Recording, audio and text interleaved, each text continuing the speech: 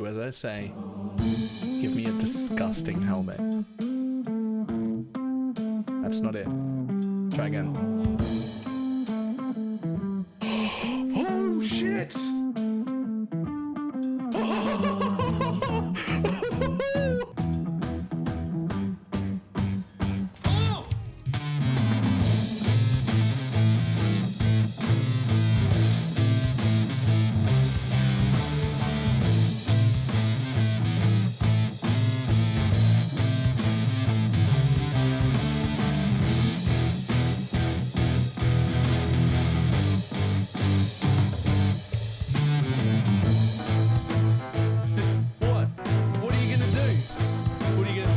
Trying to hit me and hit me.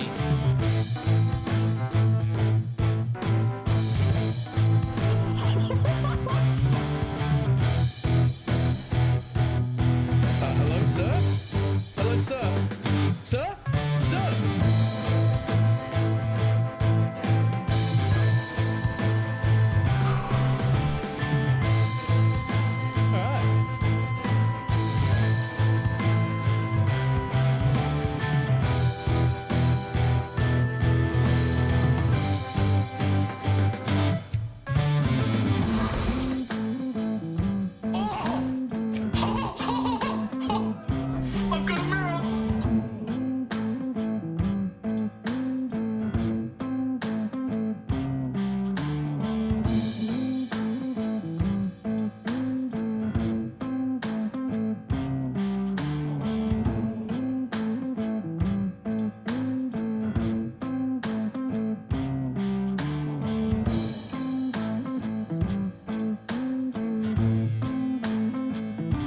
It's fine. What's the worst that can be?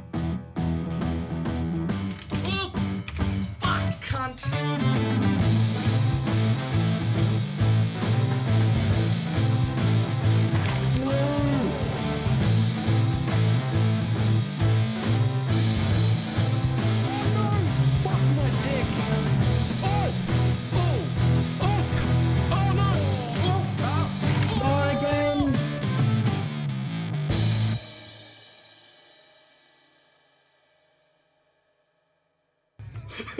Did not work at all.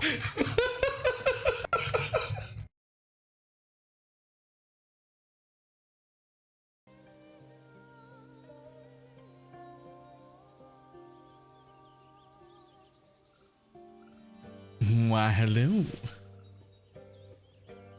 How's everybody doing?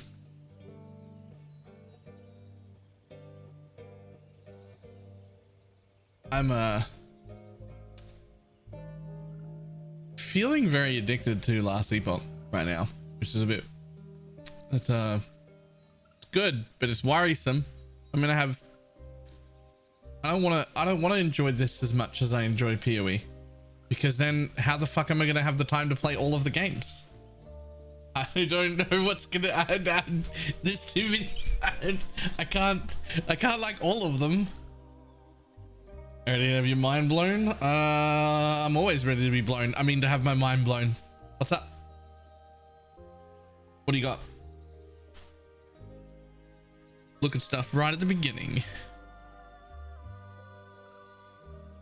This one is a doozy. Just to set the scene, this AI video was about a year ago. Should I make this so other people can see and hear it?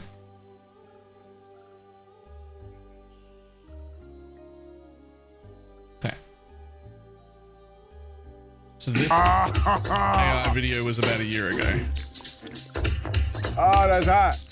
That's hot. Okay, well that's clearly not. Uncle Phil, come try this. Fresh pasta of Bel Air. Yeah, that's obviously not good. That's some pretty trash AI work. Okay, so that was a year ago. That was what AI was capable of a year ago.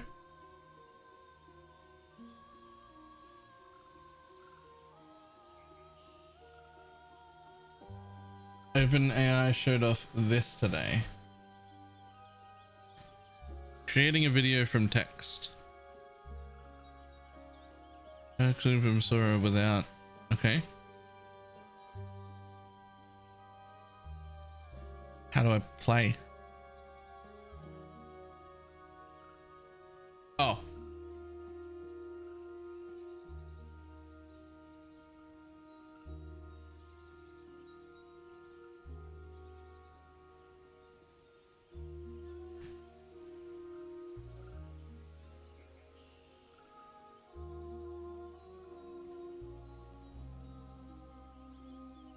Stylish woman walks down the Tokyo street filled with gloves near a sign.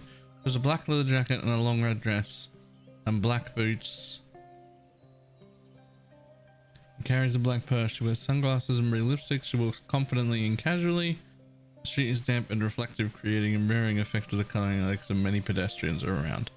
That's it? You just type that and it gives you this?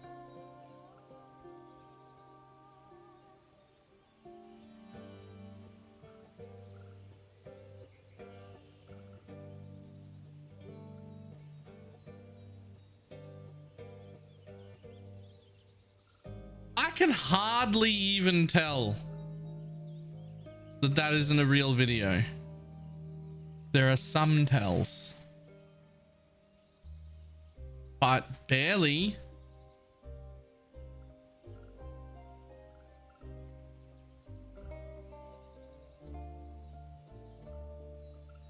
Her hand looks real. Her whole...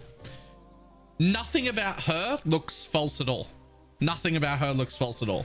I wouldn't even be able to tell this was AI as much as, like, I can see a few things that aren't quite right, that are like in the background and in the video, but I wouldn't be able to tell that if it was just on a screen in a building.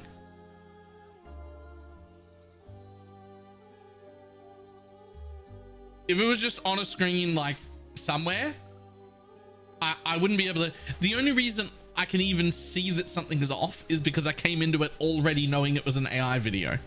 Like, I never would have picked that up. You're kidding me. Several giant woolly mammoths approach, reading through her mountains, their woods, and blah blah blah. And depth of field. Okay. Well, but that looks real. that looks real though.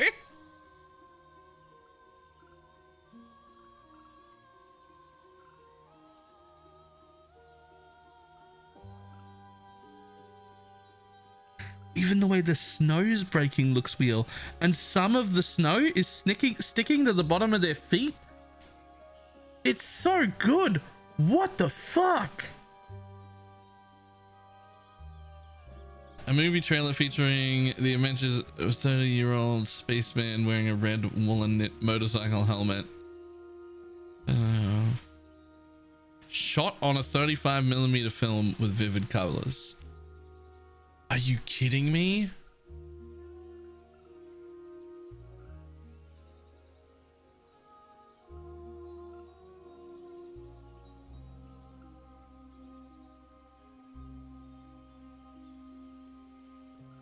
Okay, but that looks real. Like, this looks as real as any movie I've seen.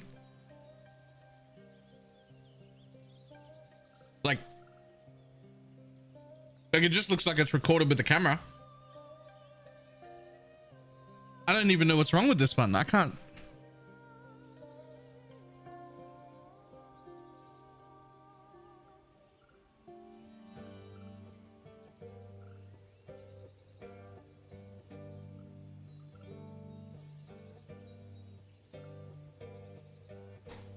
Sometimes the waves crashing. Oh, okay, well, the water's still not right. It looks really, really good out here though, but this crashing isn't right. Sweet Jesus, it's close though.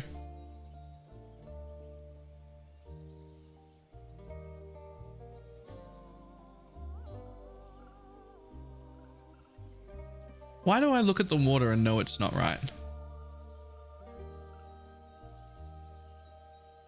What's wrong with the water?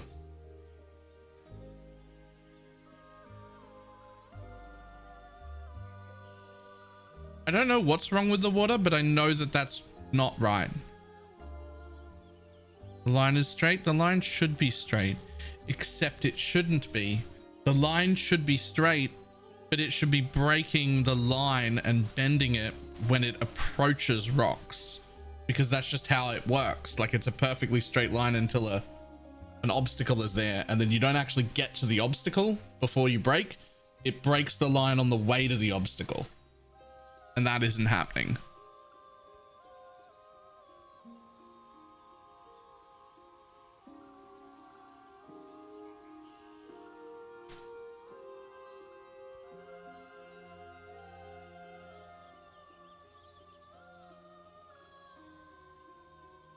So this one's supposed to be animated.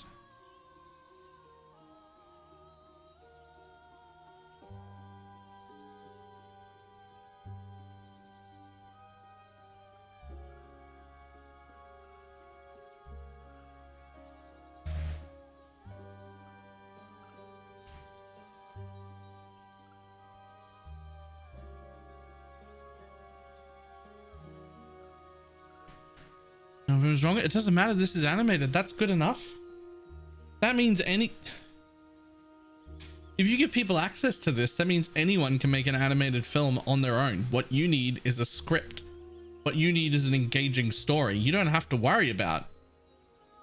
You could use AI to make the whole fucking video. Look, I mean, I'm sure AI will be able to also come up with their own fucking stories and whatnot, but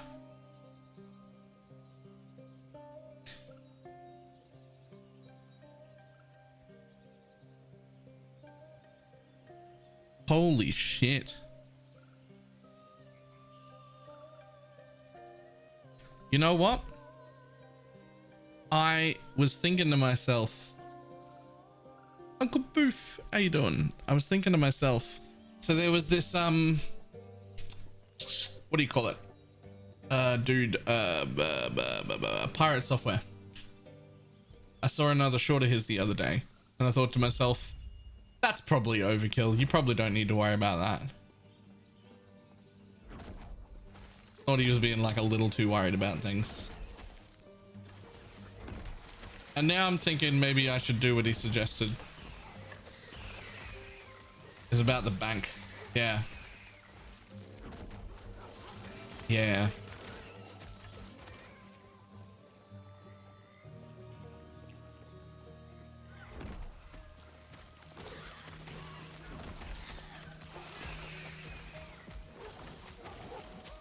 For anyone who missed it, he basically went down to his bank in person and said, for any large transfer of any kind, for anything ever, you must have me at a branch in person.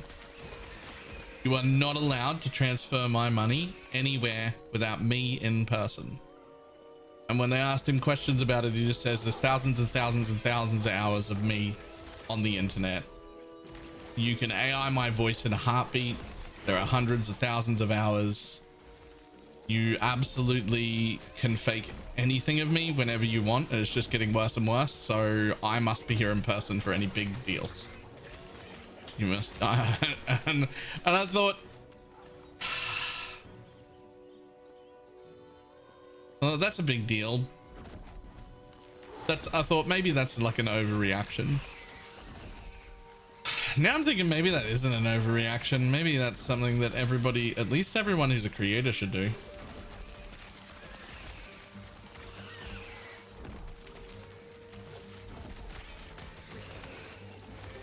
I don't know if that's like needed for like a normal person yet.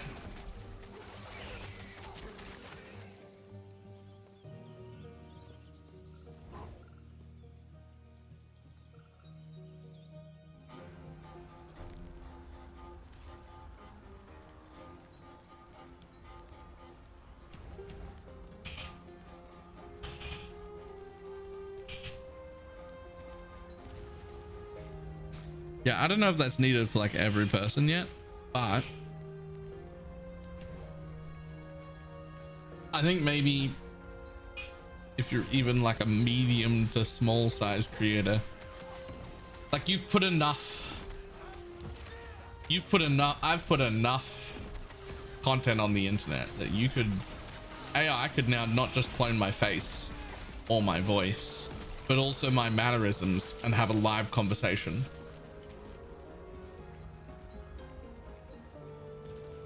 Doesn't anyone broke into your bank to deposit money instead of feeling bad? Right, except I own an apartment. I own an apartment though. I don't have any money to spend, but there's a mortgage there and you could draw on it. And I'd rather you fucking didn't.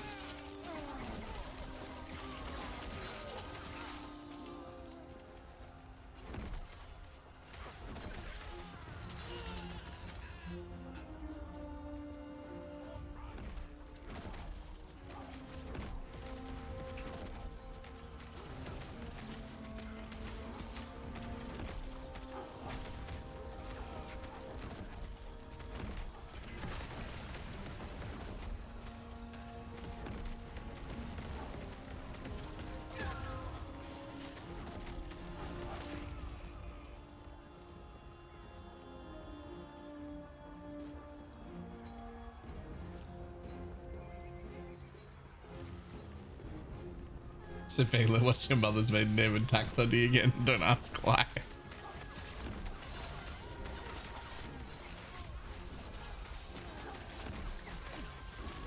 Oh man.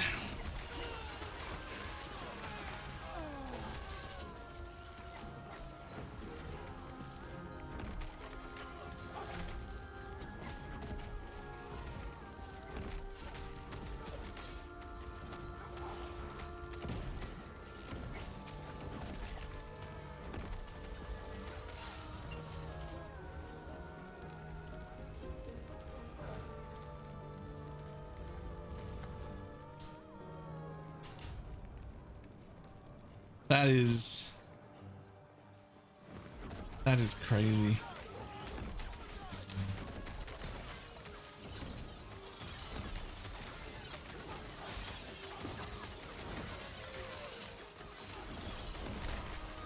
I can do it off, but it sounds like him otherwise.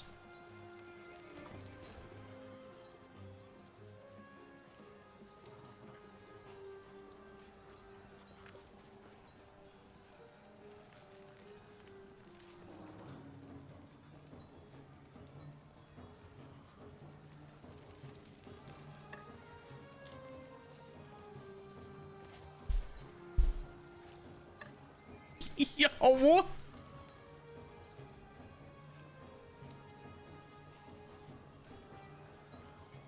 That sounds exactly like him!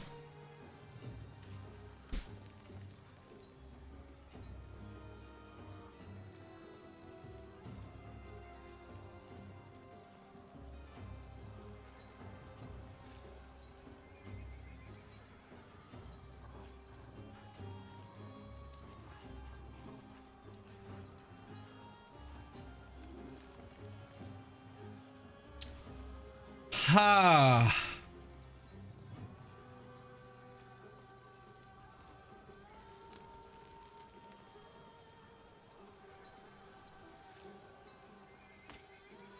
Well, that's yep.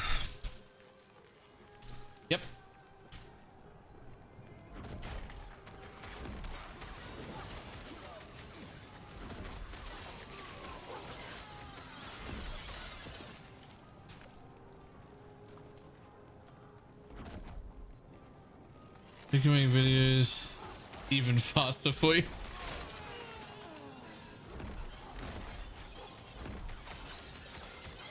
I just...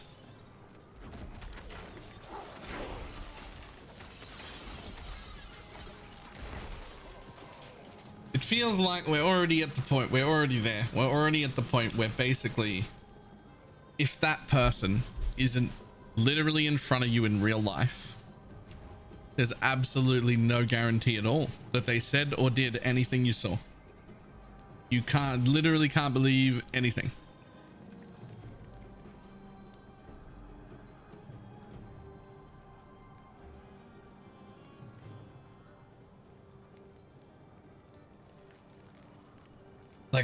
Like unless it literally happens in front of you in real life, then you just have to treat everything as like, did this happen though?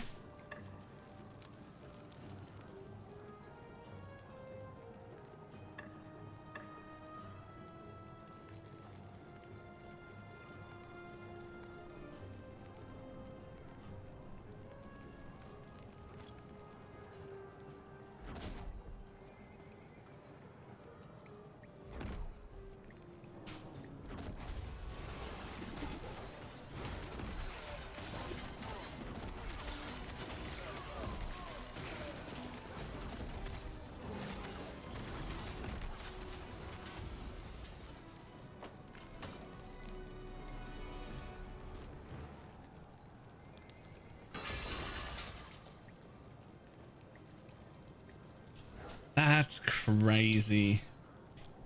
That's actually crazy.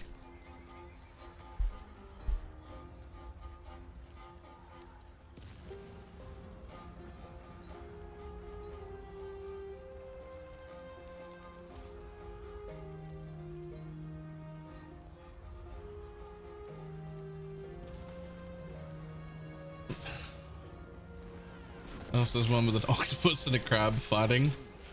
I don't even want any of that to be real, to be honest.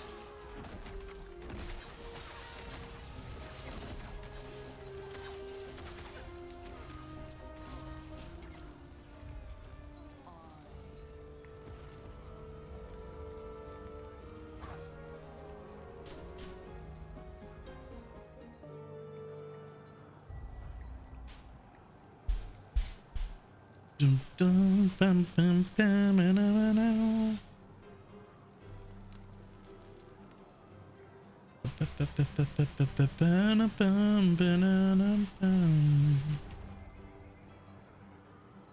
Yo.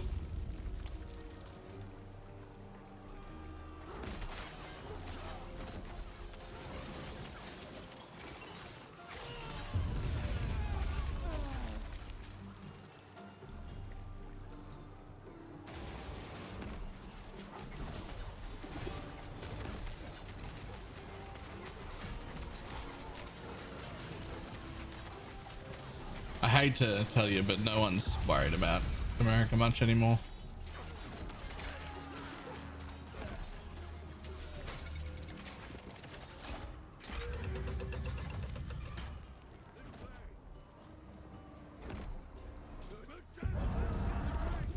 Let's go.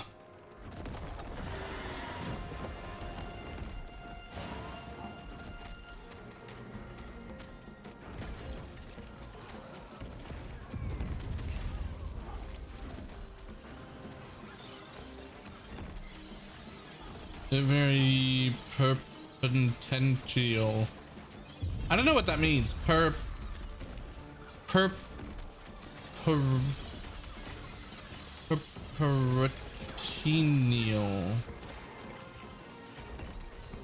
Proportional? Is that how you spell that? Right, okay.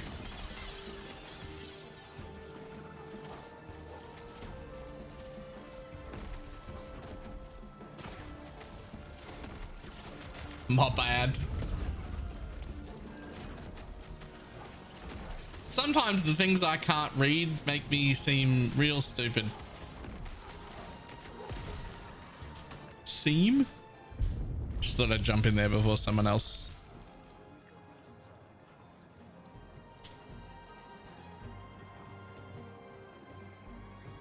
Here you go. How you doing?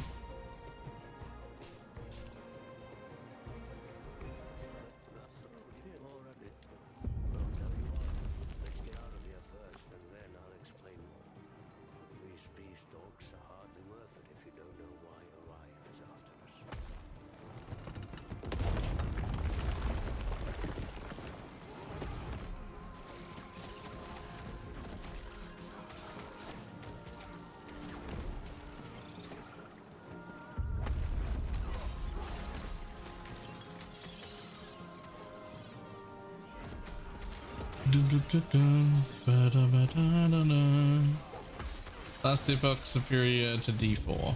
Yes, although I wouldn't say Wilson is. I'd rather play D4 than Walton.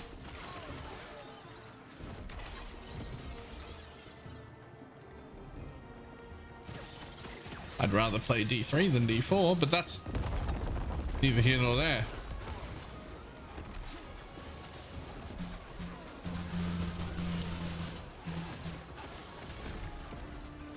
But yes, I think this is the second best ARPG on the market.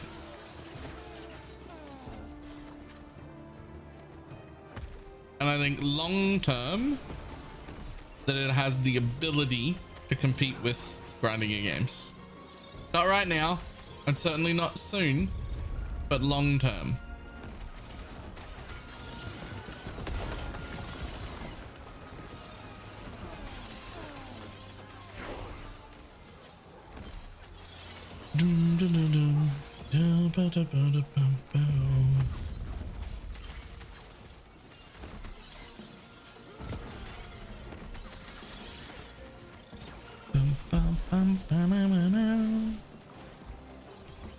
Release the Kraken.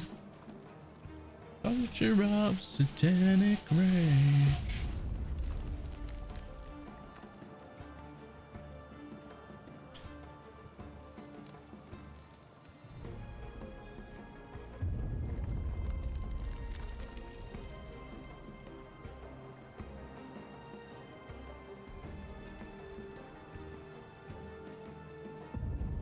Who's gonna be Druid? Yep. Just because the bug looks really good, and I might want to be able to try that. What does D4 need to improve? Probably about another 2 years. Realistically. Itemization is huge. They don't have any. They haven't had any the whole time. There's still no crafting, really, at all. And the end game is finished in like a day. So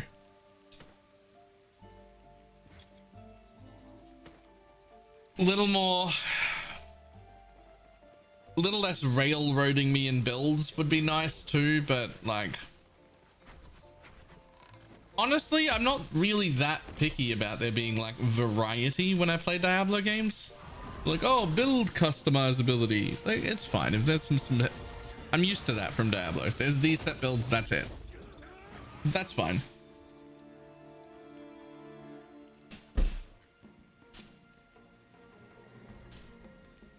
But we could certainly get some like itemization and progression down better.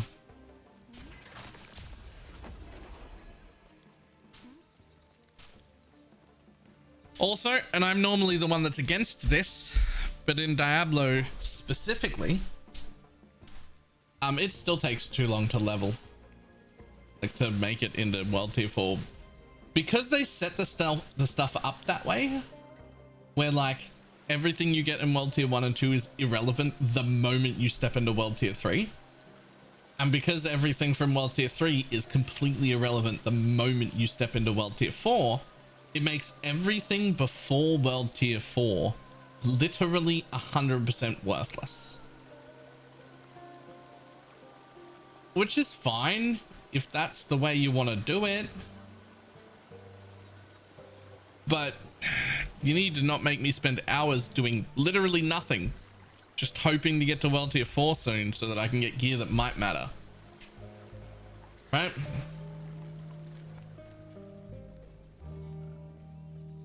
And all the bad girls and all the much.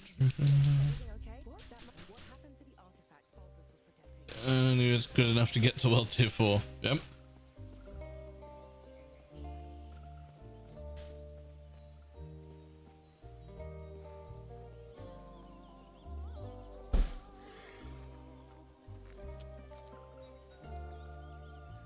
Like, I'm trying real hard to lose the I don't know what we call it.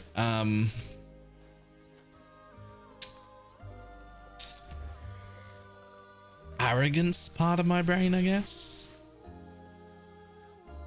Nah, not the tribalism, the arrogance part. Because I don't feel like programming is their problem. I don't feel like Diablo is locked behind the inability to do things. I think they're locked behind bad decisions.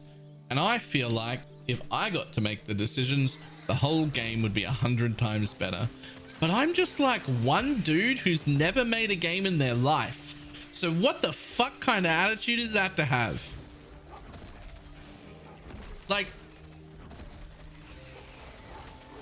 I know that in my head, right? Like I've never made a game in my life. It took me 2.5 days to program Pong. Like I don't know what the fuck I'm doing, but also I'm pretty sure I can do a better job than like the whole team, which is ridiculous. I obviously can't, but also can't I though? I think I can.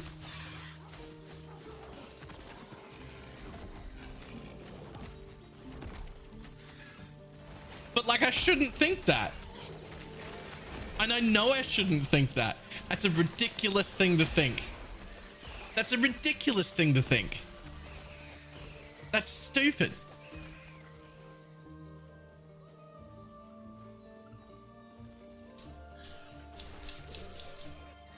But even after I say that, I still feel like it's true.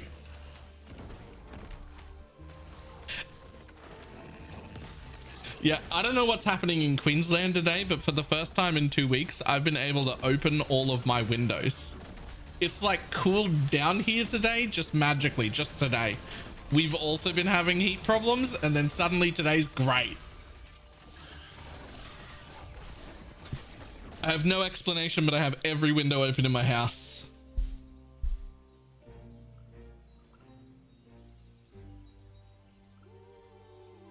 Another thing they claim was a problem, it makes you wonder how much more technical debt, which is programming problems ahead of the consequences of horrendous decisions. So, but that's the thing. I can't program, but I can make decisions. And I can tell you why decisions are bad. And if I was there, I feel like I wouldn't have let them ever do that. And they're like, oh, we're just going to make it so that this... No. It should never be loading the stash tab. In fact, the stash tab shouldn't load unless you go to it. It shouldn't even be loading for you.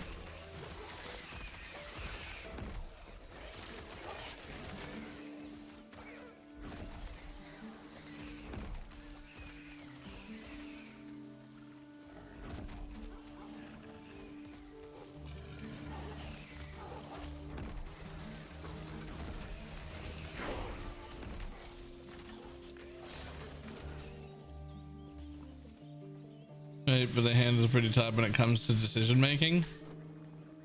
Well, that's what I'm saying is I can doubt we have successfully clicked the notification. Do you know the best thing?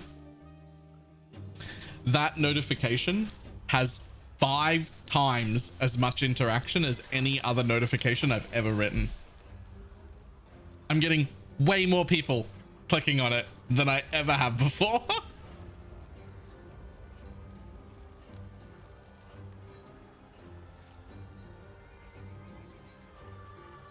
What notification? So I made the push notification for Twitch. You know how like if you follow someone, if you got notifications on your phone, many people turn them off, but if you did, you'd get a push notification when somebody went live. Well, I made my push notification. I bet you can't click this notification. It's getting like 5 times the amount of interaction as any other note I've ever put.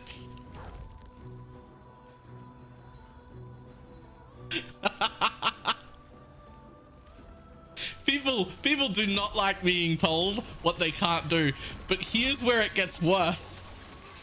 It's not tricking anyone.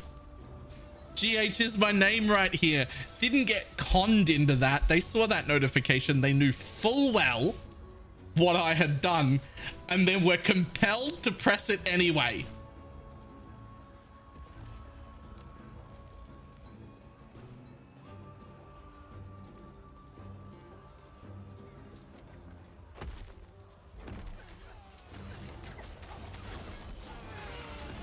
That's true, right?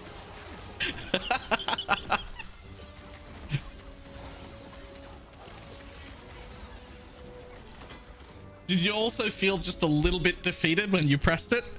Because like you pressed it in like defiance of the message telling you, but you knew full well that I wanted you to click the message. You're just like, damn it, he's got me.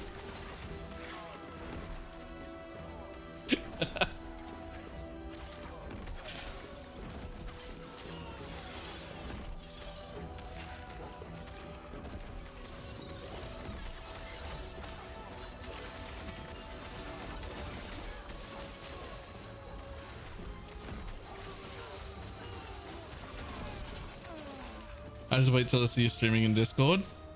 So, on the next note, it took me way too long to get a calendar set up yesterday that I could share with people that they weren't able to edit.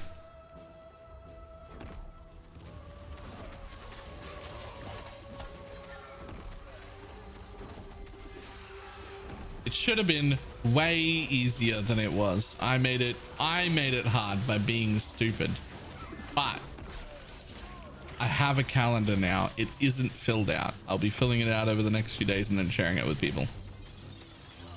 Right now, all it's got in it is the Last Epoch launch date, which I also got wrong. But I'm going to put a schedule on it and everything.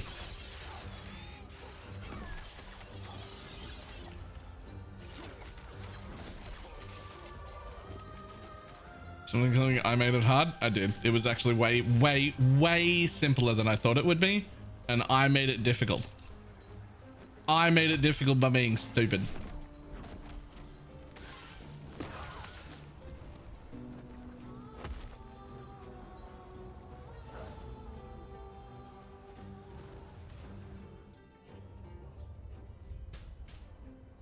But the idea is there'll be two things on this calendar. One, there'll be my streaming schedule, which will be great, and also won't be a promise. Like if things change during the day, something happens, I get asked to work overtime, whatever, I'll be able to just move it on the calendar, which is something I can actually handle. But then also I'm going to put in the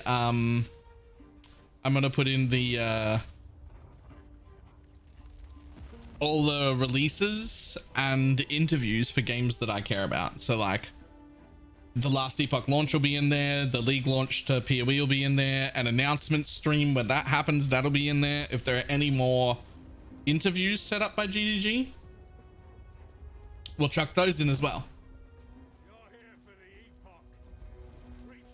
We're taking and making an effort to organize my life better so that I stop missing things and being shit.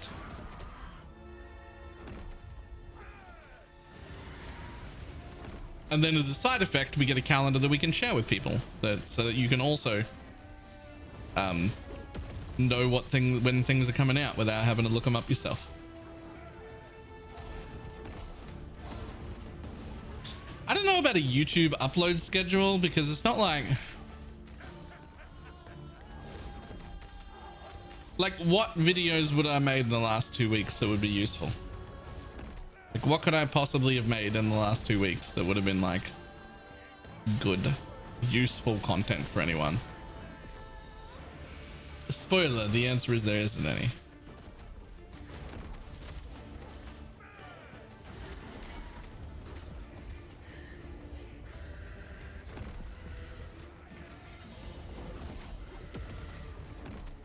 Boat League next league? I doubt it. Being entertaining is enough reason. Being entertaining is enough reason to be live. It's not enough reason for a YouTube video.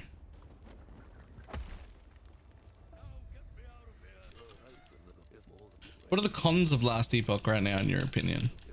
The end game is still a little more shallow than I'd like. It's got a lot more in it than D4 has, but that's still not nearly enough.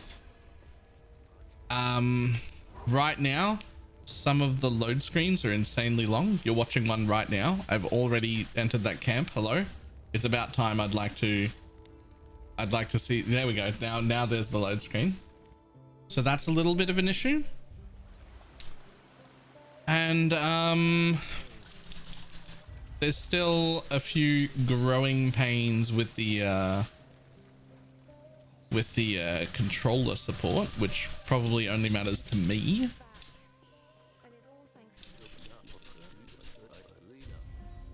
Otherwise, I think that's about it.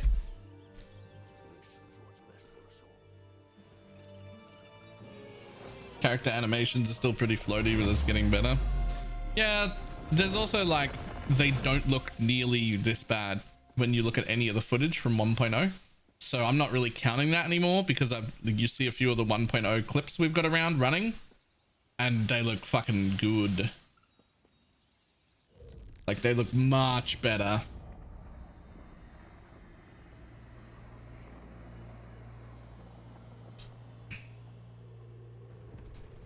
Yeah, like having to hit transfer crafting items is annoying, but I don't think it's like a worthwhile, like, oh, this is a negative part of the game thing.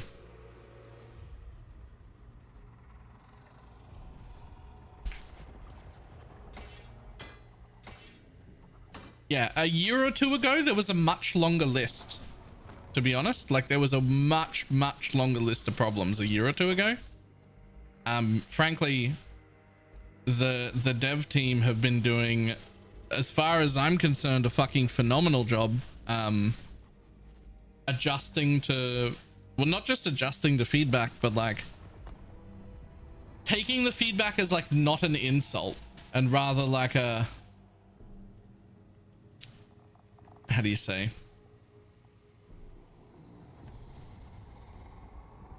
hang on.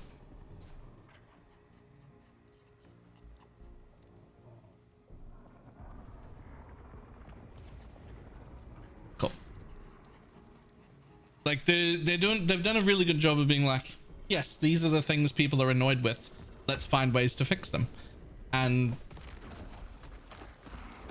really been quite good about it. So like it just keeps looking better over and over again.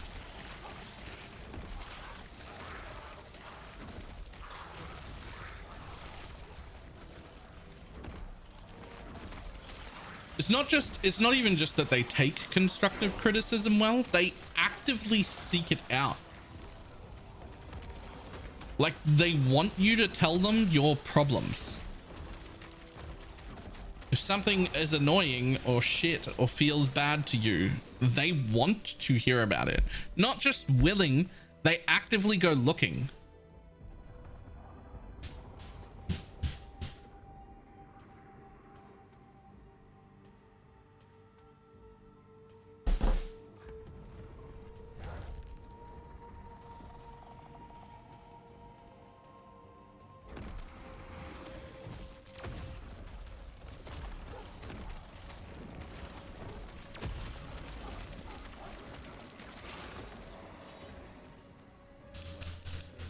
At least for me, that feels like a decently big deal.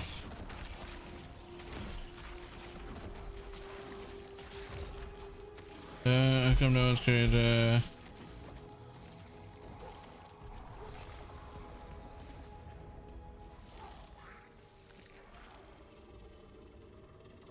I'm in it already.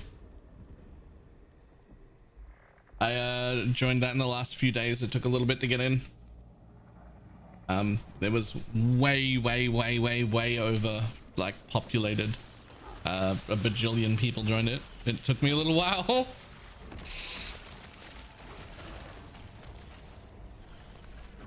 But I got in just the other day, like 2 days ago.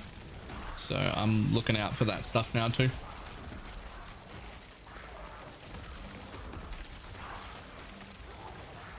There's a critical point when it comes to responding to players. Yeah, this is my biggest sell for this game. This is my biggest sell for this game. You ready? This is my best sales pitch to PoE players. It's got nothing to do with the game. You don't need to see the game at all. You do not need to see a single bit of this game. 11th Hour Gaming, the development team behind Last Epoch, feel almost exactly like when Grinding Gear Games was a team of 10 like 9-10 years ago.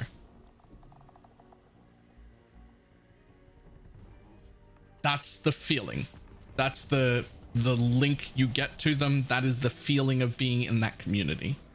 It feels like PoE felt 10 years ago. It feels like we're all working on a game, not developers and us, everybody.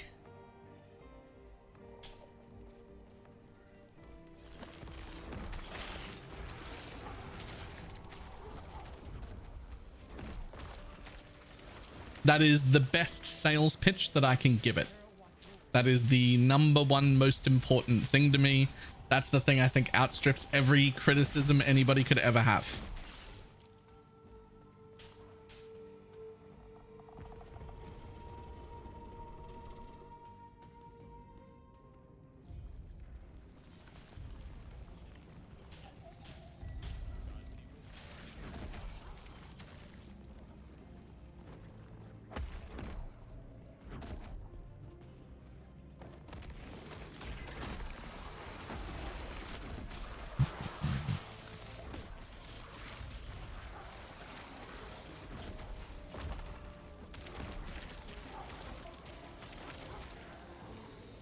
Now, the thing that I'm going to be looking out for as this game grows and as I play it a lot is the community misbehaving. Because I can promise you 100% GGG and all of the people who still work there now care as much or more as they did to begin with.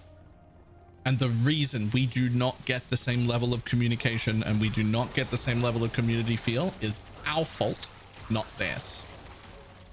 As the game grew, the feedback and the interactions that they had with the community when they all put their feelers out and had like big public proper communication with just the community, not just like content creators and bigger people, became fucking horrendous. People would crucify them and insult them and do all sorts of shit, and they had to not do any of that shit anymore.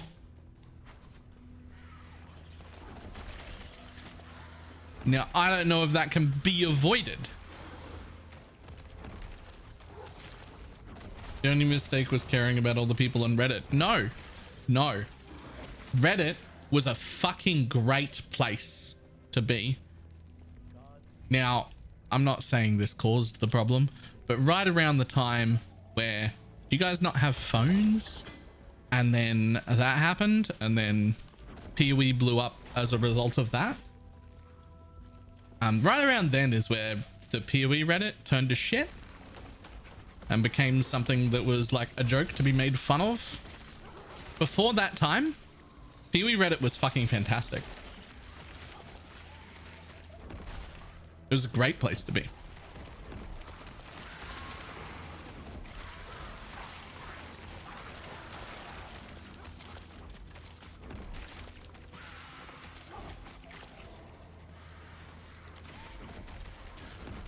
Also, I enjoy making fun of Reddit as much as the next person. I do. But, we can't pretend that the people talking to GGG on the GGG Reddit aren't also us. Like, they're maybe not you and me specifically, but they're us, the community, still.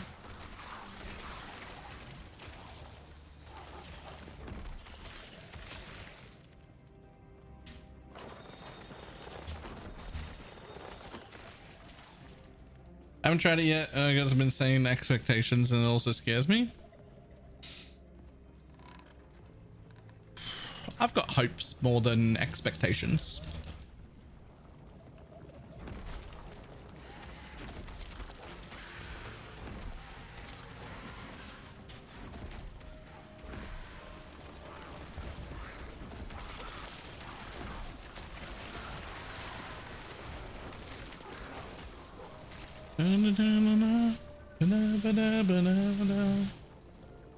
Rumbu, how you doing?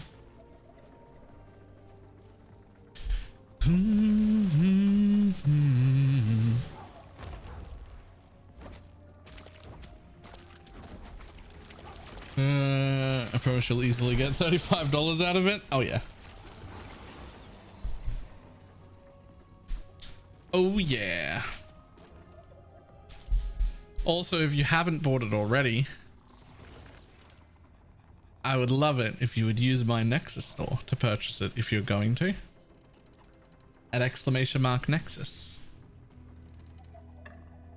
That way I get the cut that Steam would have got.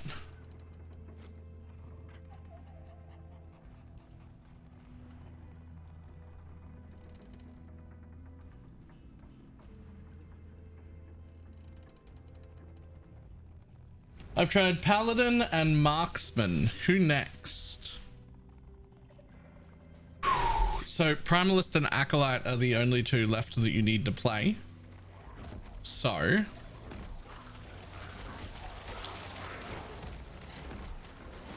let's see, you just did Marksman.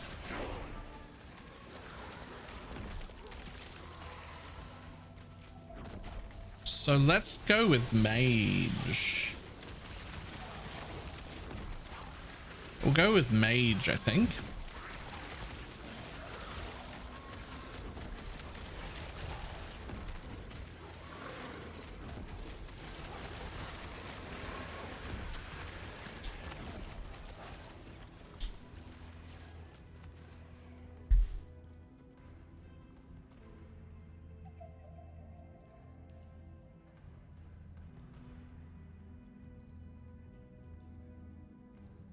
Well, that definitely wouldn't pass the test, Serenity, but if that was done on 2 minutes worth of footage, that's creepily good.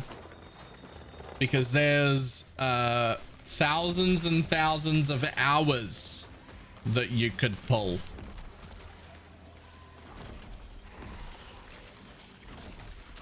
It isn't just 2 minutes. That's scary.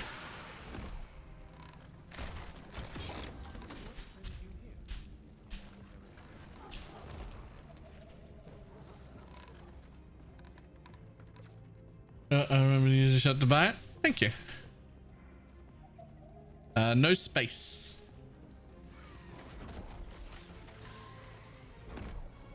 There it is.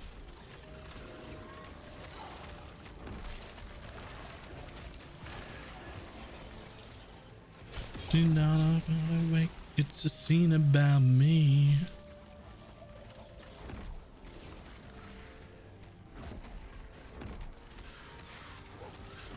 Sork media build, that's me. Go Fireball Media.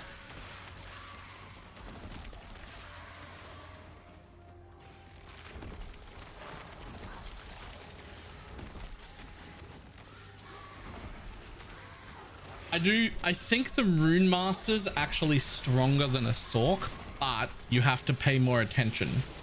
Like you have to like, it's like a mage rogue is what it feels like. Like there are combos and combo points that you have to run. So it depends on if that's the kind of playstyle that you're okay with or not. But like if you're okay with like combo points sort of playstyle, then it's more like a rogue mage. A mage, if you will. Alexia, afternoon. Like no thinking. Sork it is. Well, I won't.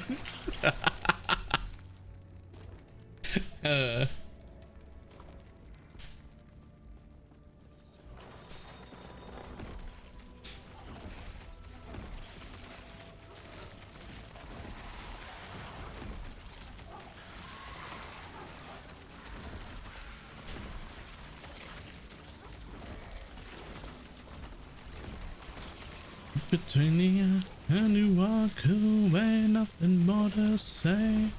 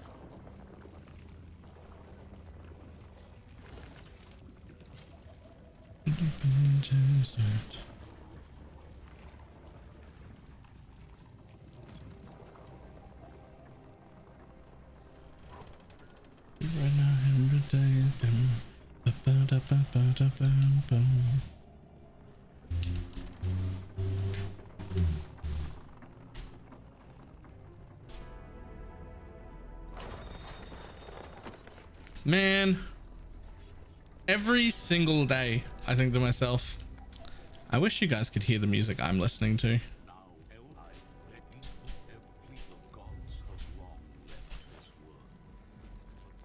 Every day.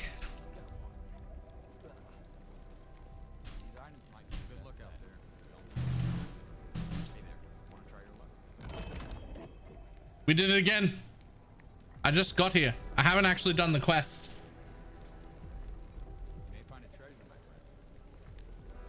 We did it again. I got it again.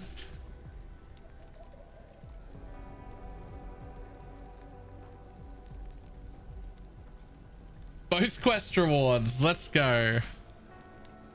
Literally cheating.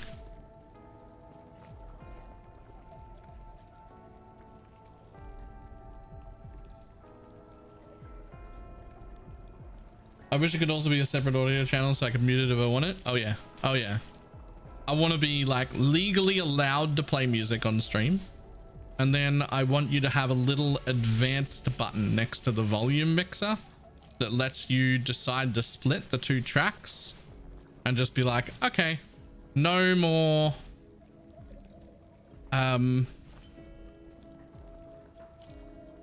no more music or lower music, or shut the fuck up, Baylor, I'm just gonna listen to the music from now on, or whatever you want.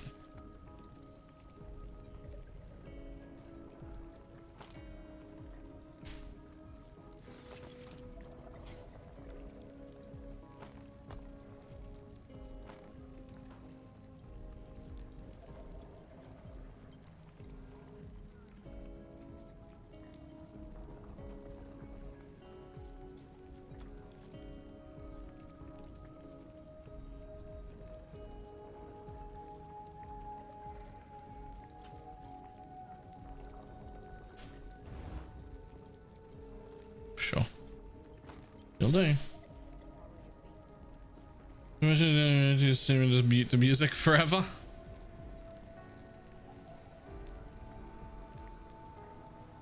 I was in Cute Dog's stream the other day and I could only last like 5 minutes. Like 5 minutes, and I was like, ah, the music though. The music though. I'm out. Bye. I just couldn't do it.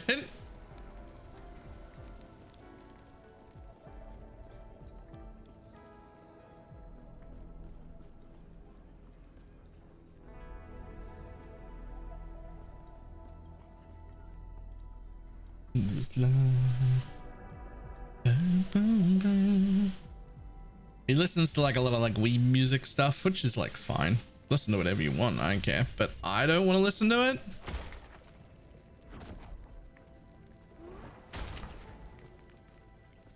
And so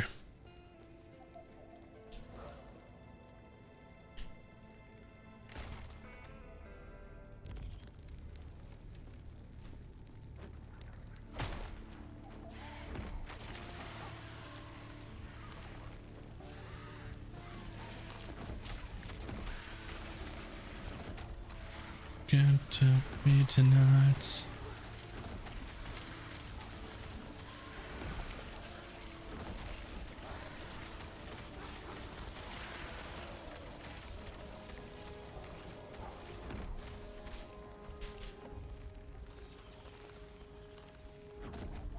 I'm thinking, I don't know, Twitch doesn't have this option already. So they already have split channels too.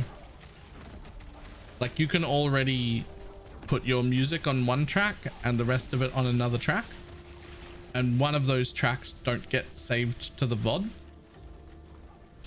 so you can only hear that live, and if you go watch the VOD, the secondary track doesn't exist. So it's just a matter of giving people the option on their end. I don't know how that works. Like I don't know if like keeping it split would like greatly increase the cost of running a stream or something, because it's split when I give it to them. So like two completely separate tracks, when I hand it to them, That being said, the larger problem is that you're not allowed to play most music. That's the bigger problem.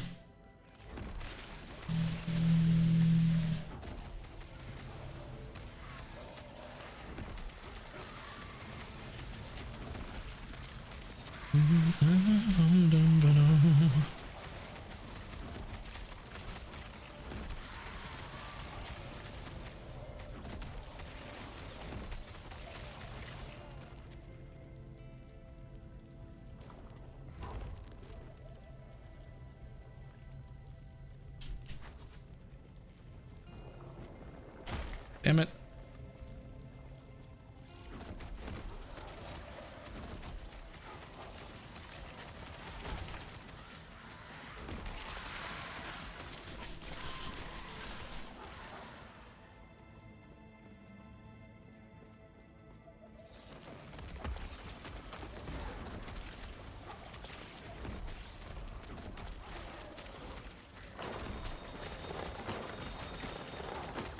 Oh, you can global chat about the default druid. I don't know, man. Don't read global chat.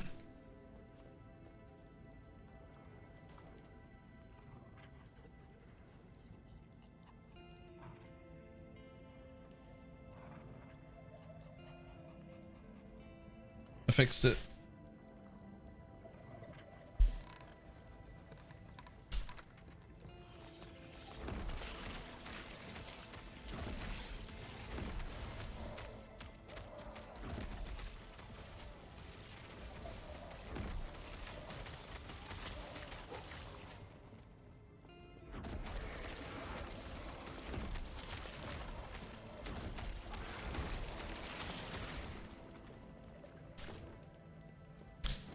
The most confusing part about that is that the druid isn't even fat.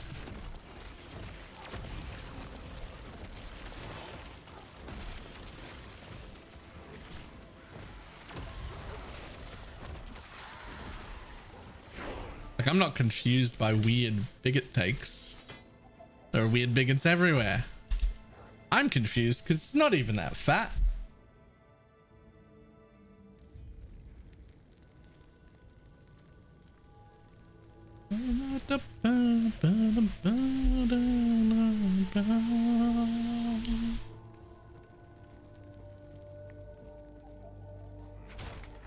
Yeah, he looks like strongman style fat, like,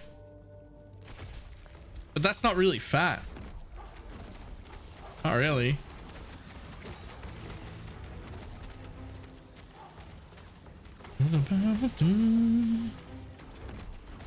I'm gonna zoom in and take off my helmet. Select. Lost a character for. Just don't zoom in. Who's zooming in on their characters? I don't. I didn't even want to see myself that close, let alone the digital representation. Zoom in on my character. I don't even like to get close to a mirror.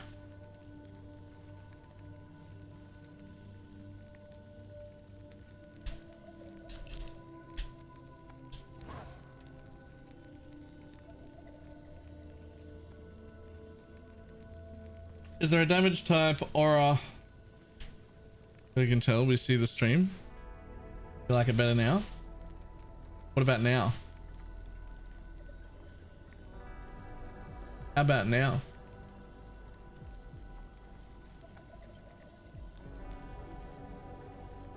How about now?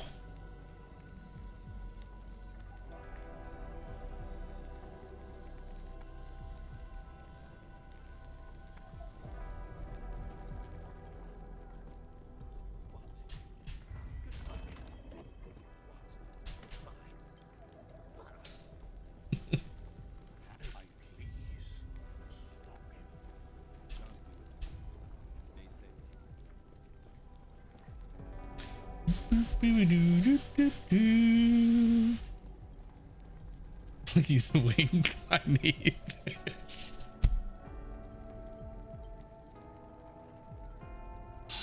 Ah.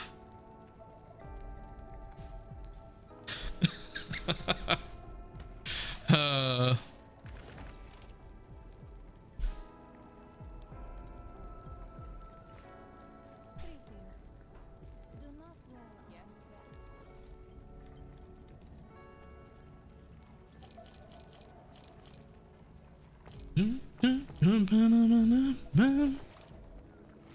poison already built is pretty weak. Unfortunately, it's a little bit weak right now, but there are some auto bombers like Righteous Fire style builds that are viable, but certainly not like the strongest thing. But they're definitely playable. Dreadful did one recently, like in the last week or two.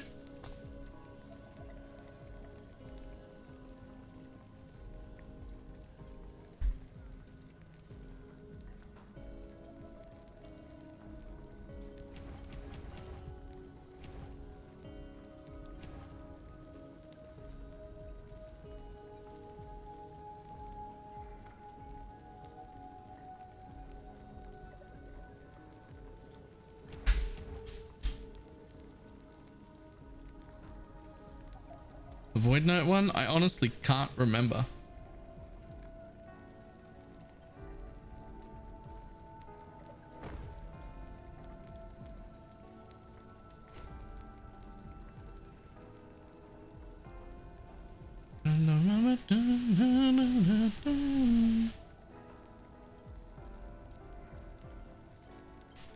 Just remember watching it.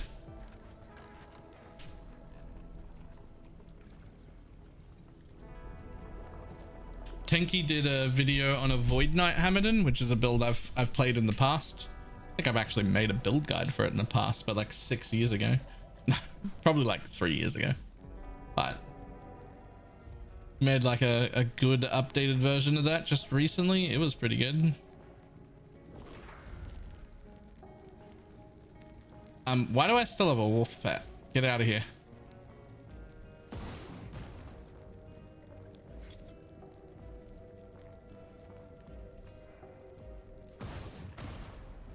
What the fuck?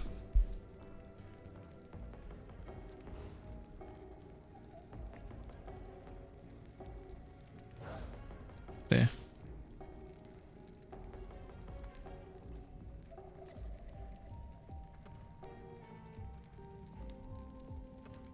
Bye, pineapple.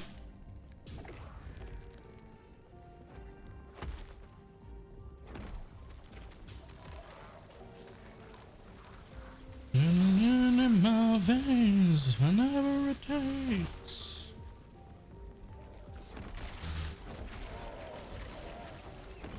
Yo! So I happened to get this, which I was like, okay, cool. I think that affects my totems. And it does, and it's cool. It's a good amount of damage, but it also affects the birds. The birds are fucking slapping compared to the wolves because of that. I just dropped that this run and was like, yo, look at him go. I only just specced into them. That's stronger than the birds have ever been. The birds have a minion tag? Yeah, of course. Lightning spell area attunement. Well, hang on, they're minions. Hang on, they are minions though. Minion companion attunement, strength, lightning spell.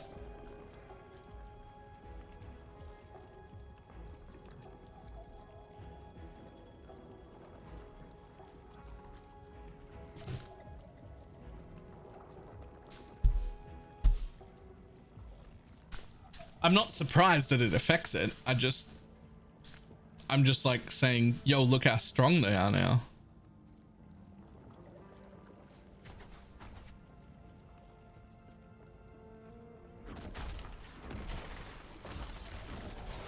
I'm not surprised that it works. I'm surprised how much it's affecting it. Like how effective they were from just that 100%.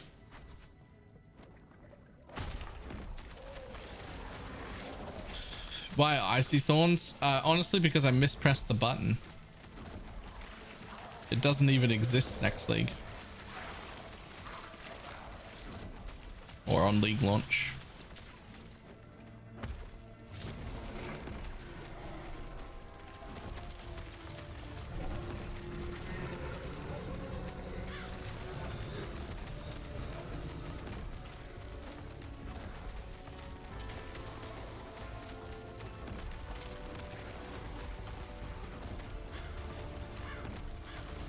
so dirty, love so free.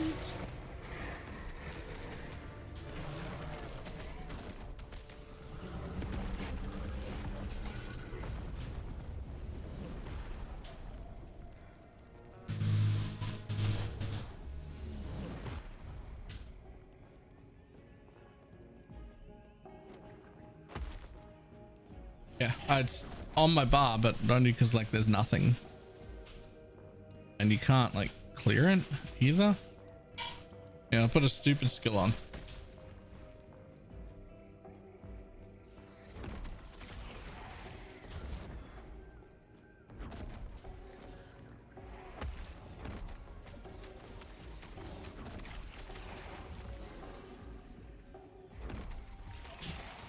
No, let go.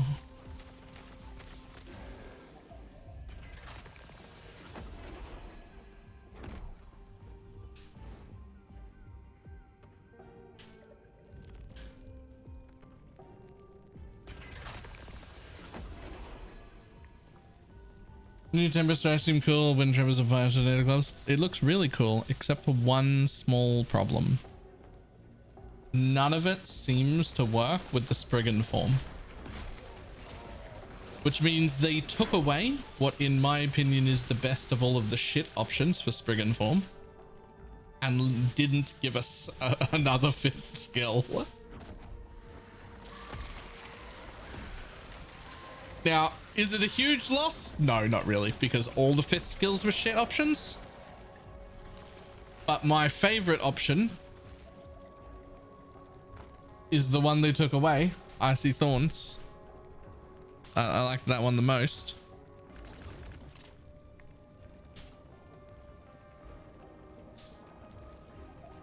Agent A, how you doing?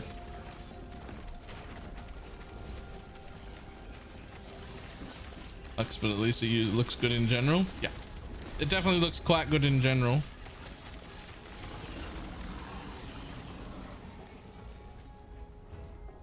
I'd be really excited if they like added like a node to Spriggan form somewhere or something, or a node in that totem tree or something that was like, whenever you cast healing totems, you will cast one of the 3 of those totems as well, and we would just get a 4th totem placed every time. But it'd be one of the new ones and we could spec into it. How fucking cool would that be? Wouldn't that be cool?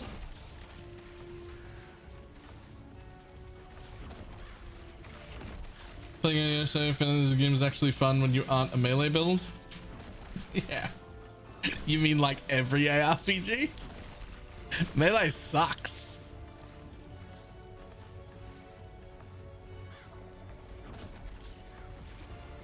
Play spells, bows, minions, totems. Play shit like that. Don't hit stuff with sticks.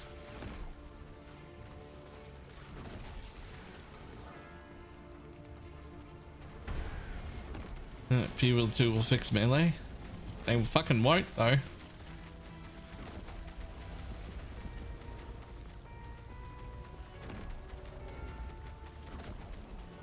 Bug disagrees hard. Oh, counterpoint. The bug build is not a melee build. It's a cast on crit build, like Cock Cyclone and whatnot. You're in there to hit stuff, but it's because you're casting spells by hitting stuff.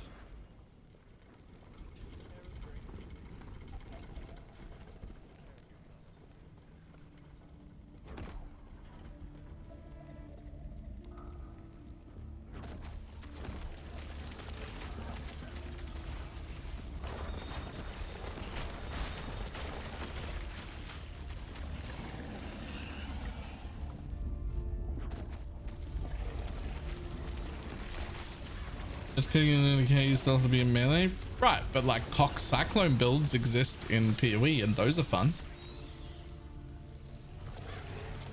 So I don't think it's that semantics, because like melee builds are not fun, but Cock Cyclone builds are.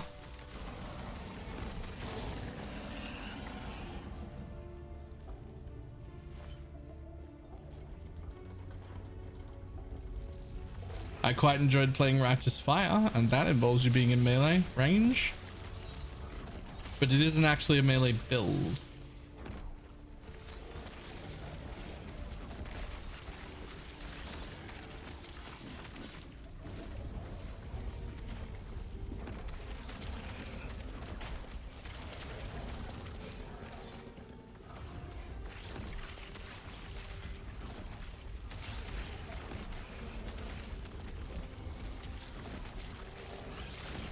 I wonder about the rhythm you play.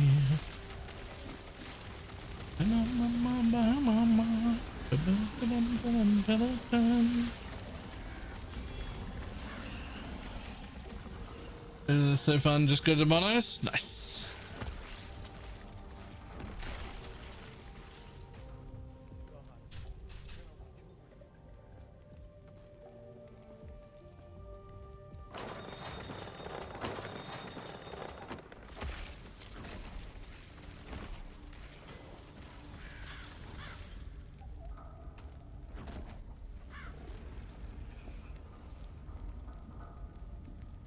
I'm at Lagoon area in the campaign, but my quests I have all the side points. You can just go to monoliths right now.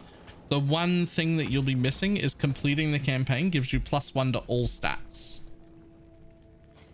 which is more impactful in this game than it sounds like it should be, and is probably worth getting at some point, but definitely not important enough for you to like stick it out if your build struggles at all.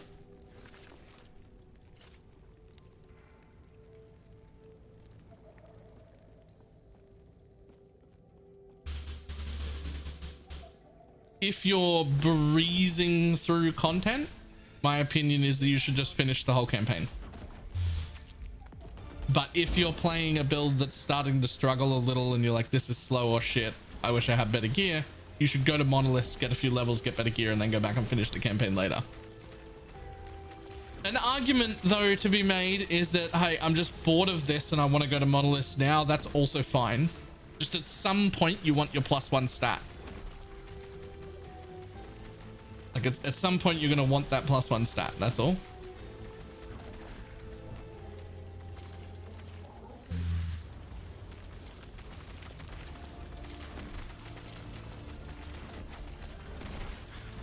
All the idle slots, but they already have all the idle slots and passive points. That's how that started. Is if I have all my idle slots and passives, do I need to finish the campaign? And the answer is just for the +1 stat at some point.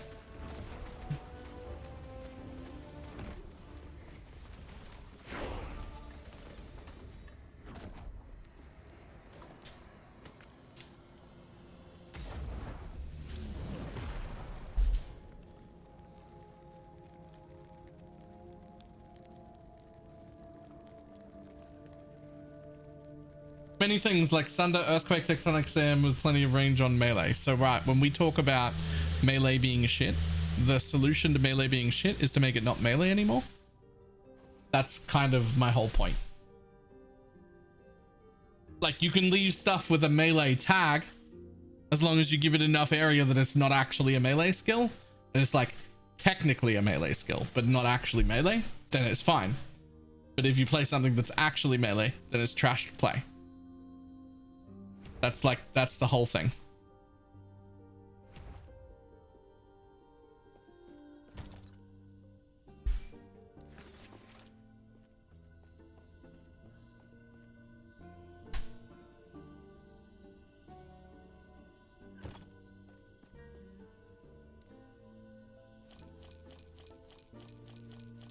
Yeah, that's why I clarified there, because I'm like, you're saying different things. Like, we can get the melee tag on something and make it great, but turning it into a ranged skill that just says melee.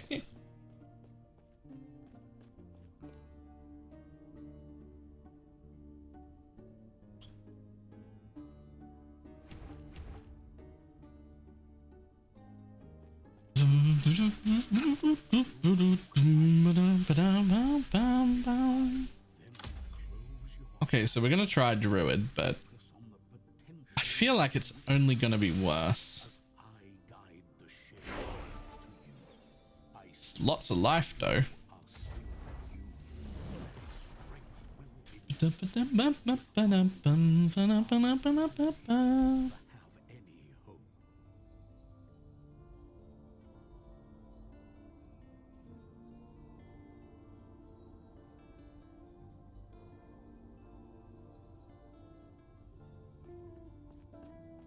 A short of range? I don't know. Say like here-ish.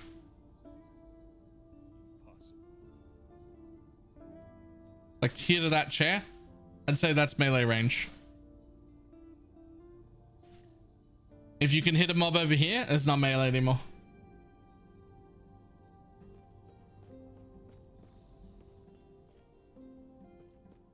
If your character could feasibly punch or kick something from that distance, melee range.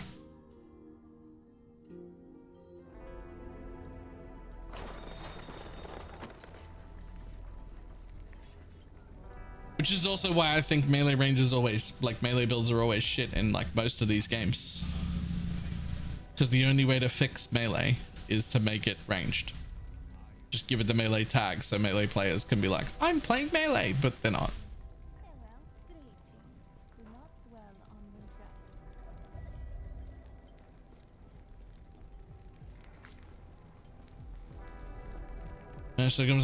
Oh, I don't know.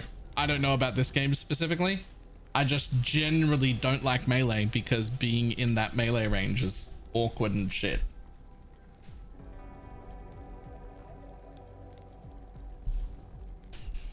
Not being able to kill stuff because it's a little bit away from me feels really bad. It's also why I don't feel like the bug build that is the druid bug build doesn't feel like melee either. Because even though you do have to hit stuff melee, it is more of a cast on crit something. You jump into one mob and hit it, and then you clear the rest of the screen with all the auto procs that happen. So I didn't actually have to go melee like 98% of the things I killed.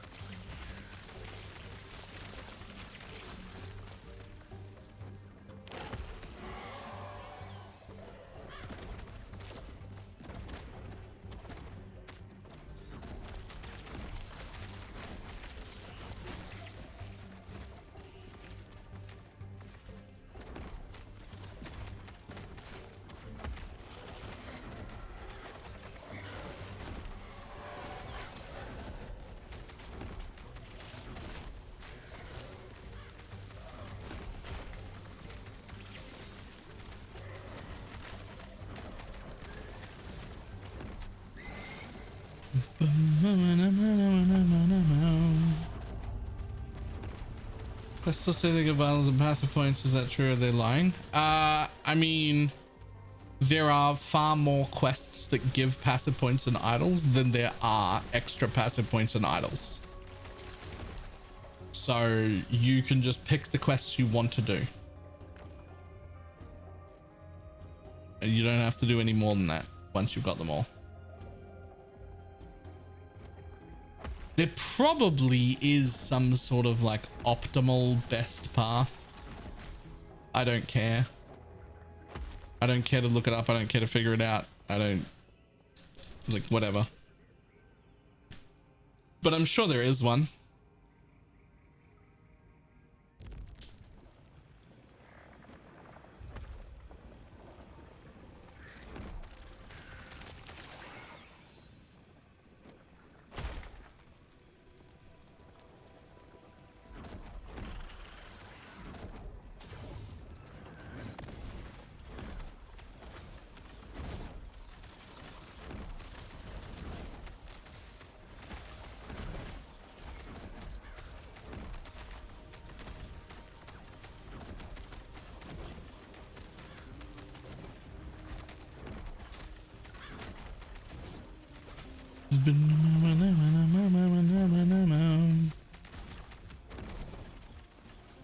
Interesting. It's already noticeable that I'm not a shaman in both mana cost and damage.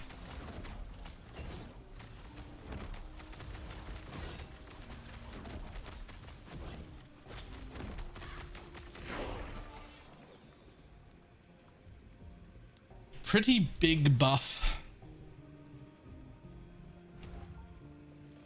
The whole shaman thing. Oh, I fucking love this song. I'm gonna turn that up.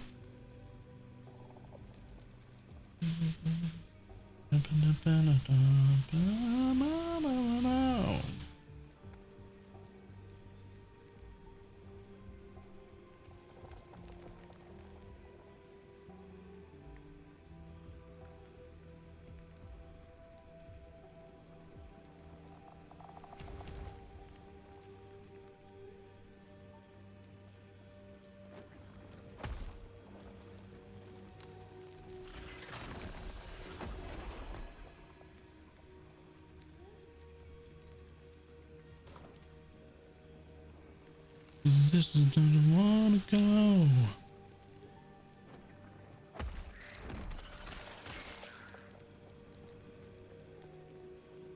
We're taking over you. This is the greatest show. I know it feels harder to solve in this game. Yeah, it's one of my favorite things about the Thorn Totem build. It solves 100% of mana. Like, instant mana is not a non-issue. And dealing with mana is always my least favorite part of any build. I don't want to deal with mana. I shouldn't have to deal with mana. I don't want to. Fuck that.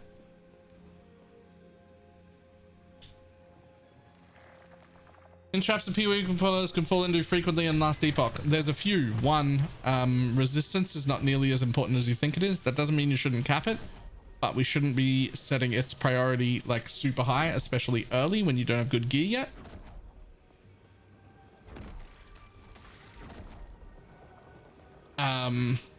Two, runes of shattering. Whenever you can afford to, you should be buying runes of shattering from the vendor. Three, crafting in general is way easier, but also way more important in this game. Like, I'm in like Act 2. I've already crafted 2 of the pieces of gear I picked up off the floor. Get used to opening the forge and using it more often.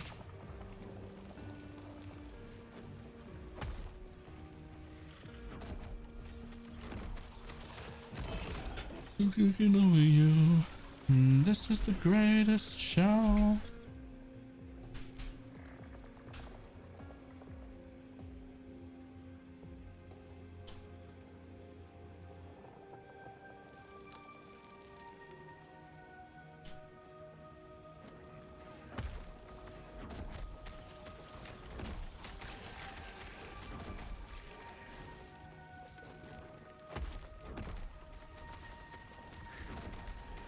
The two are far easier and more important. I would say they're significantly less important than in PoE, but far easier, so you should do them.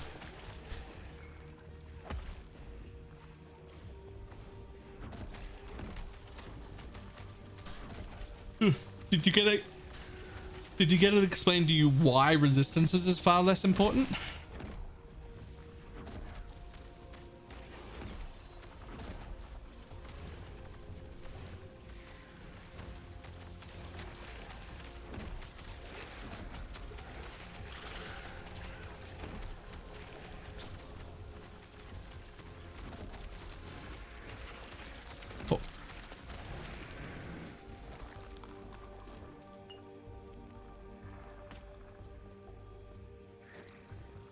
You're playing trade or self-found? I'll be with a party, so I will be playing the trade league with my friends. And we will all be going Circle of Fortune, which is the MF faction, and not solo self-found at all.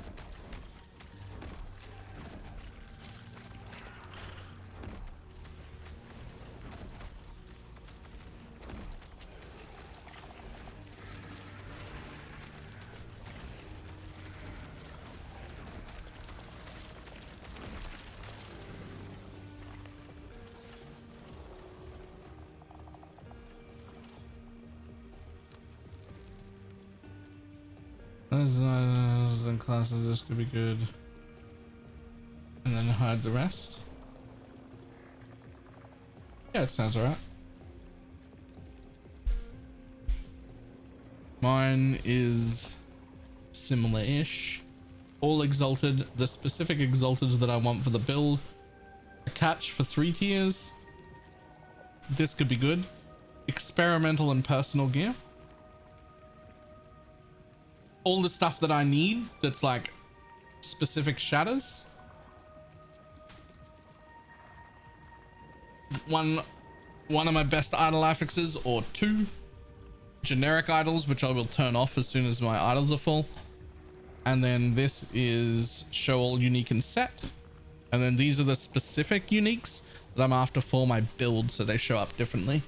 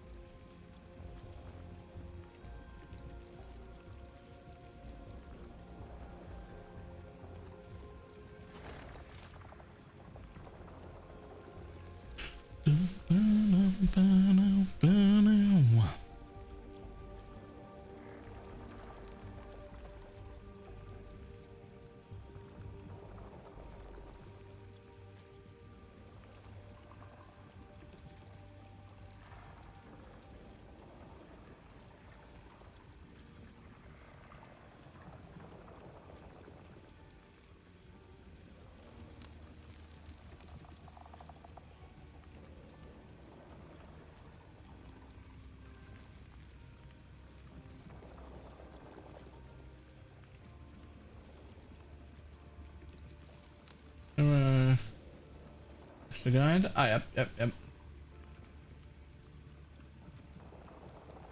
I have seen that one before, briefly. I think I've played it, actually.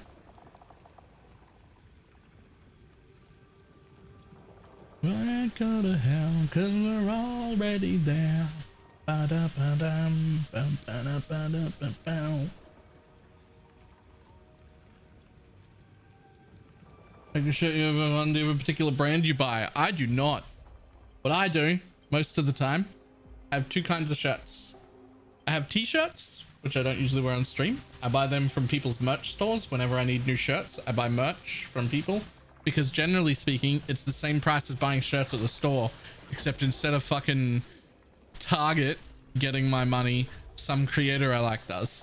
And then I have dress shirts. Nobody sells dress shirts. In fact, I can't even find a place to make merch that would sell dress shirts, but I have a bunch of cool ones. I pick them all up from op shops. Those mostly come from just like thrift stores. I just go thrift shopping and find shirts that look cool and put them on. If I could find a place that would let me design my own t-shirts that were like button up proper t-shirts, I would also have a merch store with them in, but I can't. First, I was annoyed that none of the content creators that I liked had good button-up shirts, and then I realized nowhere does them. You can't find a place to build your own t-shirts and sell them as merch. Like, you can only get normal t-shirts, not like button-ups.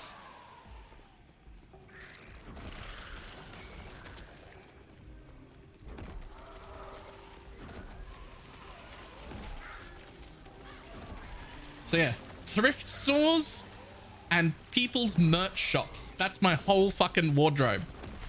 My whole wardrobe is just thrift stores and other creators' merch stores.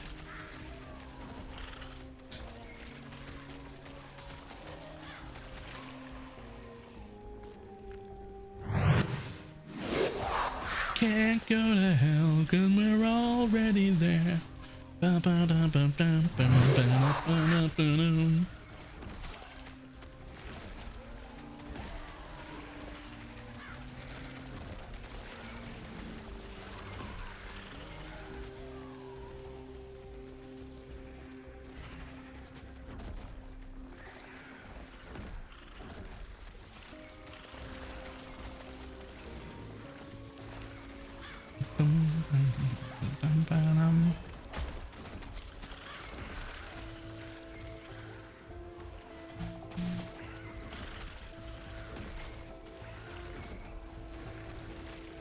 Well, we're definitely going to have some good leveling uniques when we level as a group.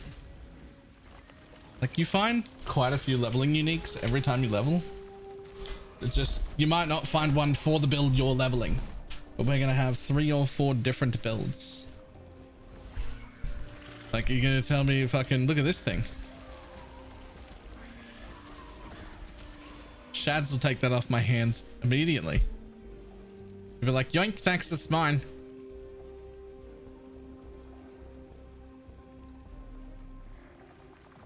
Maybe you should start doing it on your printer by trade. I am, but I can't print on shirts. That is screen printing. I do offset printing. Shirts is screen printing, which I like understand the basics of, but can't do.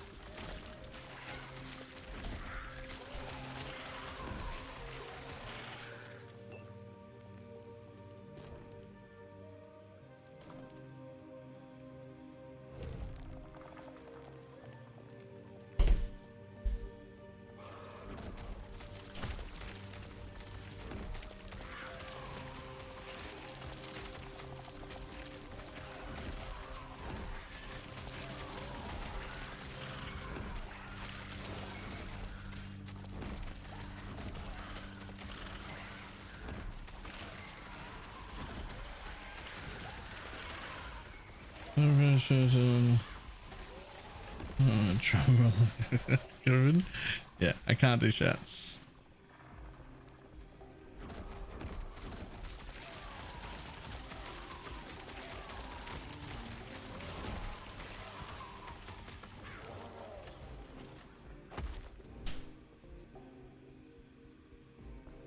I haven't looked at group play. It drops entirely different for each car. I can't see your loot. Yes, but normal Diablo 3 rules. You can trade with anyone who was in your party at the time for like X amount of time.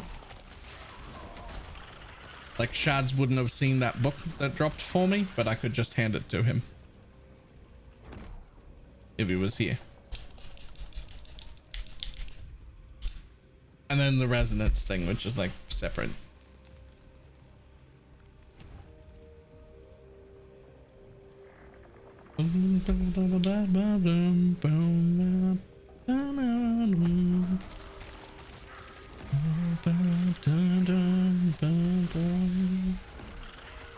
Kayleith, evening.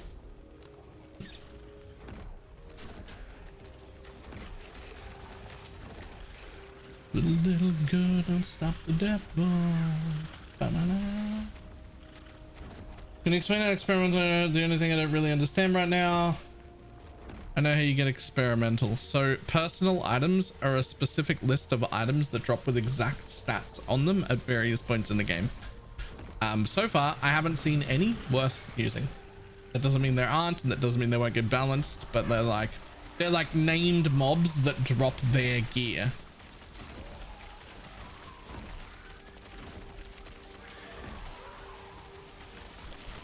And then experimental stuff is just like normal rares, but with an essence mod on them from the Rogue Exile guys. Overall, a lot of those are pretty bad. I don't know if they're getting balanced or not, but there's a few that are really good. But they're situationally good for like certain people. And those ones are drop only mods. You can never fracture them or anything like that. So the item has to like drop in a craftable state for you to be like, yo, I want this.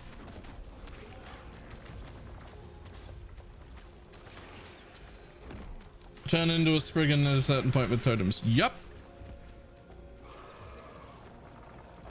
Absolutely. At least with this totem build. You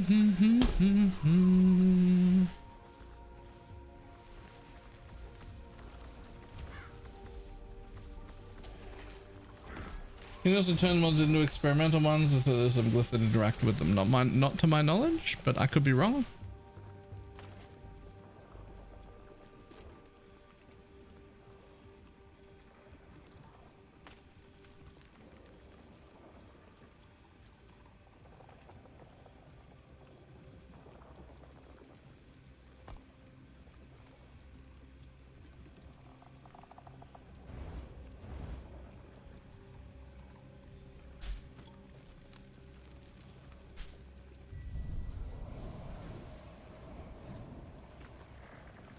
Pretty big up for what you're starting. I have a thorn tone showing and I'm using and wondering if it's the same.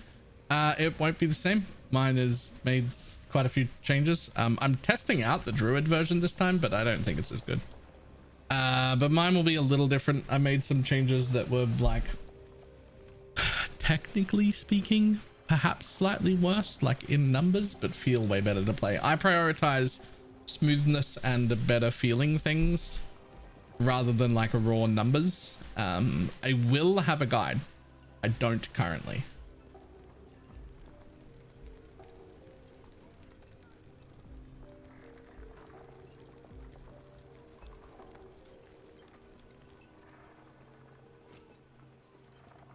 You can use glyphs of insight to make experimental affixes on your gear, but it seems meaningless because you probably want the exalted versions of those. Which means you need to drop them. Aha. Aha. There you go.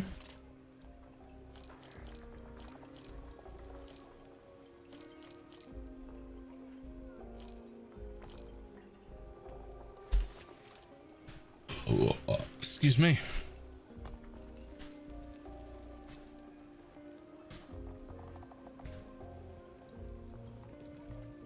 You hated the necro? Hated's a strong word. It seemed real strong. It just didn't feel as good as this. At least on the 0 gear, like absolutely nothing sort of deal.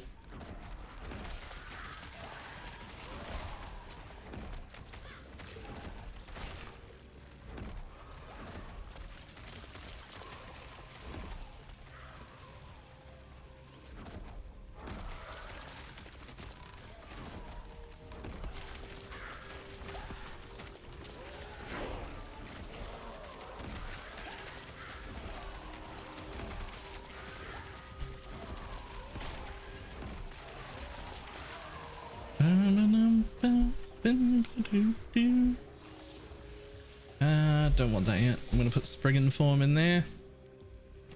There we go.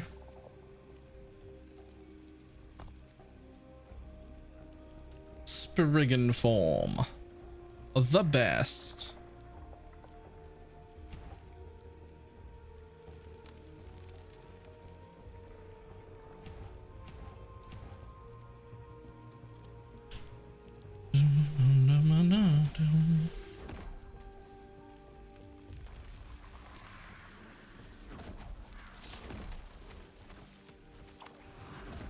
Once 6 points of mana skill before it starts to feel nice. I mean, I got it up to like 50 something. It was alright. It was good. It was fine. I just I don't know. I think I'm just like addicted to this build. And the other thing that like really excites me is like warlock stuff, but I can't play the warlock right now. So we'll do this and then we'll make a warlock build afterwards.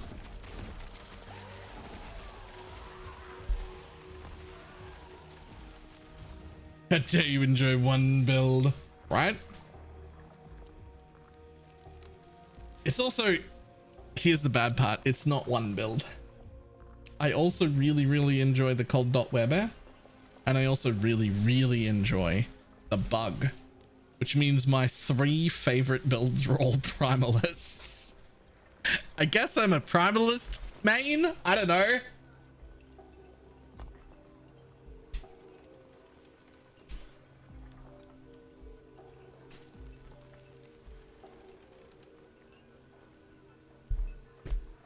Like, it's just like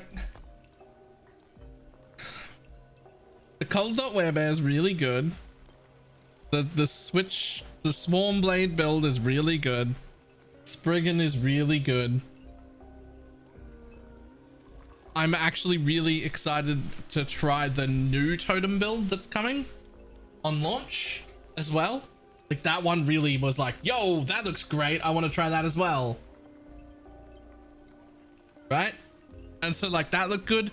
I saw a version of werebear that was like lightning crit, and that tickled my fancy as well.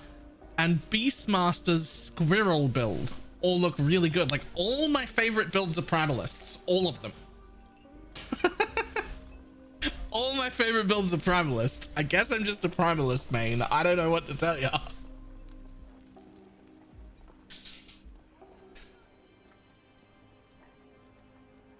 Hang on. Into Pete. I'll be back in just a second. It just sort of happened. I'm just a primalist main. Like, I don't know. I'll be back in a sec.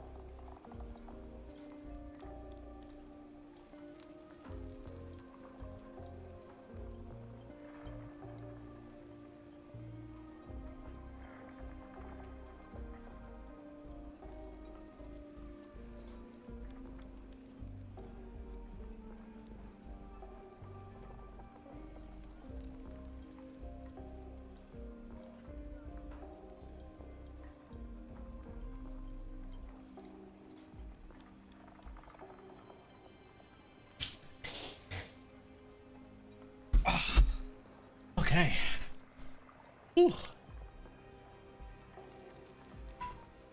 Doopy doop doop.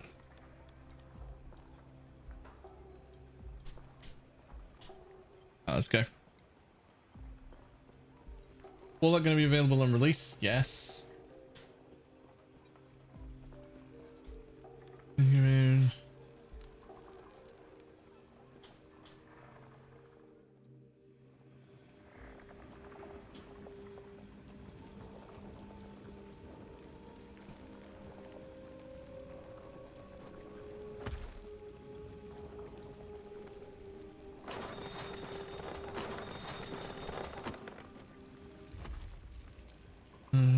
Something big and slow in the game. I don't know what that even means.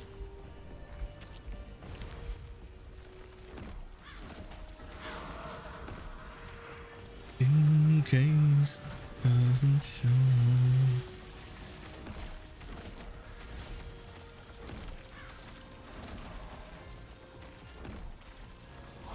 It's weird that I just push the boss around every time I summon a totem. This is like supposed to be a boss. And he feels very weak purely because I can just displace him by summoning a totem. Pretty sure you can just walk at them too. You can just push them out of the way with your body too. I'm pretty sure that's fixed in 1.0, but you can just like body slam them. You just run into them and push them around. Like it feels wrong. But I'm pretty sure I saw that in the list of things they were like fixing.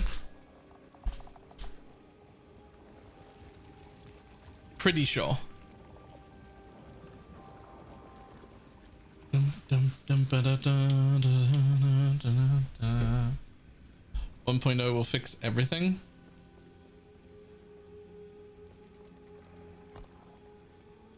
One night stand, one night, one more time.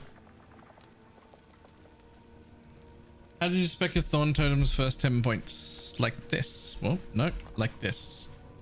I take this one first because I want to have 3 totems. I do not need the mana return immediately. Then I go straight down here so that I can get the increased cast speed and the 1 pierce. Then I take this because I start having some mana problems. So I take this 1 point. Then I go straight out to here. That being said, when I get to the point where I become a Spriggan permanently, I will take 1 more of these at least. Spriggan permanently is not too far away. You need 4 points in here, 1 point in here, and 1 point in here, 2 points in here, and 1 point in there. That's it. As soon as I get those done, I become Spriggan, and then that's when I will pump in 1 or maybe 2 extra totems. Otherwise, I'm after the range now. For me, it's not about what would bring me the most amount of damage. It's about what brings me the most amount of smoothness.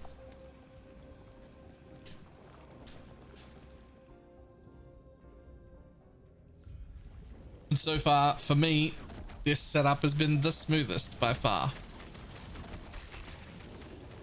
2 questions. Is the game easier than PoE to make builds blind? Yes, absolutely. And have fun with my progress reset when the game releases. Okay, so this is absolutely easier than PoE to make builds blind.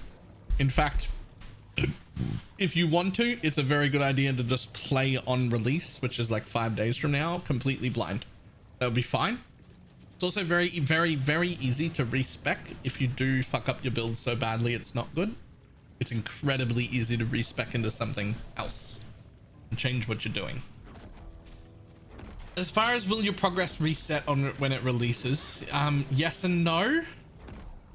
So no, but everything will go to the Eternal Realm or Standard or whatever, wherever it is that you come from, whatever the equivalent of that is. And there'll be a new league start where everybody starts fresh. So you can decide to just keep playing your old character if you want, but then you won't be in the new league with the new economy and whatnot.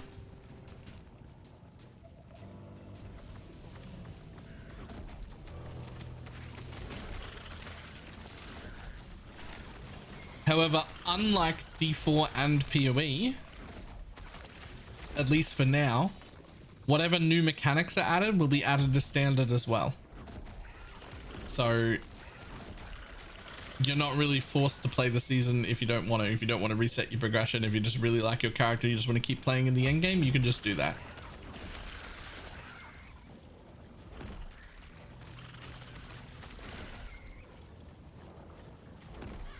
Are there any builds in LE you can't start with outside of leveling? It means you need to farm a lot more gear before you can even try it. Squirrels, I guess? You cannot swap ascendancies. It's the one thing you can't respec. Also, Khalid, if you're thinking about buying it, I would love for you to go to !Nexus and buy it from my Nexus store if you're going to buy it. Same price as Steam and everything. It's just that I get a cut instead of Steam. I get Steam's cut. So it's just free money.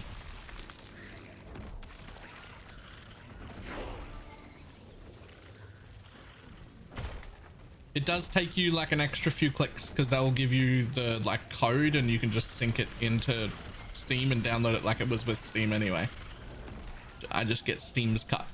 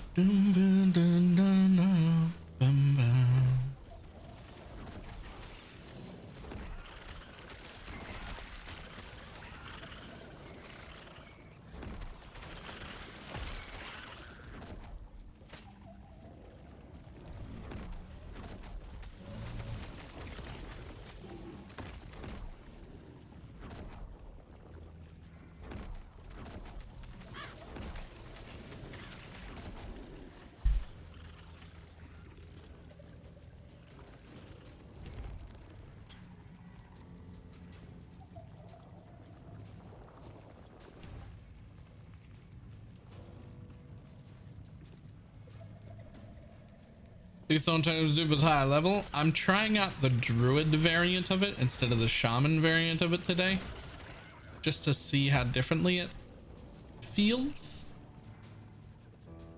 So far it's noticeably weaker, like noticeably weaker.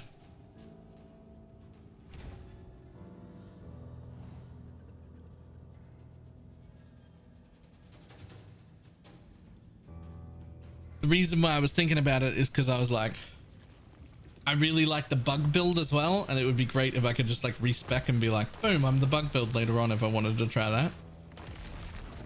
But it seems to have made the build significantly worse for leveling, and I think I'd rather just level a new character than struggle more on my league start. Like I don't really want to struggle more on my league start than just to be able to respec later. Like I can just level a new character. It's not that hard.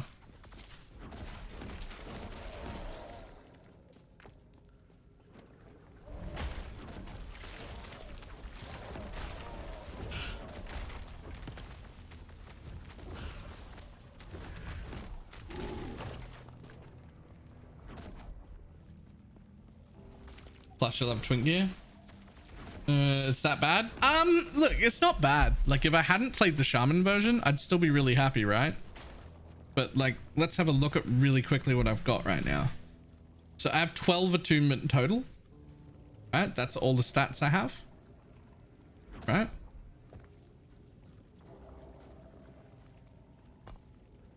So what you get here is nothing because you don't do this bit.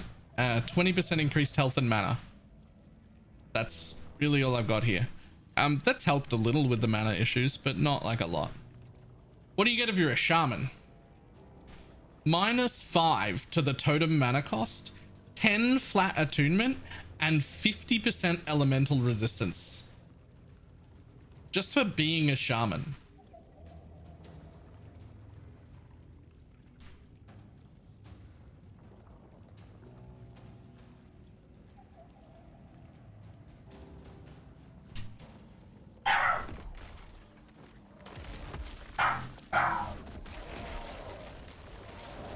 Like that -5 mana cost. I mean, my current mana cost is only 18. Taking 5 away from that is huge. Not even gonna bother with league character for season 1. There's no difference between the standard and the first season. Sure, except that, excuse me, except that everybody will be starting together, fresh, and there'll be an economy and all of that sort of stuff. But you definitely don't have to. You can not start. You can just stay in standard if that's what you're into. Also, I don't think mapping again is tedious. At least for me. Like that's like,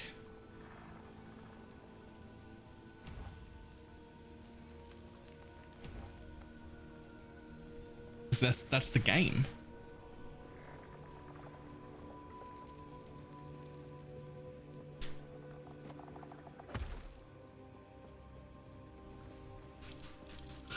Feel like everyone's going COF anyway. It does feel like 80 to 85% of people are going COF.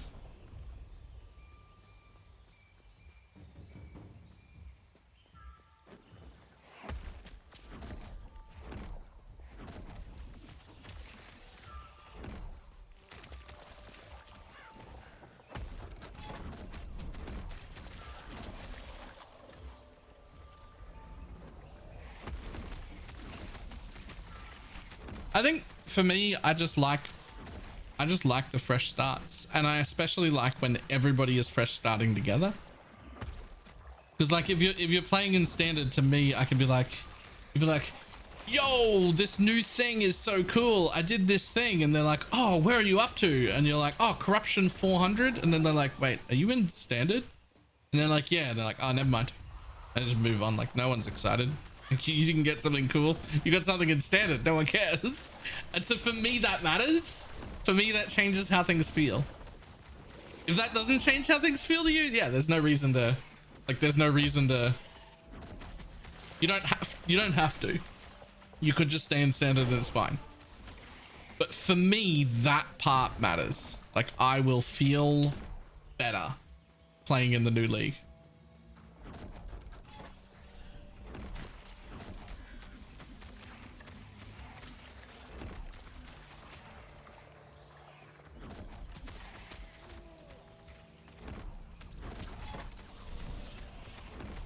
Like, I feel like, and also I know other people will respond the same way. I feel like any achievement I make in standard is irrelevant.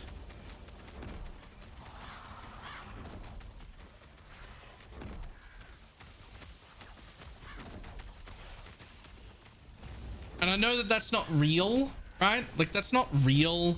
Like we all know that's not real. Like it only matters that you're having fun, right? It's just a video game. It's there for fun.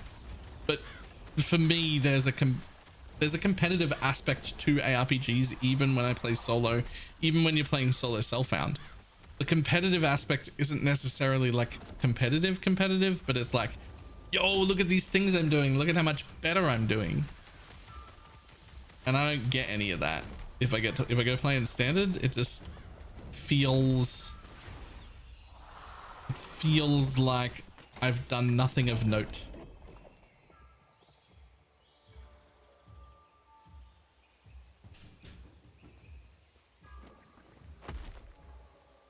But that's also super a personal thing, right? Like if that's not you, if you don't feel like that, don't let me ruin your fun. Like it's a video game.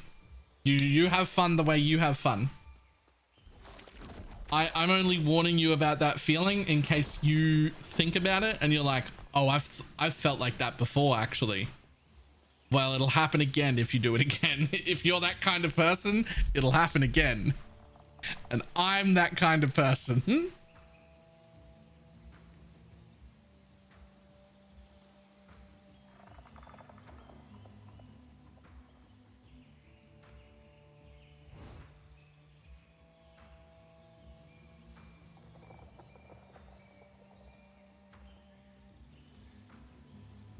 I also should avoid any server problems on launch as well that way, I hope. Maybe. I don't know. I think that they still have to authenticate you to play offline. For now. I remember, don't quote me on this because I could be wrong, but I remember them talking about not wanting to have to authenticate you, but for right now they do.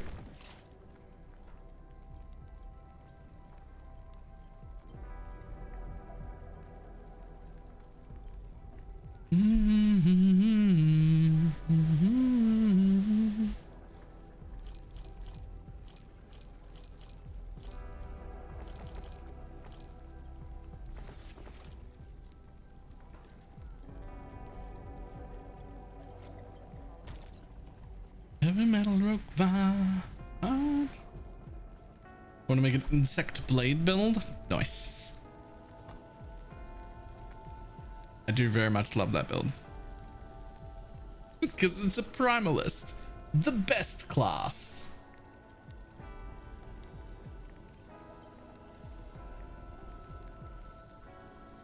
I tell you, this is what's gonna happen. I'm gonna view into the future of my last Epoch season right now. I'm gonna make a totem build. I'm gonna have tons of fun on the totem build playing with my friends. It's gonna be time to make my first ult. It's gonna be a warlock. I'm gonna play the warlock for a while. It's gonna be cool. I'm gonna enjoy it. And then I'm gonna make 4 more ults and they're all gonna be primalists. It's just gonna be a primalist, another primalist, and another primalist.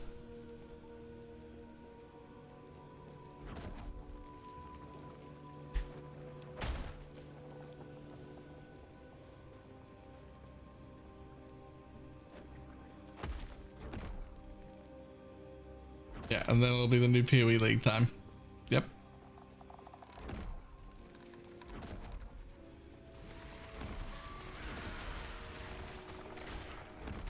You like bows in PoE? I do.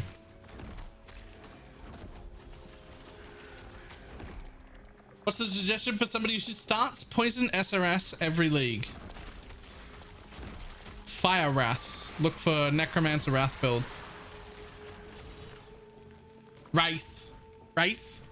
Wraith build. Sorry.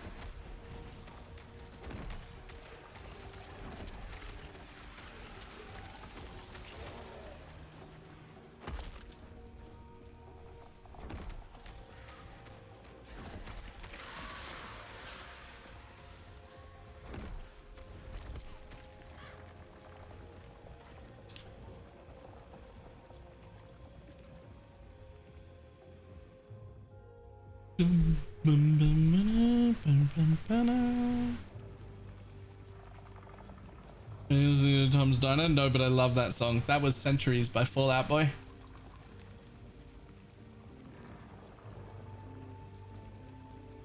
I do fucking love Tom's Diner though. Well, mostly the cover actually, more than the original.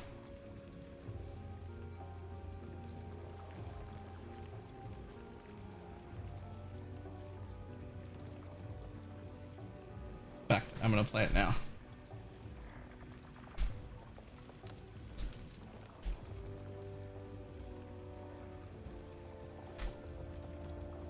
The cover made by who? Which one's the one I really like?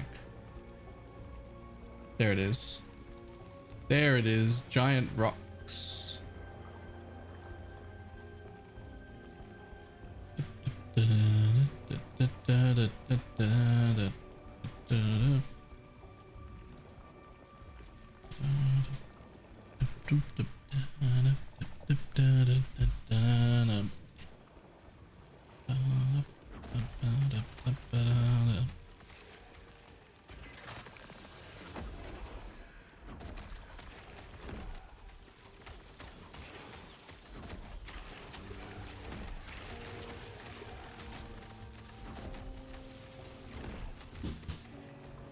There's several. Yeah, I was after a specific one.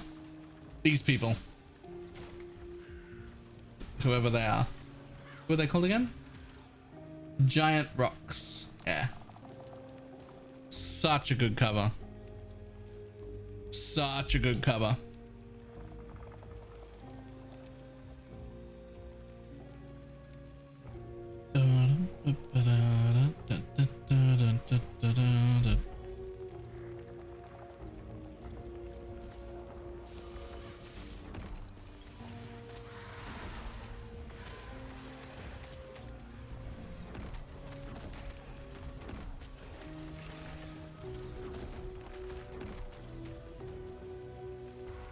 That's the one I was thinking about. Yeah.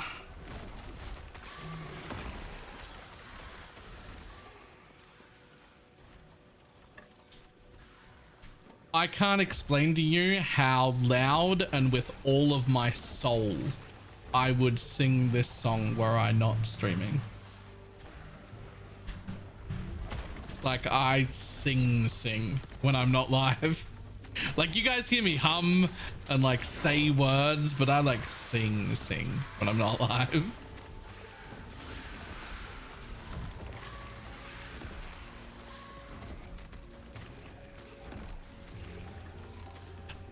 I'm not saying it's good. I'm just saying like I sing. Like I mean it.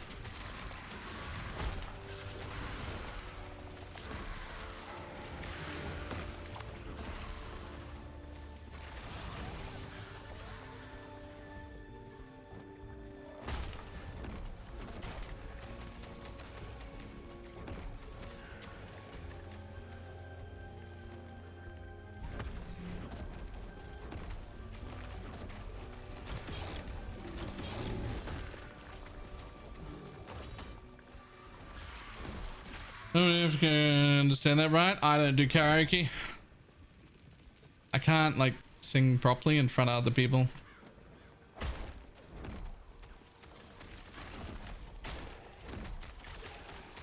I get stage fright. I don't know why. I could stand up in front of 100,000 people and make a complete ass out of myself. I could do a speech. I could do self-deprecating jokes. I could fucking dance. But I can't properly try to sing in the presence of other humans.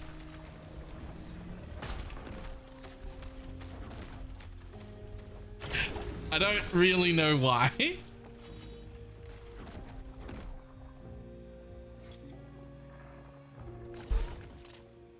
Like I can't really try, right? Like I can sing along in a car or whatever, but I can't like really try.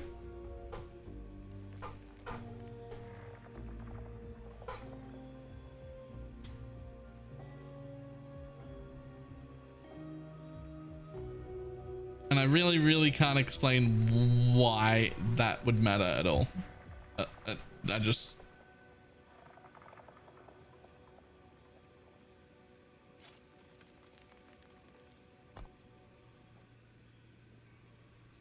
Fucking what, mate? You heard me.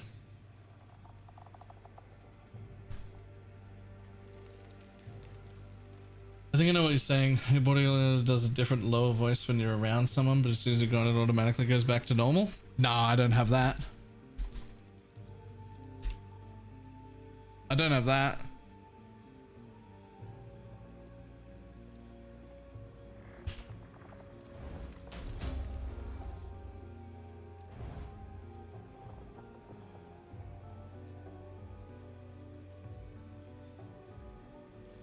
You stream yourself to 1,000 people every day. Yeah, but I don't sing ever. I mean, you hear me like hum and you hear me like say words, but I don't like try and sing. And it's not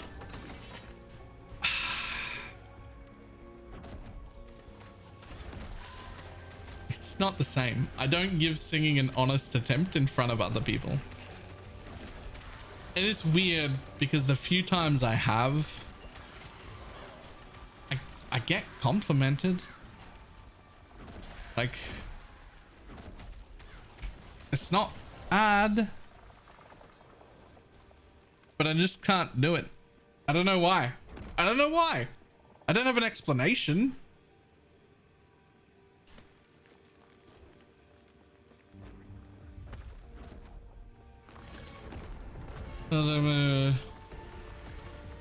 Mike, I yelled at my friend to come and save me. His credit, he came and took my place for the guy. Nice.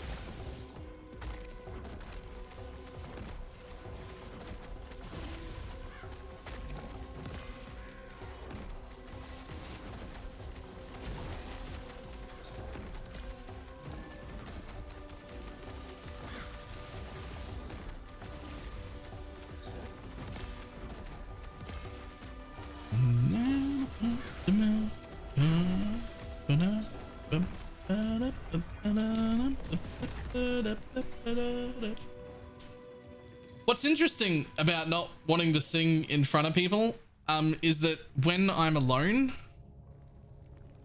I am, and I do mean constantly, singing loudly.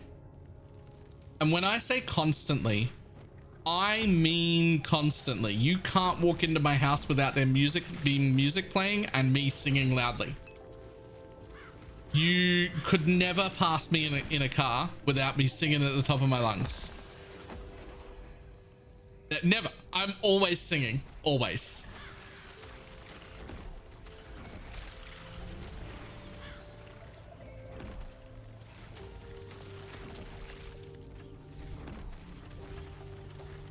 Ironic, right? I'm always singing all the time. But if you give me a microphone and put me on a stage, even if it's a little karaoke stage with like 20 people around, I suddenly don't have the ability to speak anymore, let alone sing. My voice box forgets how to function. My brain implodes. I can't do it. It's not stage fright, because like I've done like shit plays before. I could stand up in front of people and give a fucking seminar. I can talk into a microphone. Once or twice I've done like those what do you call them, like stand-up comedy but for amateurs. I've gone and like picked up a mic and made an ass out of myself in front of a room of 100 200 people. It's fine. I want to do an improv class as well. I've been looking at that the last like 6 months. I really want to do an improv class. I think that'd be cool and fun. I can do all of that stuff on stages in front of people, no problem. Singing though, nope. Voice box forgets that it's a voice box. Open your mouth, nothing happens. Suddenly your legs start running by themselves, and next thing I know, I'm sitting down at a table in the crowd again and not in stage. I don't know. I didn't ask to be in the crowd again. It just happened. I couldn't do anything about it.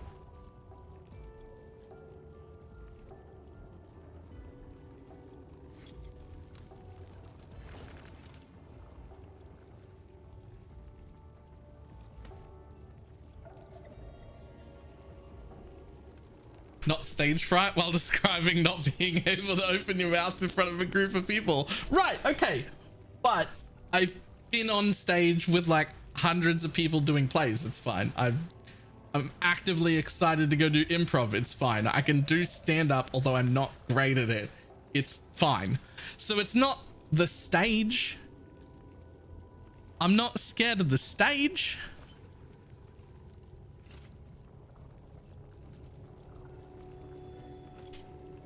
Do you like this game so far? Love it. Love it.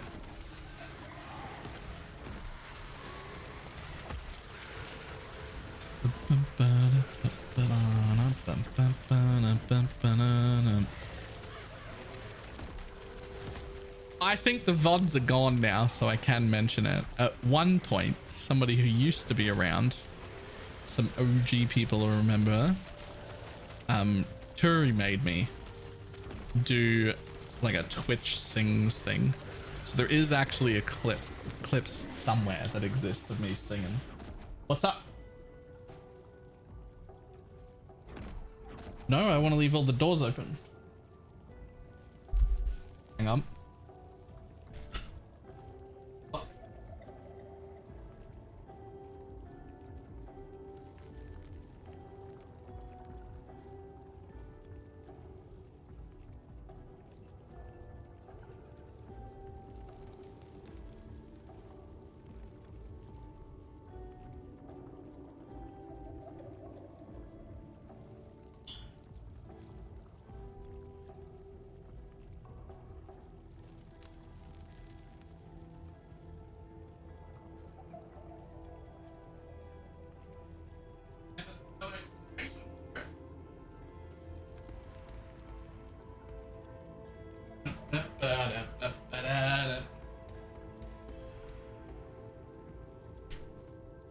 Would you be happy if we called it Song Fright? Yes, because I'm not scared of the stage. I'm scared of singing. And I'm not... Scared isn't even the word. Maybe it is. Maybe I don't recognize fear.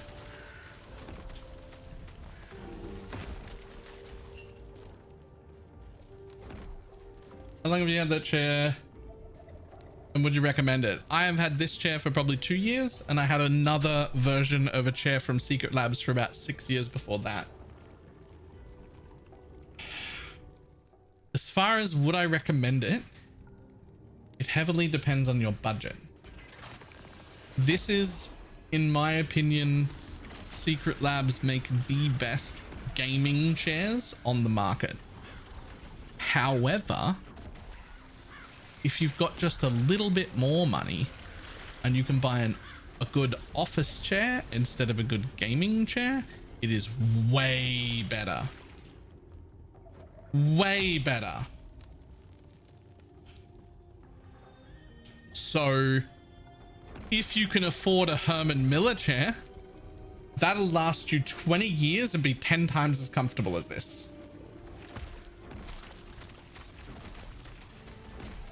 But they are more expensive. So it depends on your budget. If you can afford to spend more money, I would never suggest anything except a Herman Miller chair. But if you're a little more poor than that, like me, and you're like, okay, can't afford Herman Miller chairs, what's the best gaming chair that I can get? Then it's from Secret Labs.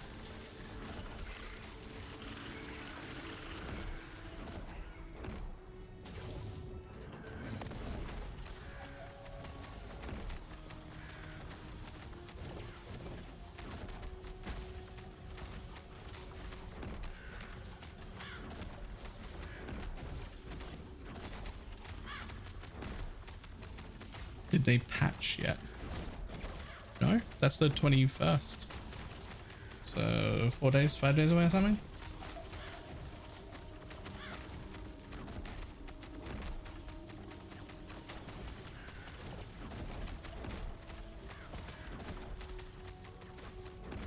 Another copy earlier was trying to use your Nexus thing. It's almost double the price you pay on stream for Vietnam ALA cost. Whoa! Okay, so when I check the prices, it's the same price. And that's crazy. Do not pay double to get it from my store. Are they using different regional pricings?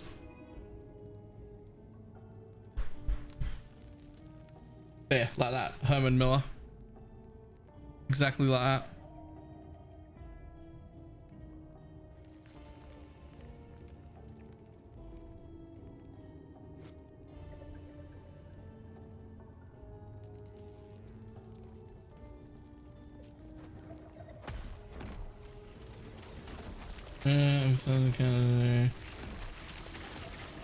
Ah.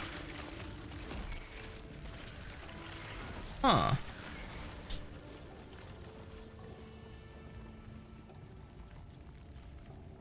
Does that mean that it's the Nexus store that isn't doing regional pricing? It does, right?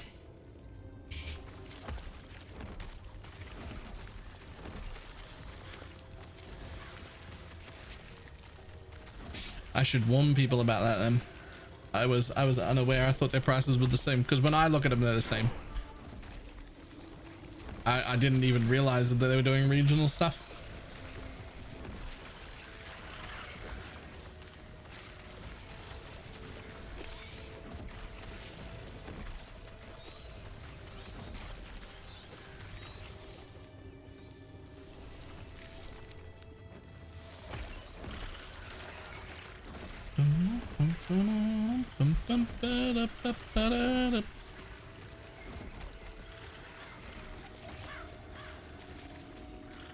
It is so very weird that you can't download the game, especially because I haven't seen other people complaining about that.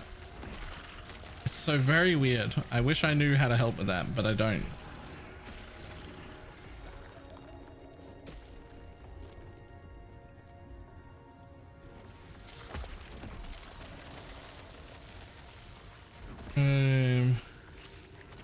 I can do everything but connect online. Okay. That's fucking even weirder. What do you mean you can't connect online?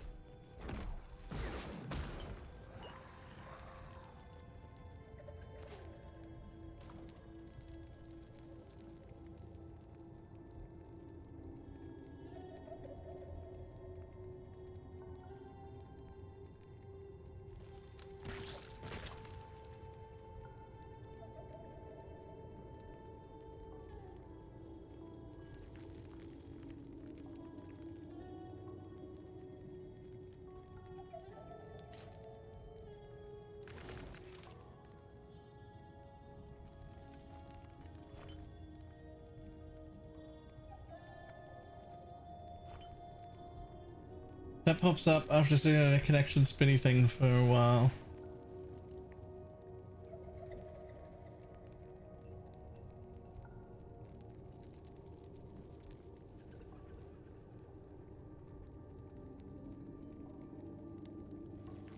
Have you asked them? Have you like posted like a bug or asked in their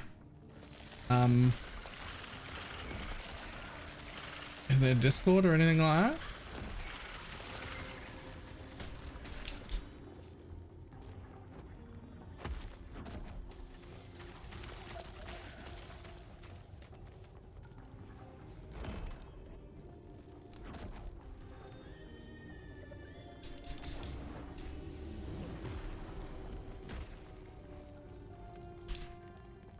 Notice the infinite ramp potential. Warlock interviews. I'm gonna be honest, I haven't really super looked into how to do it.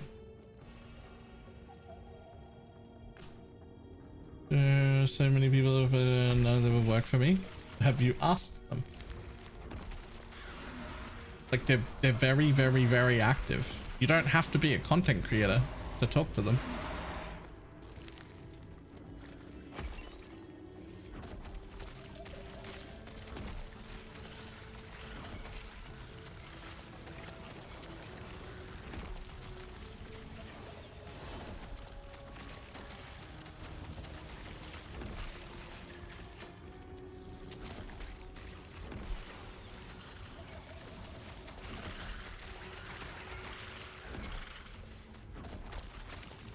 So there's ramps forever.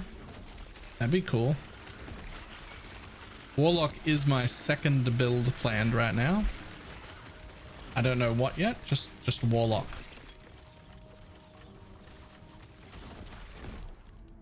Boop, boop.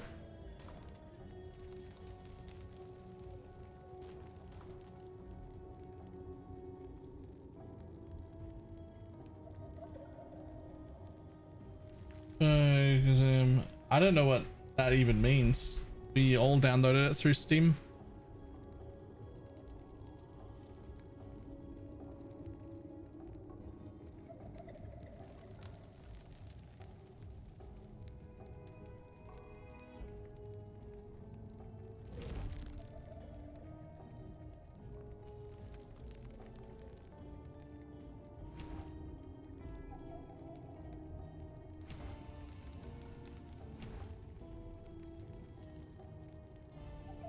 It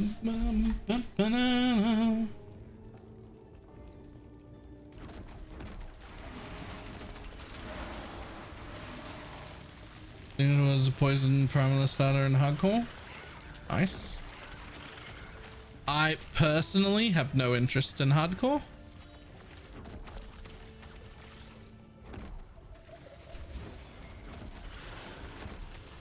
But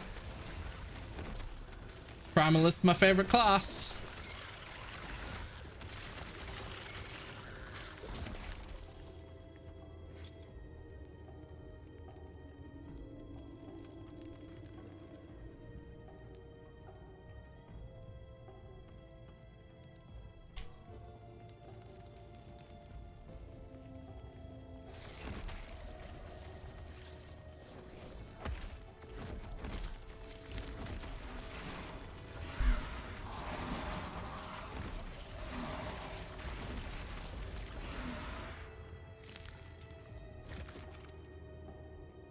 League softcore or standard? I mean, I assume it goes to standard.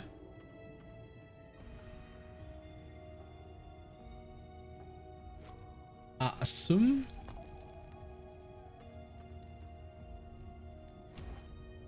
Woohoo! Next level, I become Spriggan forever.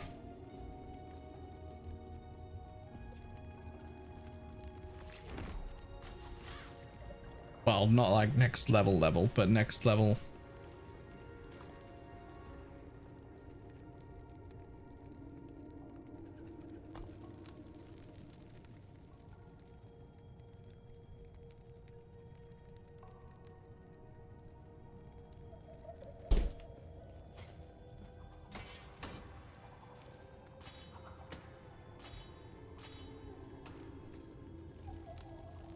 Starting to get too much loot right around there. That's when we drop everything on the floor. And then we just pick up the ones that are relevant now.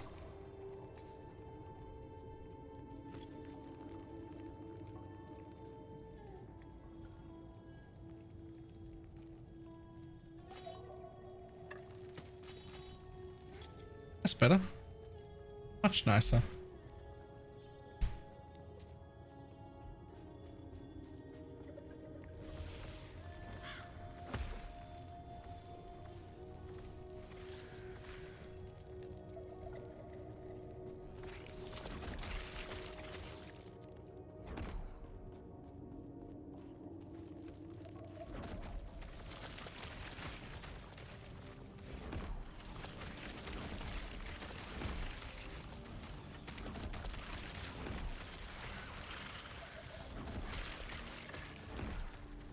Still can't decide what I'm going to play on launch. You and everybody else.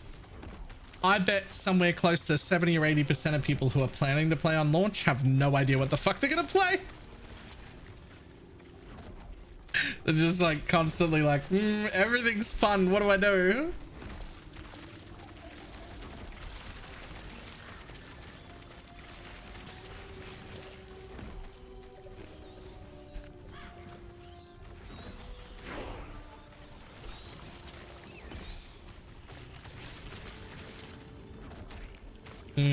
Is this just OP for non-crit builds? Yup. That's a relic, right? Charm, whatever you call them.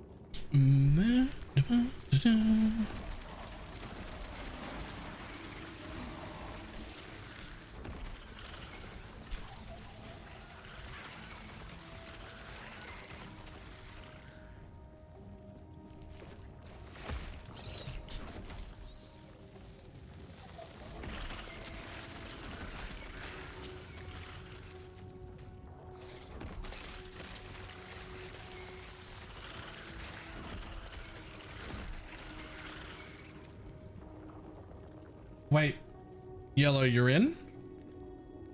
Wait, I was struggling to follow that. Too many conversations at once. What fixed it?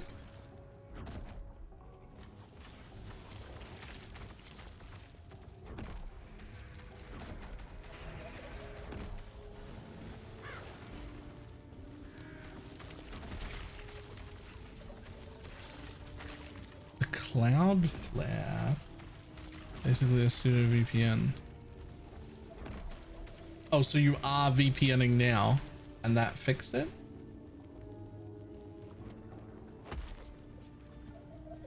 Huh.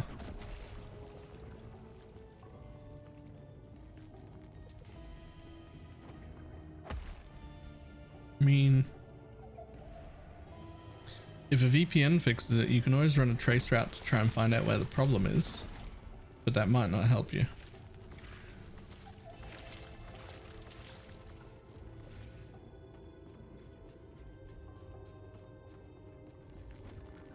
Help you locate the problem, but then, you know, doing anything about it's a different question.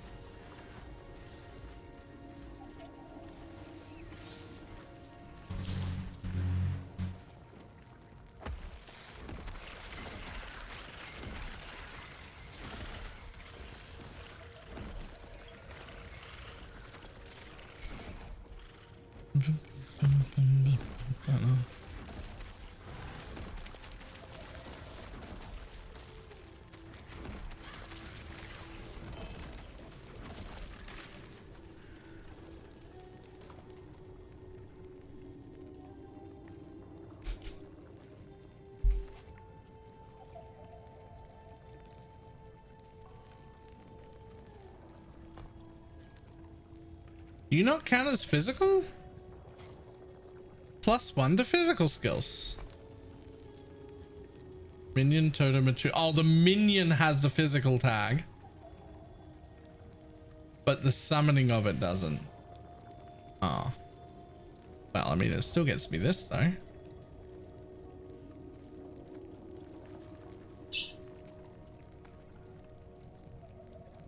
What's up?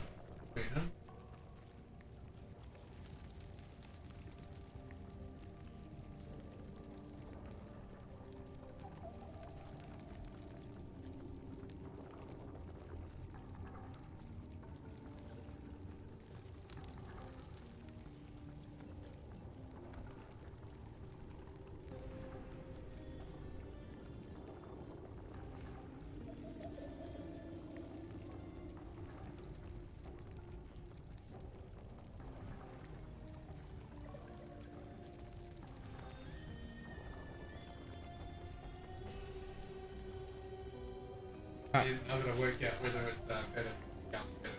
Yeah, I'll do it now.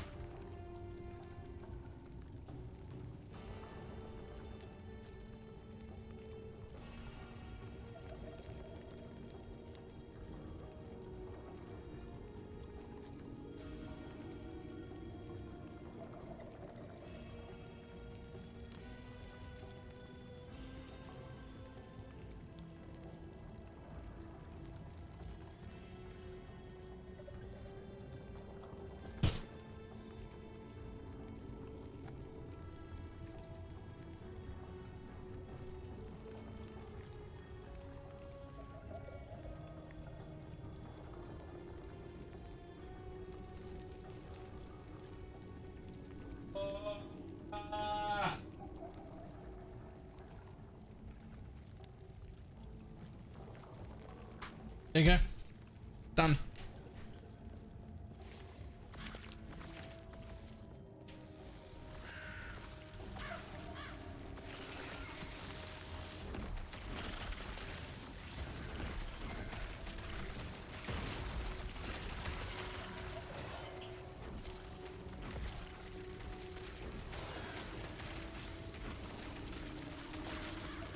What?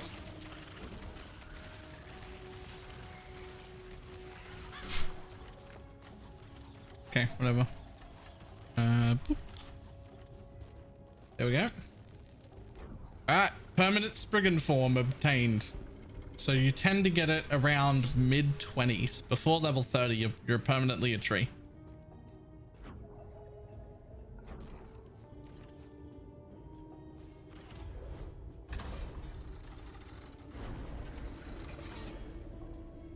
What I really mean is I wanted a bone staff. I forget the name of the staff I want, but it's +1 to all minion skills.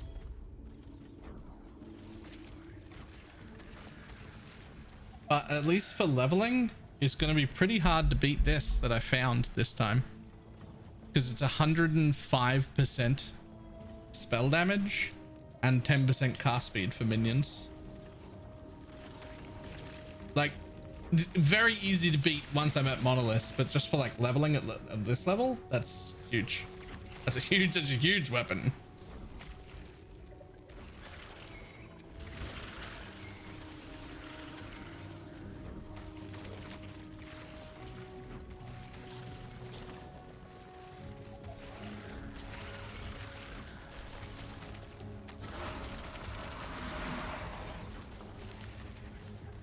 This is the point at which the build just like pops off. Shaman, druid, whatever, doesn't matter. You pop off at this level. Right around the mid-20s ish when you get perma Spriggan form. Fucking great.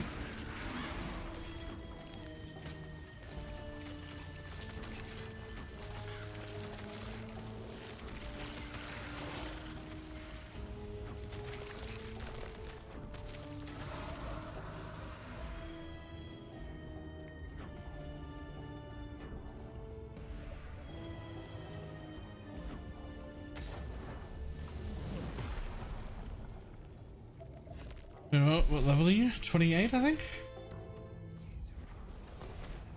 26, sorry.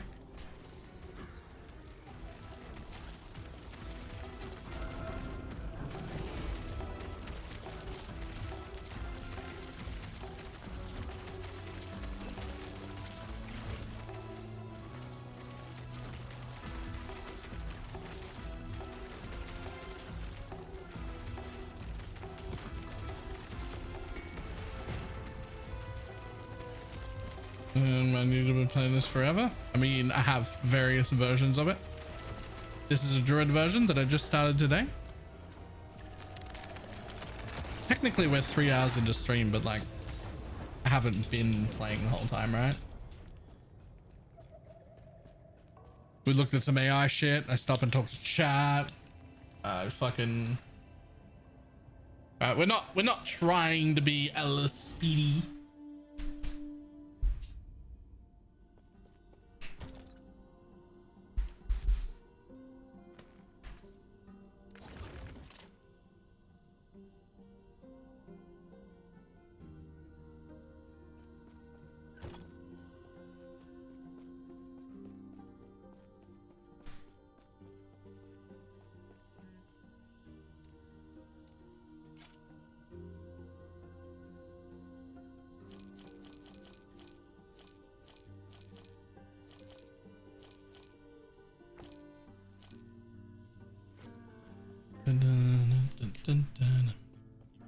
Okay, I need to stop playing that song. I'm still playing Tom's Diner over and over again, by the way. Just because that's what happens when I pick a specific song. It just plays over and over again on a loop, and it takes me like an hour to realize that it's happening.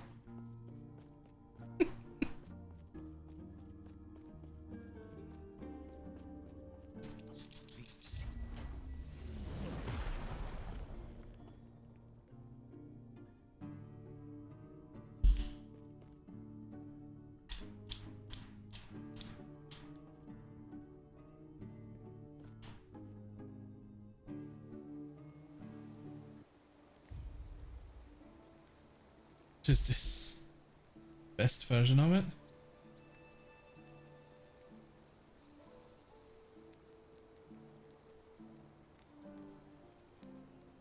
Nah. That's a good version. I've heard it before. It is a good version. But this one's the best version.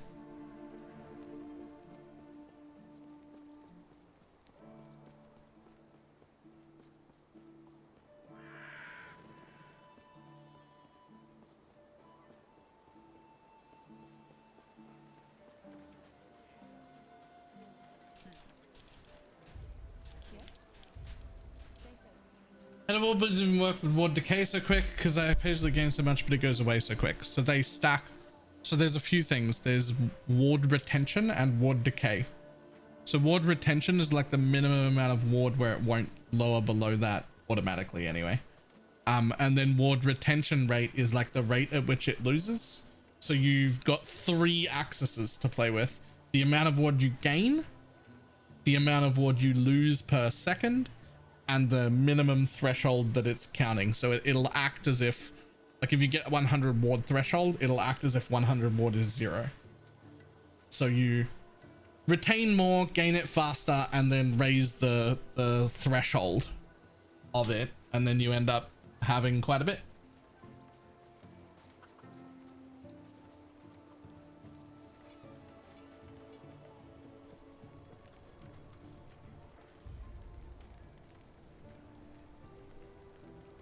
I tried to copy your build, couldn't get it right, was disappointed and confused for 30 minutes. Then I played for 25 hours with what I got, and it was the most fun I've had in a game for years. Yo, that's exactly how you should be playing. Play with what you get, whatever drops on the floor.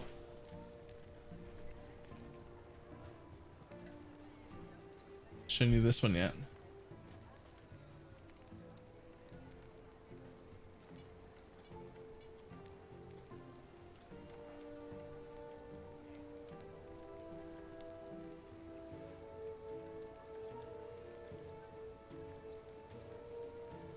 No, but I love it already. I love this guy's voice, and it does not suit his face. Like, when I saw him, I didn't think he was going to sound like this. Yo.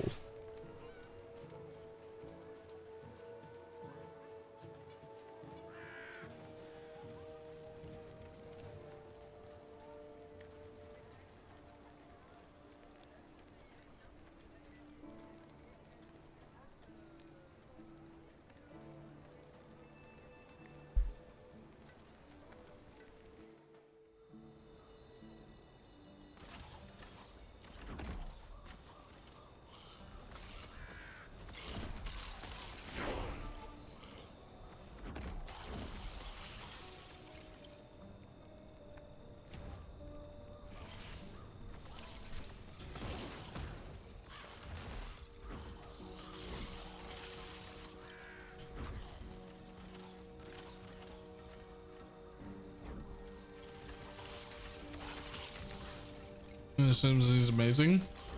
I quite like him so far. I've never heard of him or seen him before.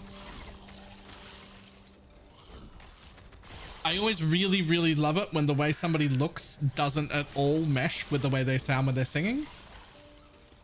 It's a fresh run, yes. Yes, it is.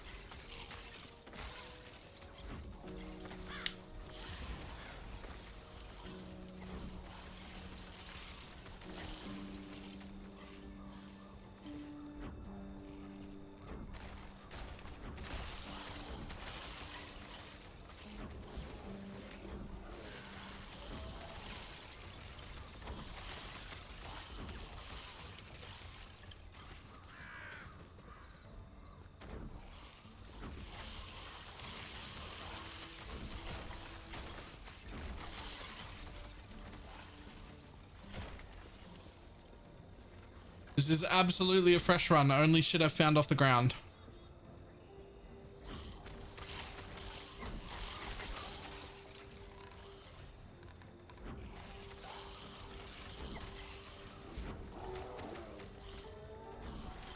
What you're looking at right now, that's why this is going to be my league start.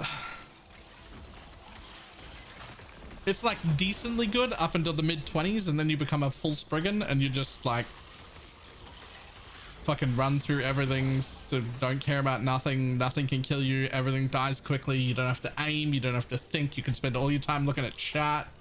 Everything's just fucking simple and easy. I love it. And it stays this way. It stays this way. You'll be running through 300 corruption in the end game, just still not looking, still not paying attention. It was still not caring about what's going on. Still killing all the bosses. Still standing in all the degens. It stays this way.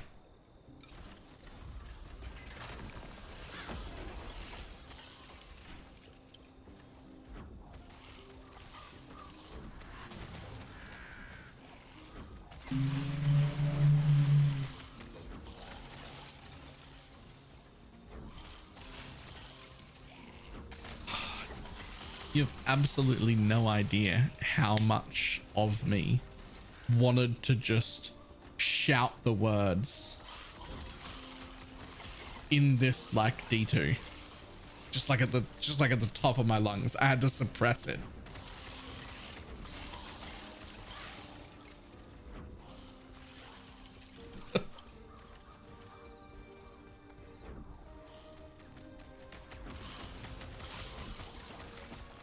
Wait, what? Do you not even get the joke?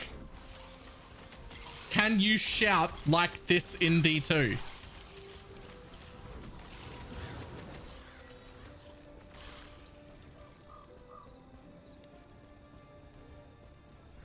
Can you shout in this like D2? I wanted to just say like, in this like D2 at the top of my lungs.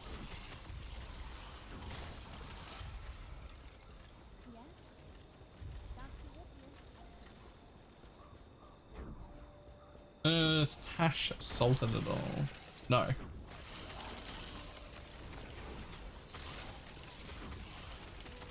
No, but...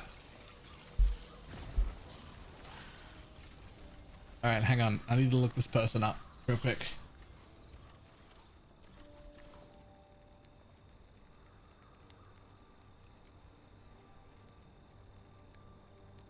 Okay, good, it's fine.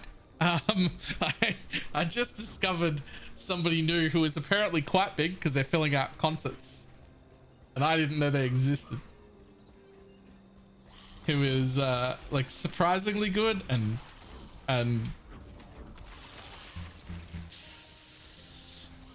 anyone got any guesses?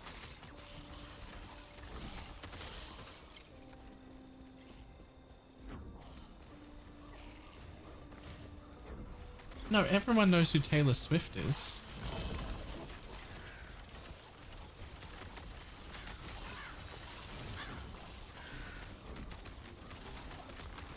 You're probably thinking along maybe the right lines though.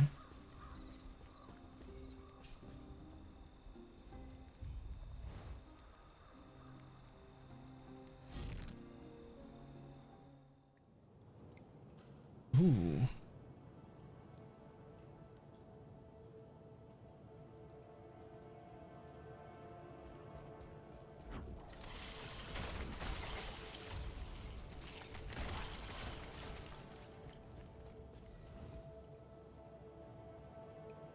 Sabrina Carpenter. Somebody I didn't know existed.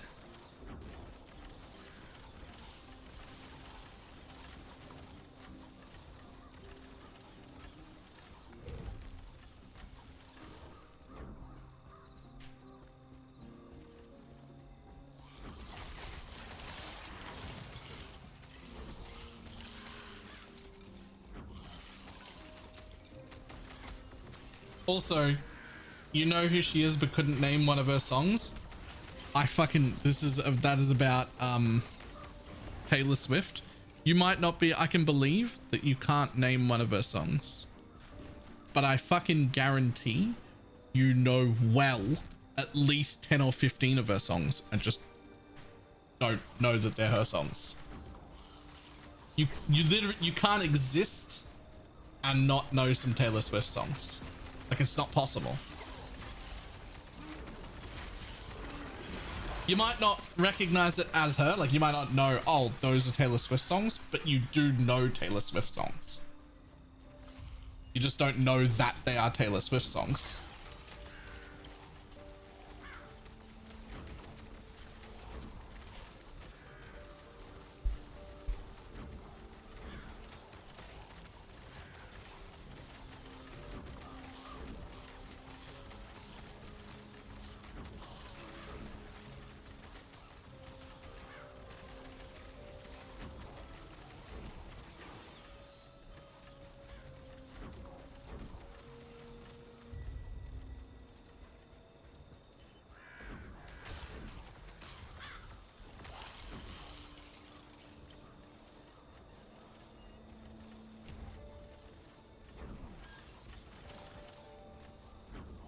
Whatever, live in a cave? Taylor Swift has made it to your cave. I promise.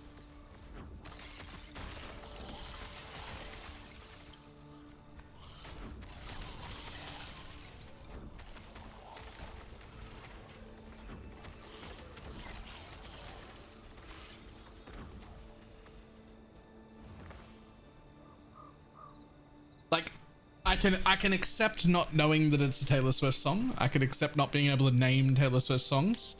And I can also accept not liking Taylor Swift. That's fine. But you absolutely definitely know some songs that belong to Taylor Swift, and you just don't know that you don't know that connection. Right? Like, that's new follower.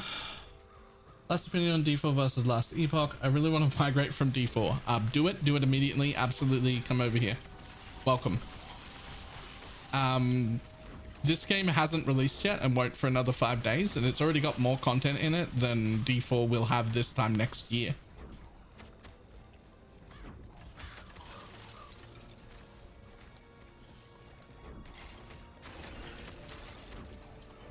Should wait until release to start. So that's kind of up to you.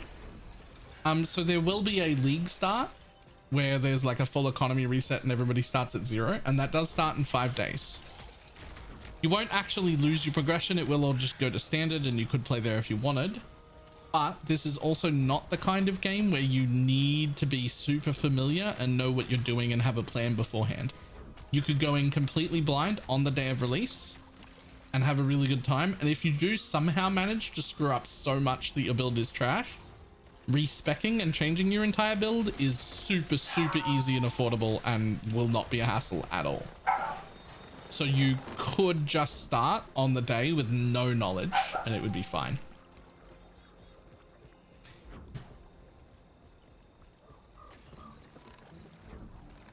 Also, if you're about to buy the game, I would love it if you would check the Nexus store at !Nexus. It has some regional pricing, but if it's the same price as Steam or cheaper, you should get it from the Nexus store. Please, there's some regional pricing, so if you're like, if Steam's like half price, don't buy it from my Nexus store. Just buy it from Steam, but like check, because I get the cut Steam would have got. It's free money.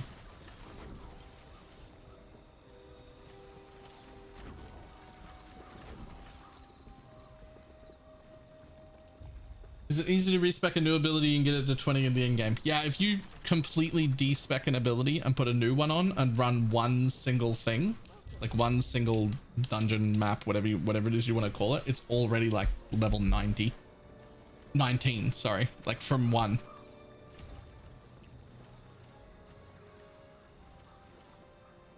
So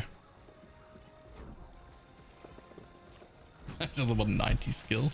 Just take every single node and just have a constant reminder popping up being like, you've got skill points to spend. I can't.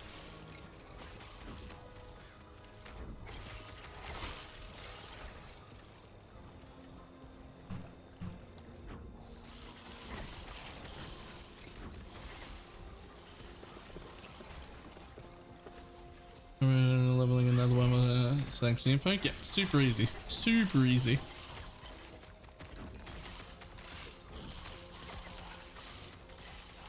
Absolutely no problem.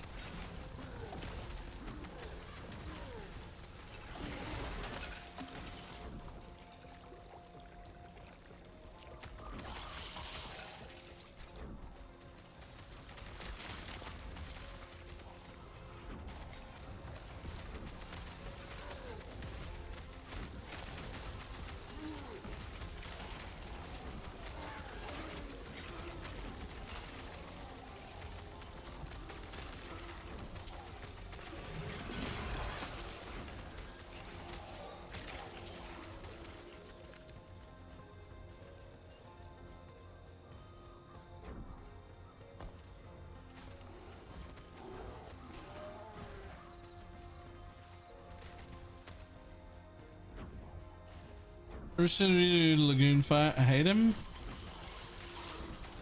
Found him really easy on this build. I purchased the game years ago. Do I have to spend any more money to play the release version? Nope, not at all. And you won't have to spend any more money for the next several years at least, if at all. You already own the game, the whole game. The whole game, every patch that comes out, you own it all. You do not have to spend more money.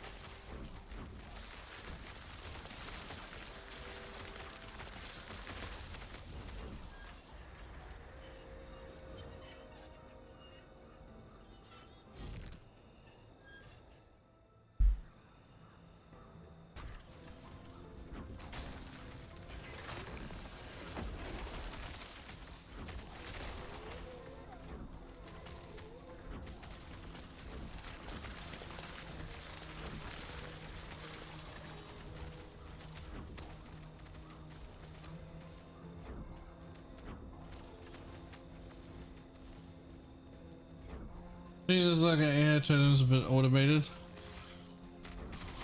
It definitely doesn't look like EA totems. There's no like explosion on hit or stacking anything.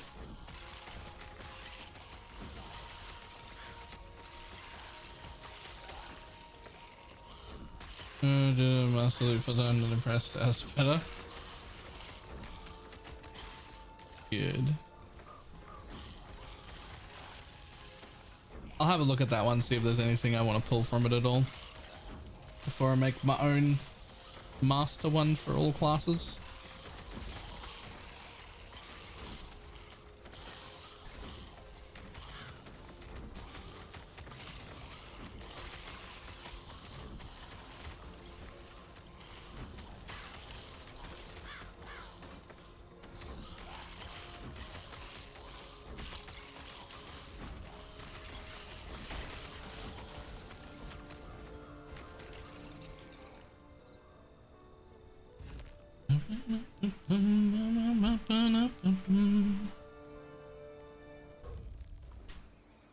Ah, damn it. I accidentally walked back. I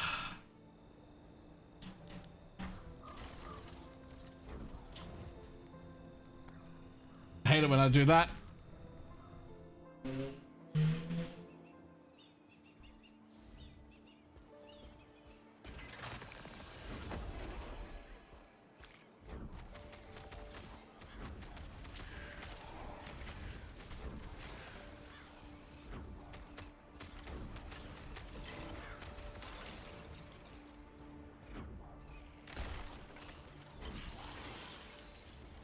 At least your character name for this build is super easy. Yeah. I am Groot's dad. Baylor, Groot's dad. Baylor's so thorny. Oh, that's so good too. That's so good.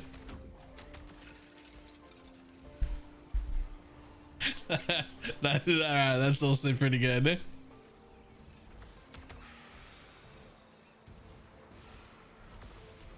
I think I like that one more.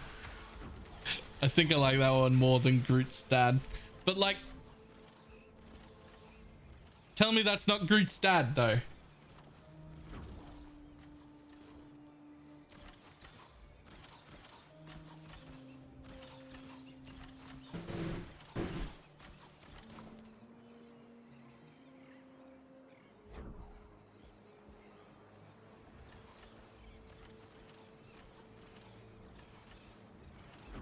Groot, I am your father. Right? No, look at him. It's Groot's dad, man.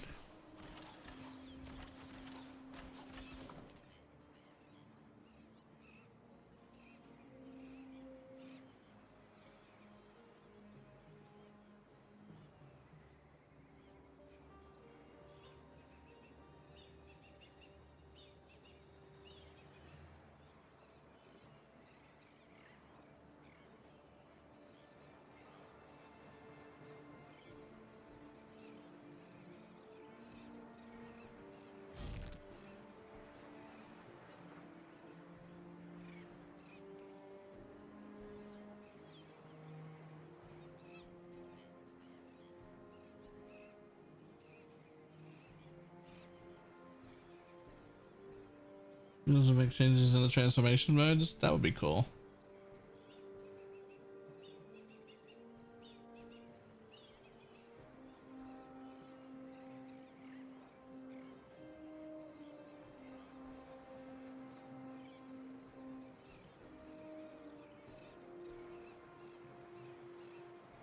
What time is Thursday for us? I need to dark mode this bitch before I share it, but I'm gonna have I'll be sharing this probably tomorrow when it has my stream schedule on it as well.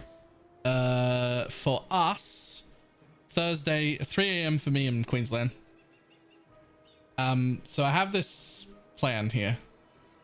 That calendar is ready to be, well, it's not filled out yet, but we tested it this morning and it's like ready to be shared. I'm just gonna fill it out. And so I'm gonna put my stream schedule on a calendar along with all launches and all really important things like interviews and whatnot.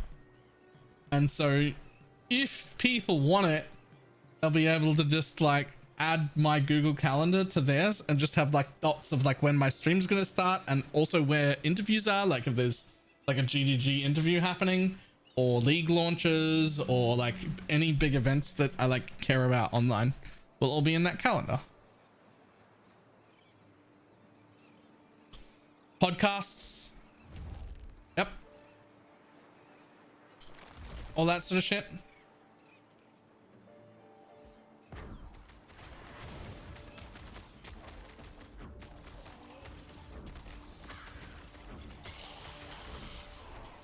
It's great until you get bored of doing it. Well, the thing is, I already organize my real life via calendars. I'm used to using calendars to make sure that I like don't miss a friend's birthday or like show up to work on time. Like that's already the way that I make sure I'm not late to work, is because it's all in a calendar. But I can't just share my life's calendar with everyone. I had to set up a different one that people can't edit.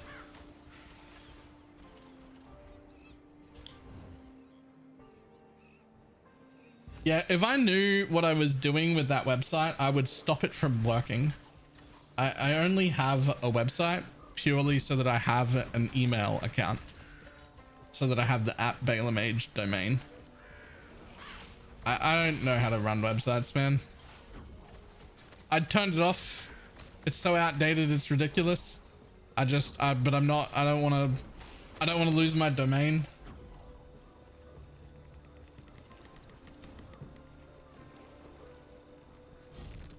A slave to time. Time isn't even real.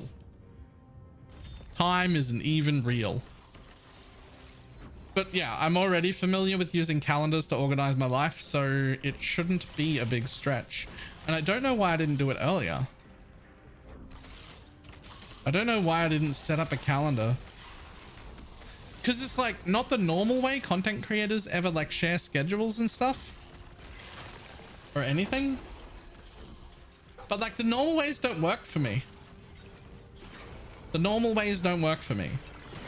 And I've already got a thing that works for me, so why not try using it? And maybe some people will care and use it, and maybe they won't. But at least I should try it.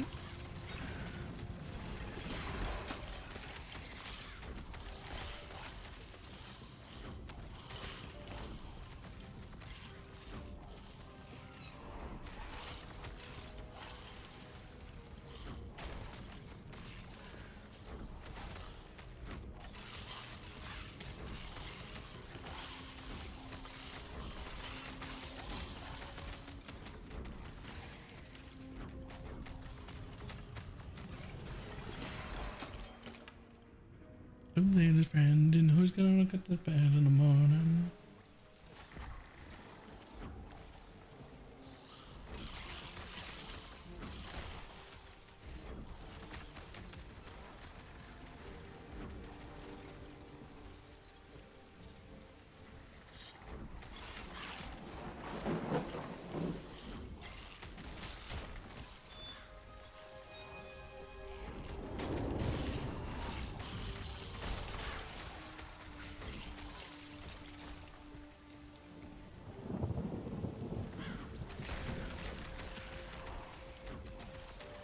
I think the more important part of the calendar will be like, hopefully it can make me like be on time to stream and not forget. That's the more important part. But at least it'll be set up in a way where I can share it with people as well.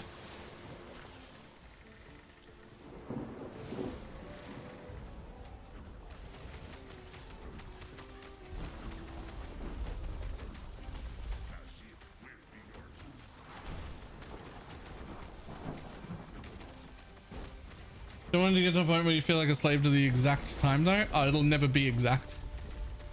I promise you mine will never be exact. But I want to be within like 15 minutes. Like just generally within 15 minutes of... And also because it's a calendar on my phone that I can control. If something happens in the morning and I'm like, whoop, I'm going to be an hour late, I can move that start time. And if you happen to be somebody who has the calendar on your phone like I do, you'll be like, oh shit, that time missed. That time moved. So like, when I open my phone, this is the screen I get. And this whole side, this like 2/3 of my screen, that's a calendar with like the important things on it. All my dates and whatnot, they're all like right there on that calendar. And then when I swipe it to the next page of apps, half of that page is also the calendar, but it's like the today calendar of what needs to be done. So when I open it, it's a month calendar. And then when I swipe to where my next apps are covering my whole screen is like a today calendar.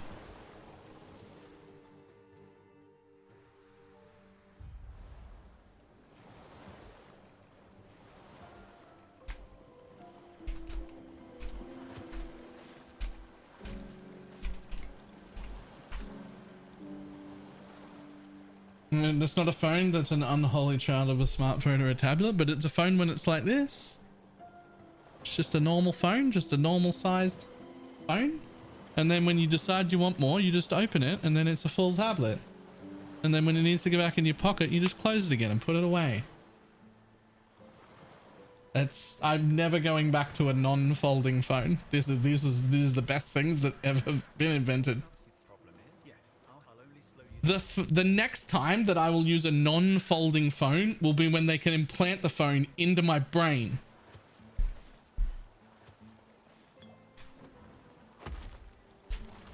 Which I will 100% do.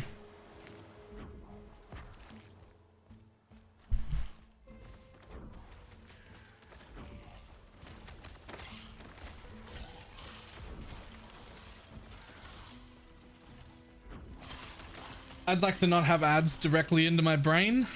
I don't care. I don't care. Fucking put it in me.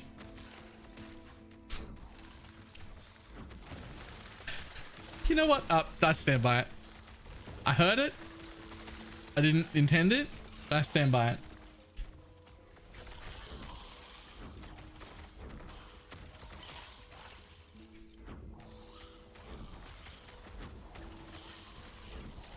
Which phone is that? This is the Samsung Fold. I'm not super attached to it being a Samsung Fold. I do think the Fold is quite good, but I'm open to other folding phones as well. Whenever it's time to replace my phone, I'm not like a yo, it must be a Samsung person. Like I'm open to anything.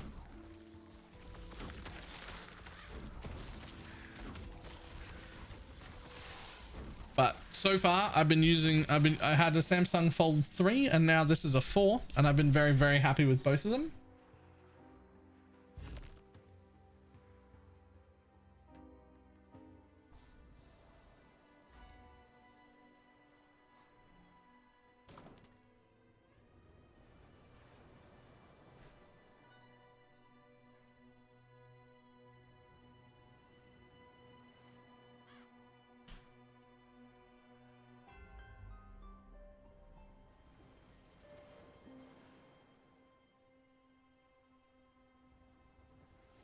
Partner has a Samsung Flip. She loves it.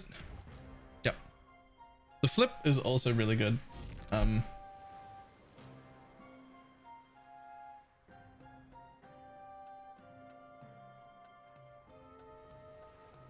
fucking freaked out then.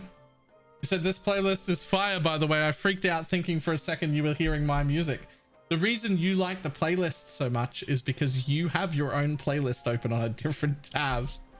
There's no music in the stream. It's your playlist. It's not coming from me.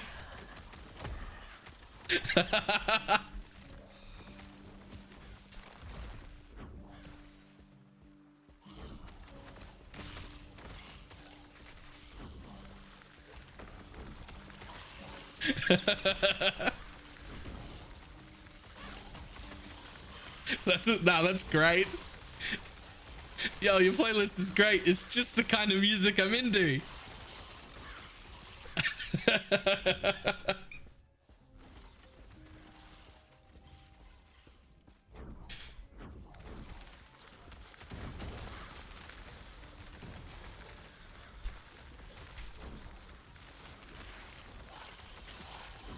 I was like, did we just become best friends?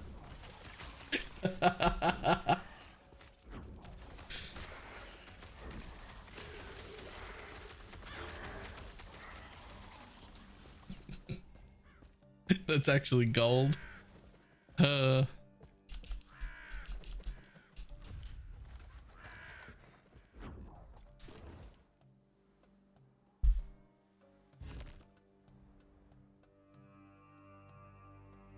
Poison in a frostbite or whatever it's called. I don't think so. I think poison would be better.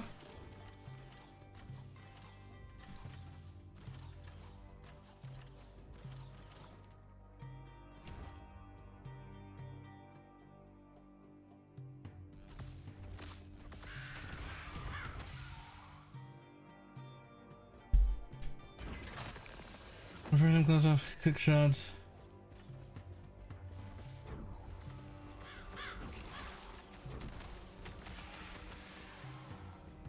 Nice.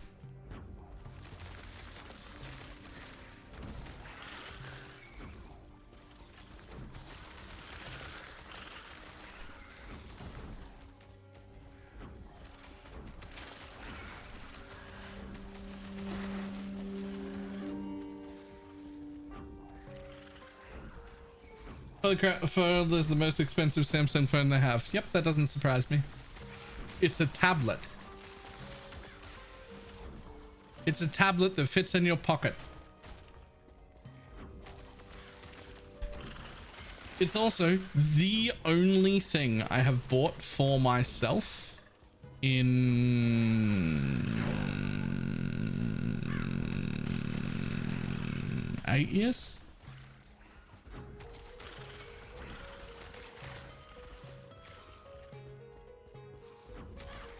So I don't feel too bad about it. It is quite expensive though.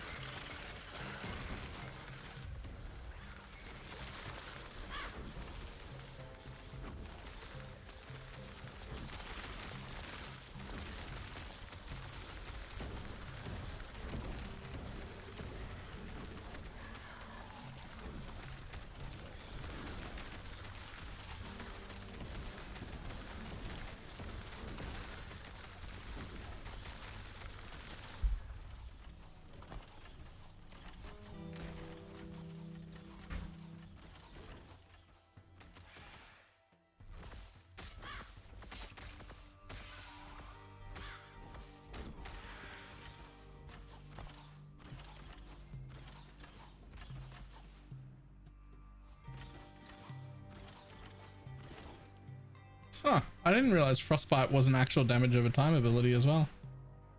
Huh.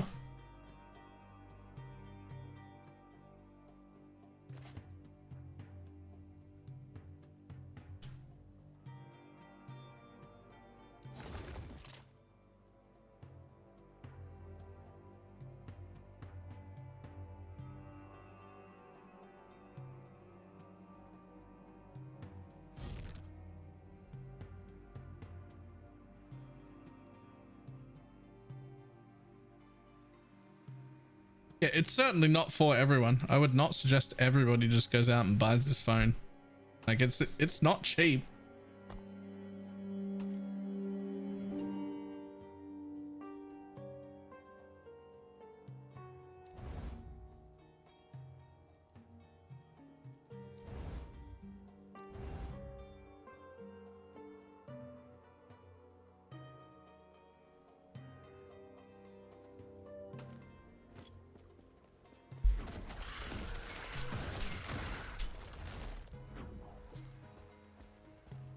Well, because I can get a 23 Ultra for less. Yep.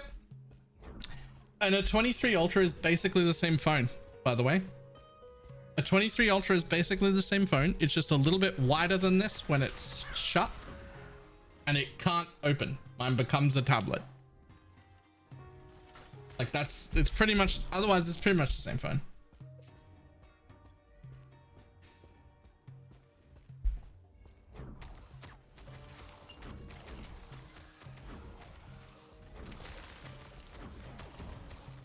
It's very much not for everybody.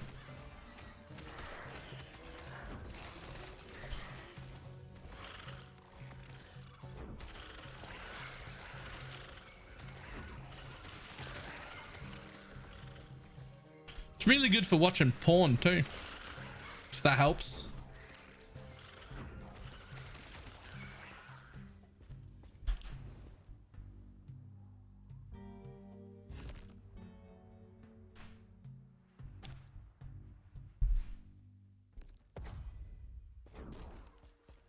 Wait, what? Why is it good for porn? Bigger screen. I've seen how you handle yourself.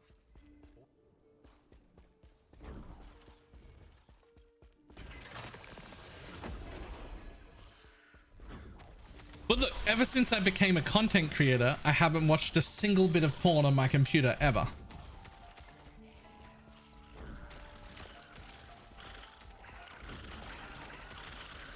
Because like, I don't know, it just feels risky. Just feels risky. It just feels like this is a work beast now, and I probably shouldn't be watching porn on the work beast. One silly move and suddenly everybody's like, you alt tab into something you forget to close off one time, and suddenly like several hundred people instantly see your porn, and then thousands, if not hundreds of thousands, see it in a clip. And now not only are you in massive trouble, but everybody knows the kind of porn you watch.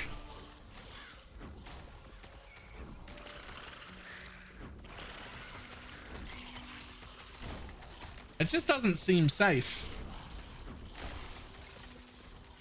And then everybody's like, what the fuck is bull porn? Ah! Ah!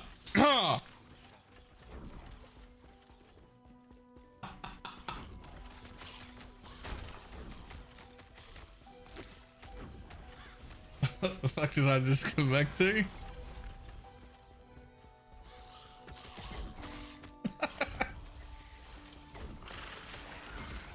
You have a friend who's sworn to delete your browser history if something ever happens to you? No, I'm not embarrassed.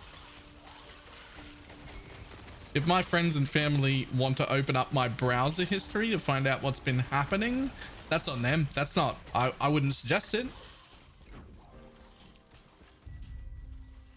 Like it wouldn't be my advice, but like, if you wanna, I won't stop you, weirdo.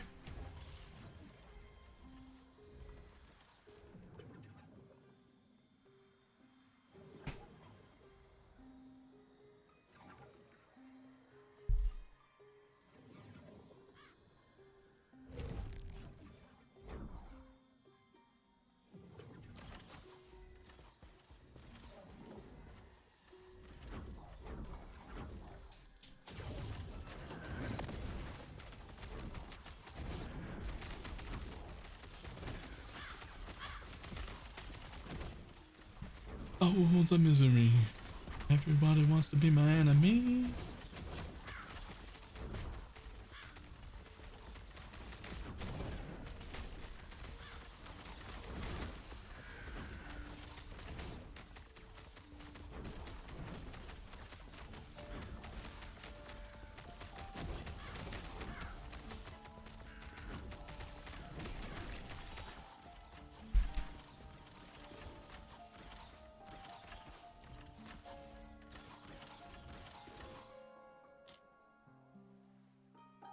I'm so glad I put headphones on before opening Baylor's stream. You should always put headphones on.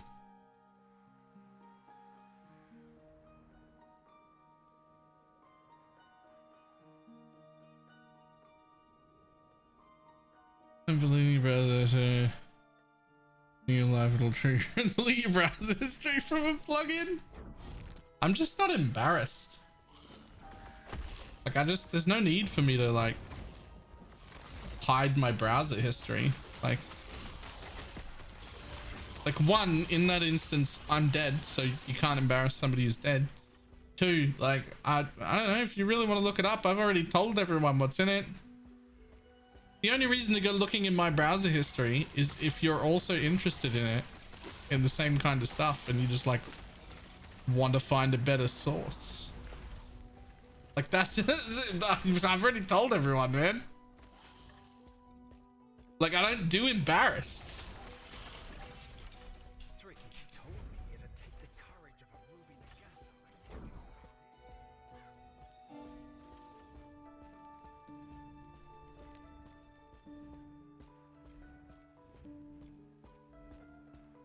Nagasa. This was a PoE and last default builds and also bullborn.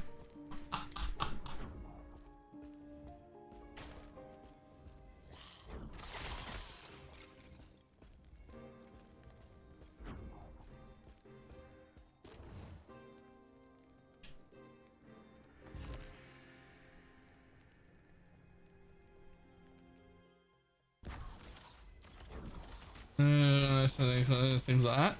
So I have many times recorded myself with partners. When I became a content creator, I deleted every single one of those that I ever had, and it was the saddest day of my entire life still today. I was not happy to do it. I wasn't pleased. And I'm still sad about it to this day. But I deleted every single video I had.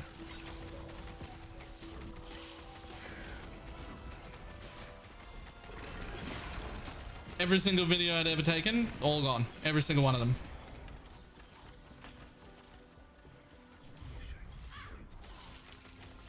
It wasn't about me. I don't care if people on the internet see my dick.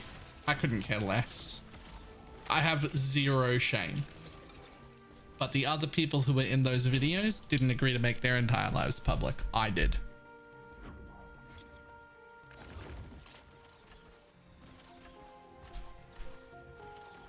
That's something I decided was okay for my life, not something they decided was okay for their life. So it just seemed like too big of a risk to have any of that.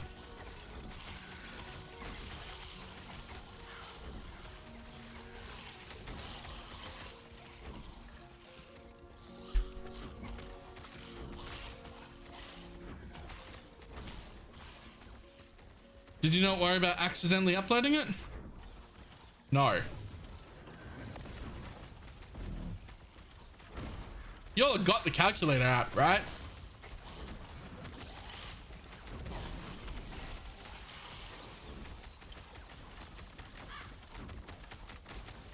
Then why delete it? I'm not tracking because people get hacked.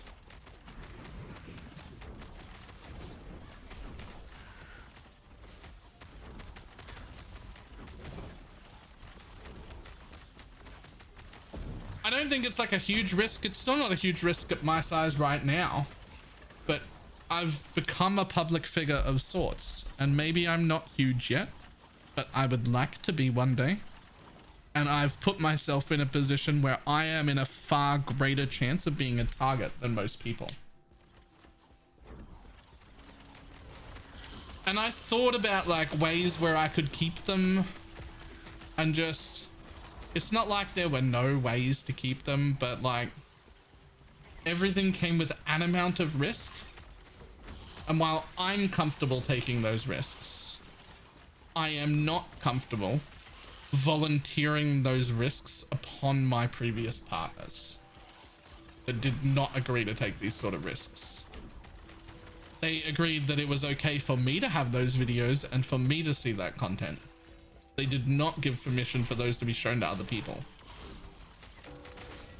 And that's a risk with other people's privacy that I wasn't willing to take.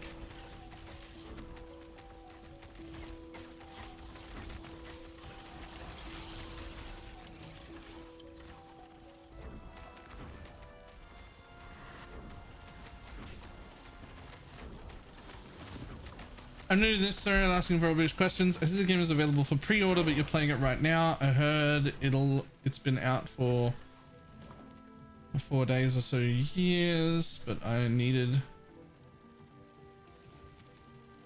21st was when I say it comes out. You won't lose anything. So the pre-order, it's a little bit of a gray area because it's right now we're playing a beta version, and if you order the pre-order, you get access to the beta.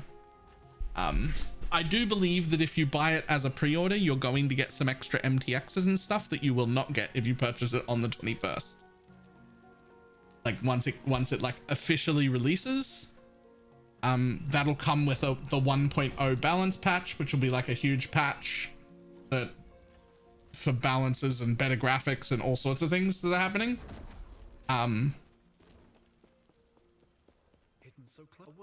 But essentially you don't have to start playing before the 24th at all. It'll be fine. Or 21st at all. It'll be fine. But if you know you're going to buy it, or you think there's a good chance you're going to buy it, you should probably purchase it while it's still in the pre-order stage, just because you get that little extra benefit of some like extra MTX points that you otherwise won't get. Though that being said, they are all MTX only things. They are all MTX only things.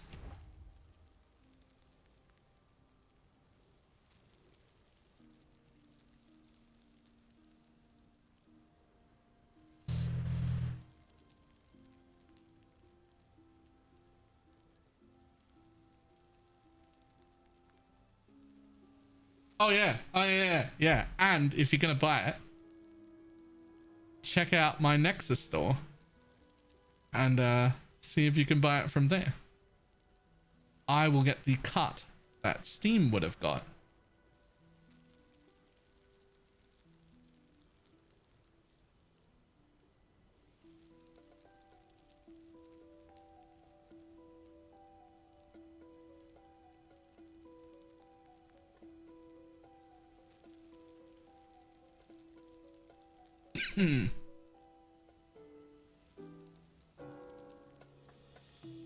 That's right, you get a pet? Yeah.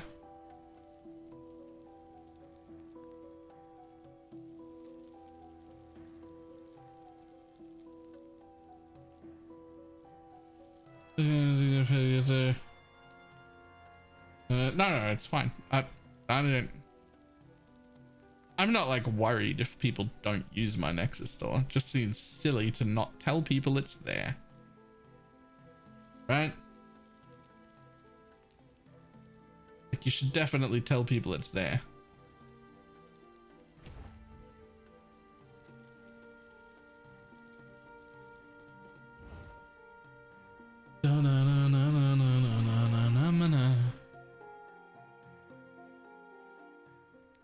Does everything that people did in the beta get reset, or am I going to be behind those people? So a little bit of both. Everything that's happened before that so far in the beta is all getting sent or merged into like a standard league, like an eternal forever realm. And there'll be a fresh start on the day of release for everybody in the league content or season. They're calling it cycles. So there'll be a cycle every, I don't know what it is right now, it'll be 3 or 4 months. There'll be like a big new patch and then a new cycle, and everyone starts together and everything will continue to get merged into the forever realm. So if you wanted to play on the forever realm on standard, you would be behind people. But if you're starting on day one, everybody is starting fresh at that point.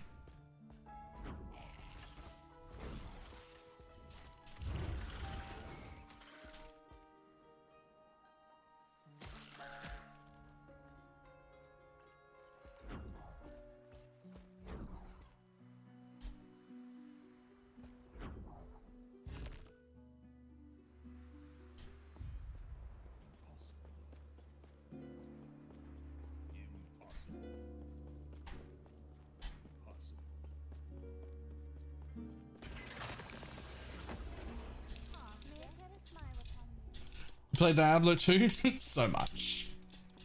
Diablo 2, Diablo 3, Diablo 4, Path of Exile,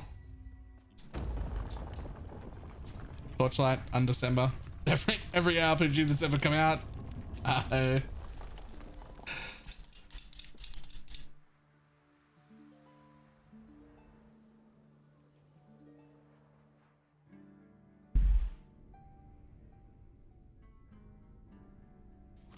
Will the legacy characters be able to do the trade / COF thing or require restarts? No, your current characters will get access to that once 1.0 launches, but you will be locked into the standard realm and only able to trade with people who also stayed in the standard realm.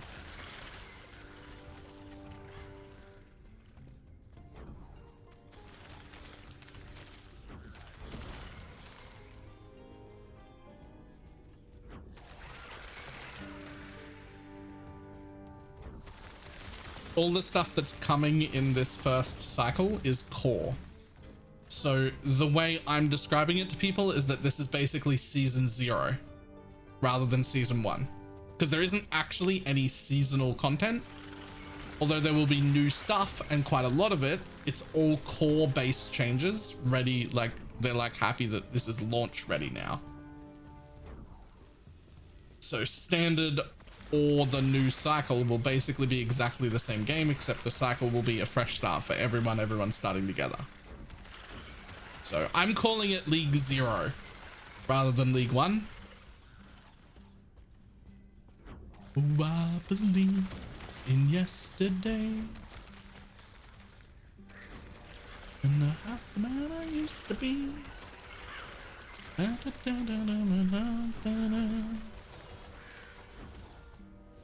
I played Diablo 2 on and off for over 20 years. I consider one of the best games ever made. In your opinion, is this game, are they true when they say, I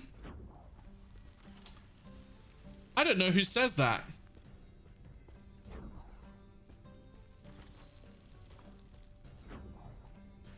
Like, it feels a little too... So I played hundreds and hundreds, probably thousands of hours of D2. I also very much loved it.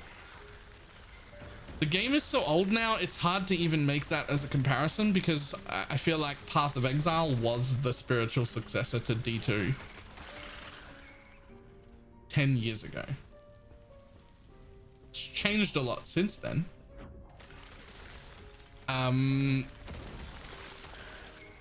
It would be easier for me to compare it to more recent games, but it does have a lot of influence from Diablo 2, a lot more than Diablo 3 or 4. It's definitely a lot more true to that, like Diablo 2 we loved rather than 3 or 4. But it's also like very much its own game.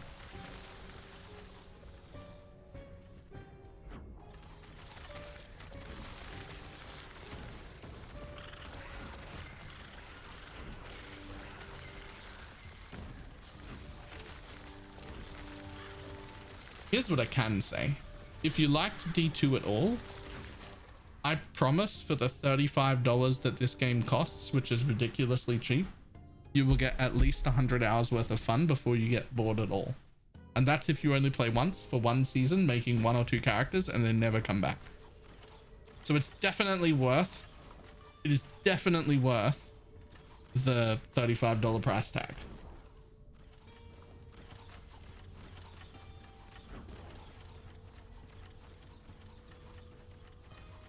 In the first time and they would love it. So yes, so this is more like, this is,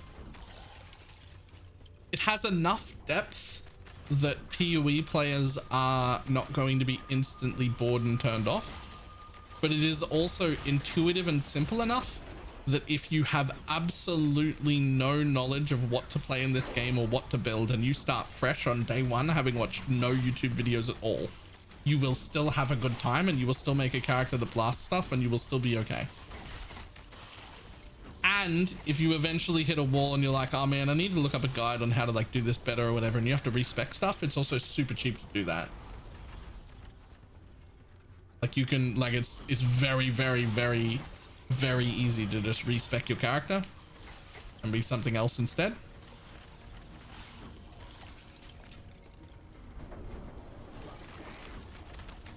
This room with the grinders. Me too.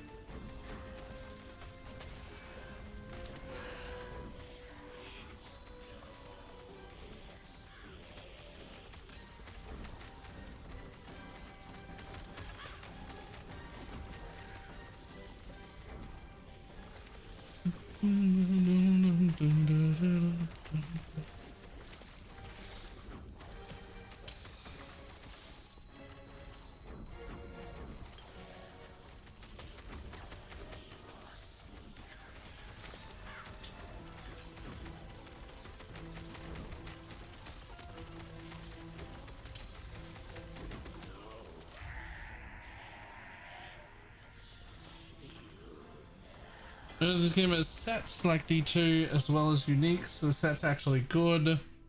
Another type of end game gear. So a few of the sets are actually good, but most of them are actually a little bit bad right now. They're very aware of it, and they have plans to fix sets to make them much better, but it didn't make it into the list of things that they would get done for the 1.0 launch. So right now, most of the sets aren't really worth it.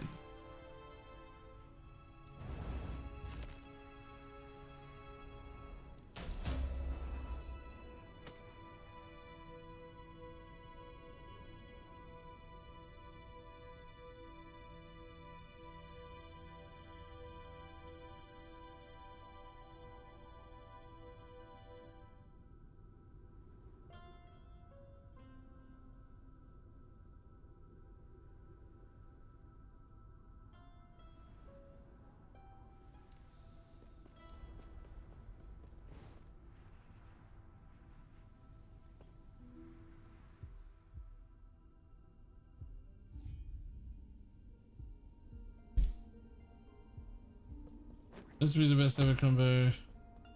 Improve eventually, but it's not the goal.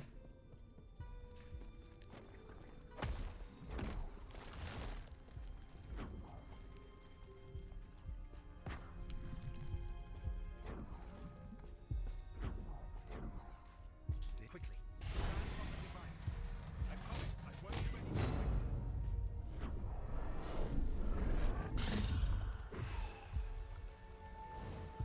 Teleport me, let's go.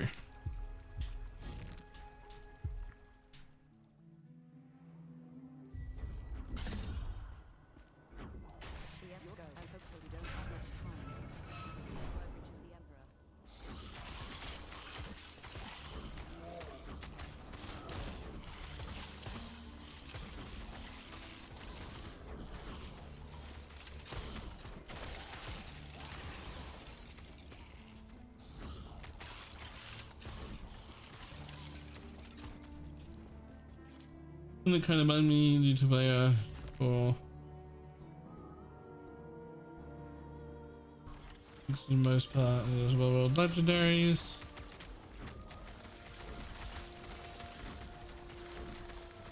Okay, so there's going to be a mix in most builds of like rares and legendaries to begin with. However, they have this thing called legendary potential. I wonder if I have anything in my stash. Any of the ones I found today have legendary potential? Damn it. No. Okay, so they have this thing called legendary potential, and this is like an end game thing that you could grind for if you wanted. And so this piece doesn't have any legendary potential, but it could have dropped with legendary potential. It's common to drop them with 1, possible to drop them with 2, unlikely to drop them with 3, and very, very rare to drop them with 4 legendary potential, which is the max. And what that is you have an ability in the end game to take a rare item, some specific rare items, I won't bother with the details, but you can take a rare item and slap that rare item, like craft it onto the unique. So instead of having just the stats it's got right now, if this thing had 1 legendary potential, I could slap 1 random stat off a rare onto it, and it would have that 1 stat from the rare as well as the components. If it had 4, it would take all 4 affixes from my rare gear, all 4 from my crafted rare gear, and slap them on top of the unique. So you would get like the unique power and whatever it came with, plus wear a rare at the same time.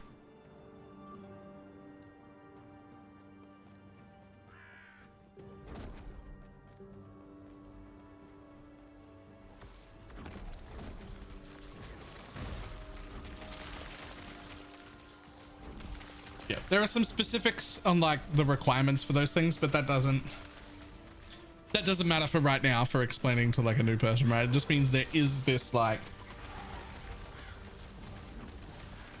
if your idea is to get 4 legendary potential on every piece, that's probably not going to happen. But it is pretty reasonable to grind like 2 and maybe 3 on 1 or 2 pieces or something like that. So legendary potential is specifically just the stat that says I'm allowed to take a rare modifier on me. It'll still be a unique item. It'll just be a unique item with legendary potential. It'll show up as like LP on the item.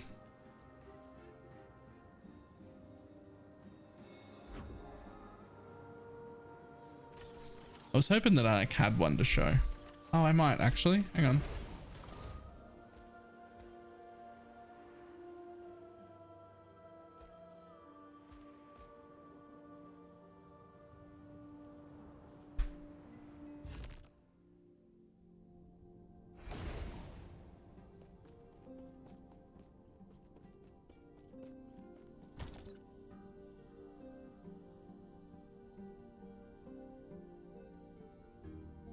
I'm sure I got something that had legendary potential earlier. I'm sure I did. I might have vended it because this is like a trial run that I didn't care about. I'm sad. I think I vended it. So I don't even have one to show.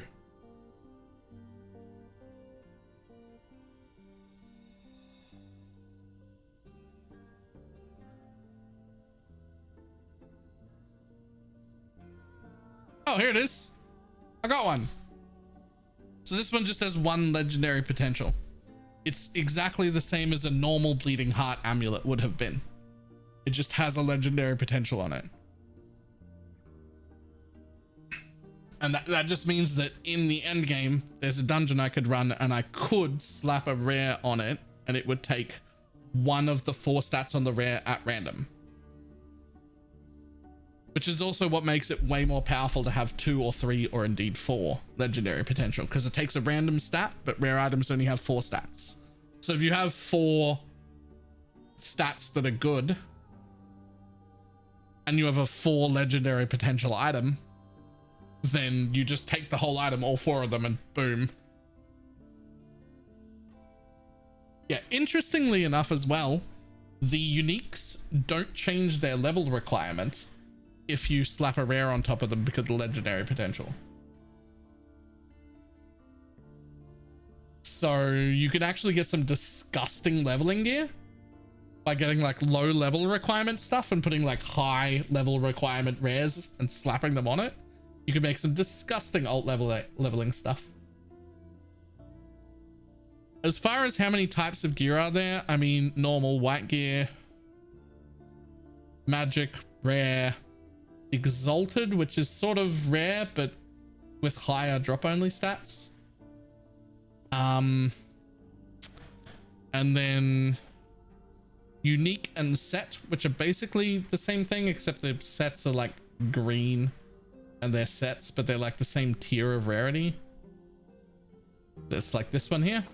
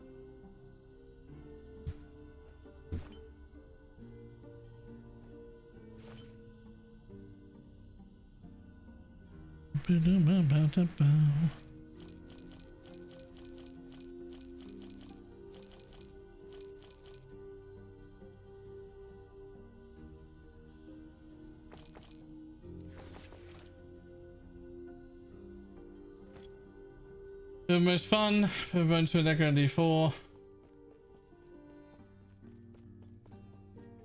I mean, fun is subjective, so like whatever looks the most fun to you.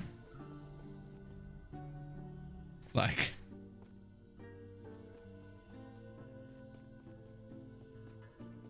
what class is the most fun? I don't know. What's the best position in bed? Like it's different for everybody. It's not. There's a real answer, but don't worry about it.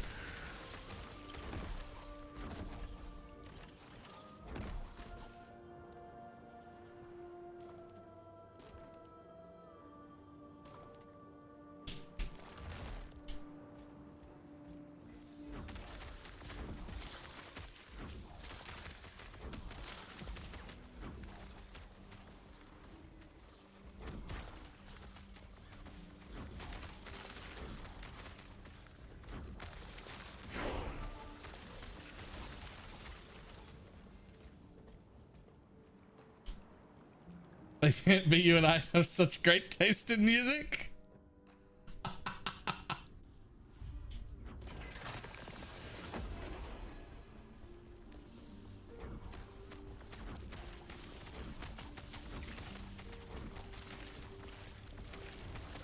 No, not today. That's all right. It wouldn't apply to you anyway, Alexia.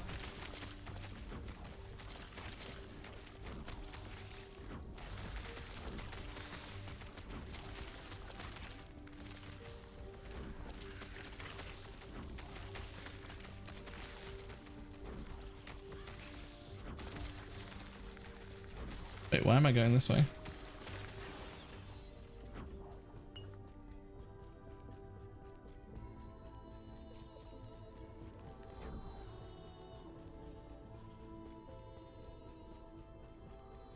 Yes.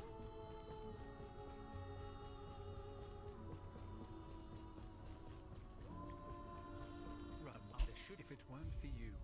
I'd still be in the dreadnought.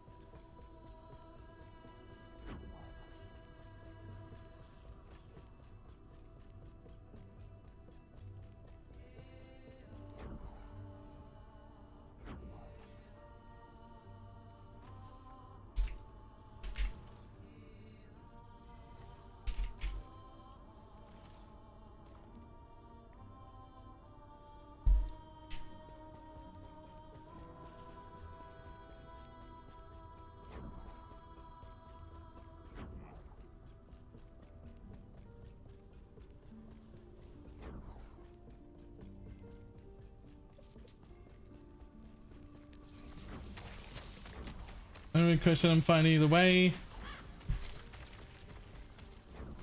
Whether the same as player trading or not. Sort of. It's a big deal. This isn't a yes or no answer. Honestly,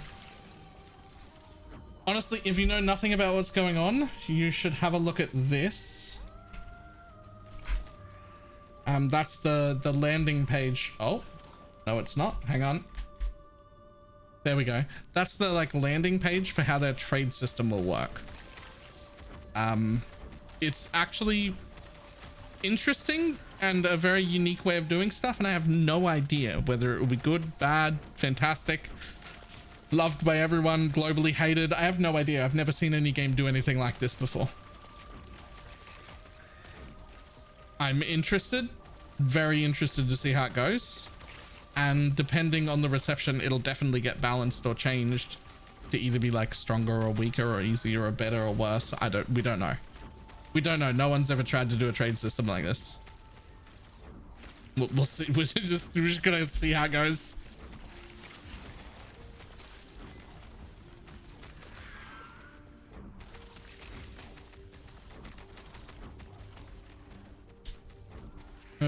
Can I join the guild? There are no guilds in LE in the way you're thinking, like, oh, it's the BalorMage guild. There are those two guilds which are like factions. They're just calling them guilds.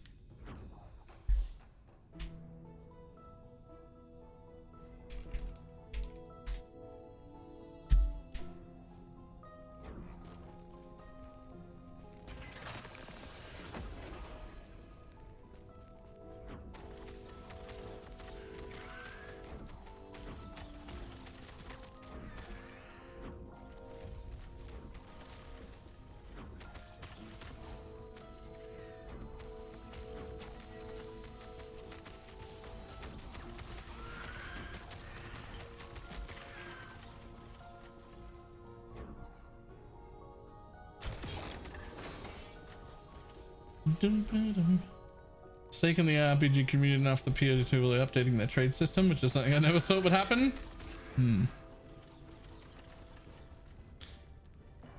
I'm actually surprised too that they're doing anything about it.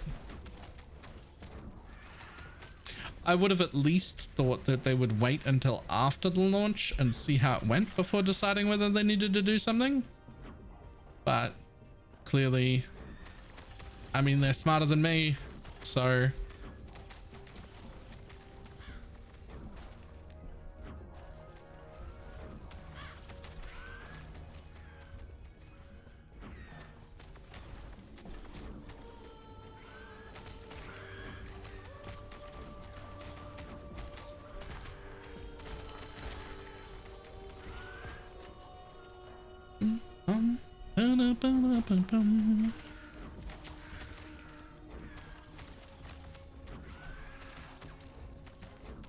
to be ribbon of blood in the first monolith boss. Is that good? I have no idea. I don't even know what a ribbon of blood is.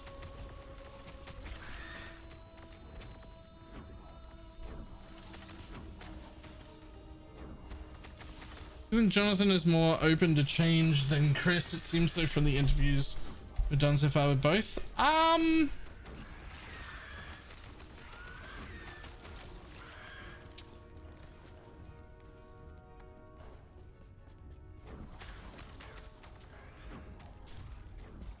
don't know if that's really fair, because Chris has been pretty open to change very often.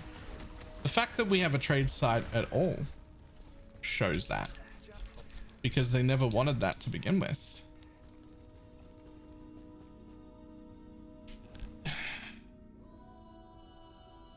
I think Chris has made a lot of changes to the game that he personally would have preferred not to, but that he understands more people wanted than wouldn't, and was willing to make the change for that.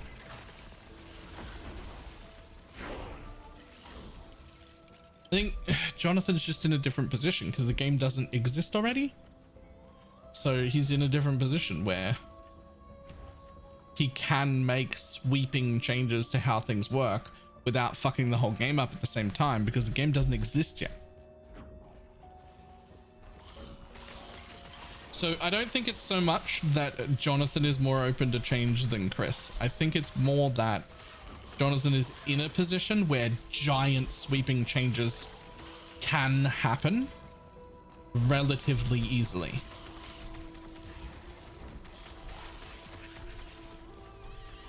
And that's not a position Chris has been in for over a decade.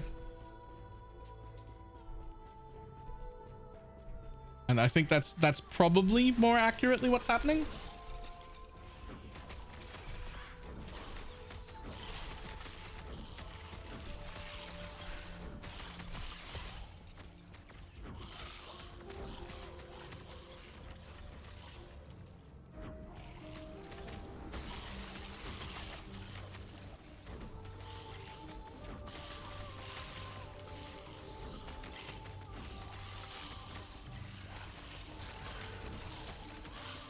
I also have to say, and before I say this, I will mention it would be important for everybody to remember that I am autistic as fuck.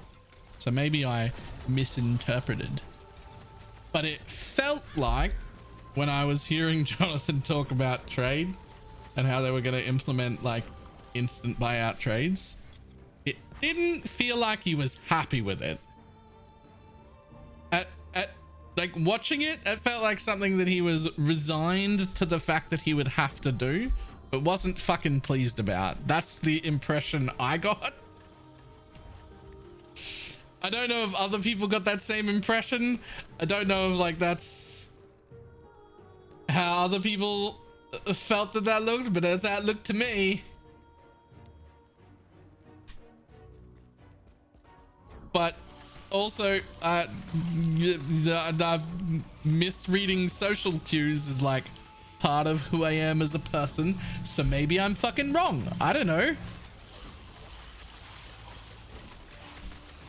But that's the feeling I got.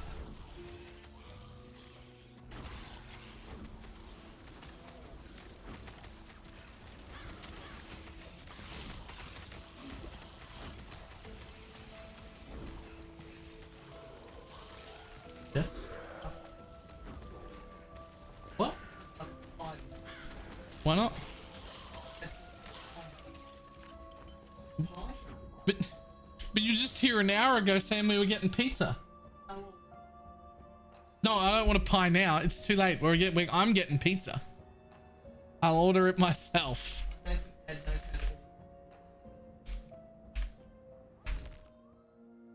You can't fucking tease pizza and then come down an hour later and be like, do you want me to heat up a frozen pie? Absolutely get fucked. We're getting pizza.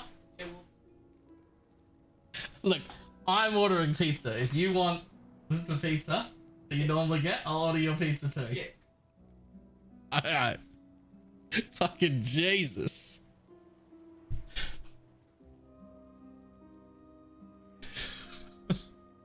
Thank you.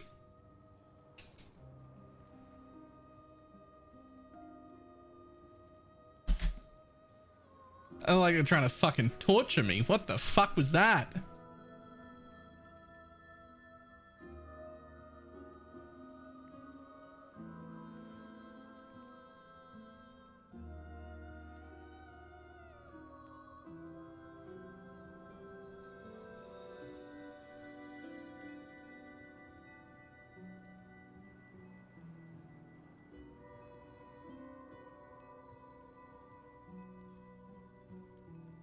Speaking of misreading social cues.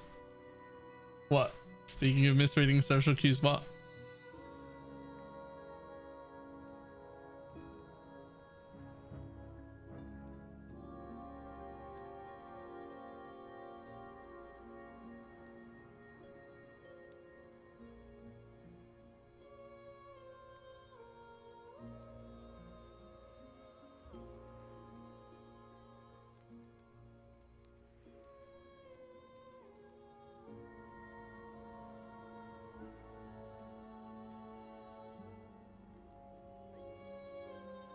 If that was my family, the pizza would have just been delivered and they'd have been revving me up. You know what? That would also happen here.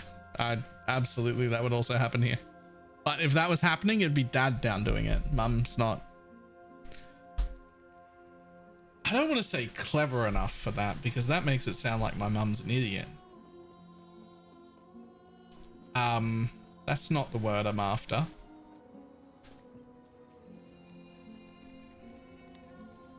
Mum's just not that willing to wind me up. She doesn't think about that on her own.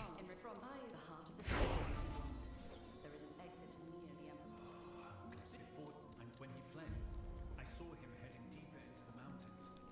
When you find time, you could take a peek at his nest. She's also the easiest one in the house to wind up. Like she doesn't notice right away. She's getting wound up.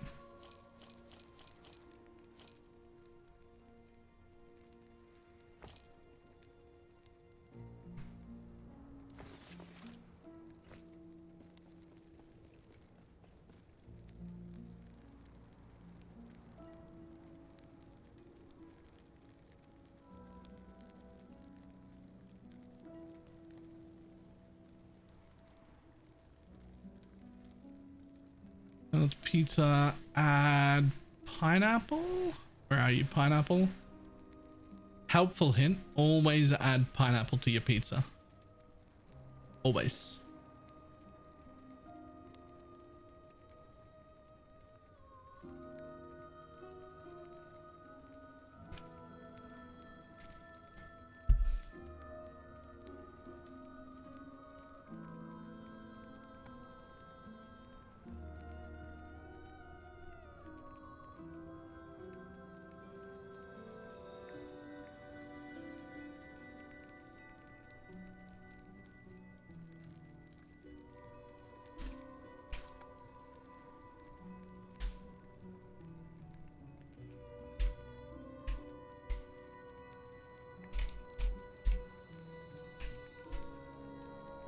No. You should always, not only should you always add pineapple to pizza, you should always consume pineapple or pineapple juice whenever it's an option, all the time. You should have as much pineapple juice as you can possibly have in your diet all the time.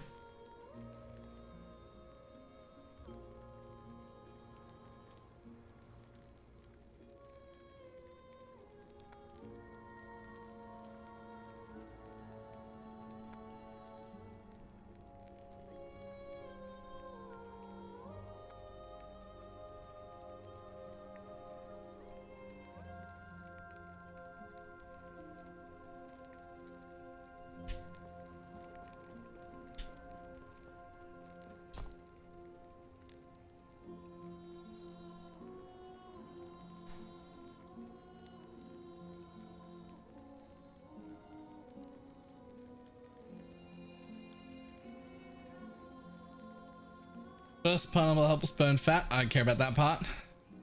The second bit, that's more important. That's way more important. Take care.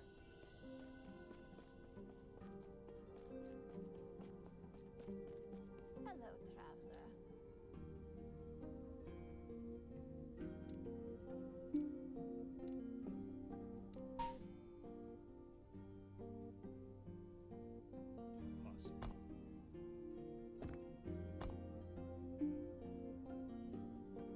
Three if other people don't like pineapple, it's more for you.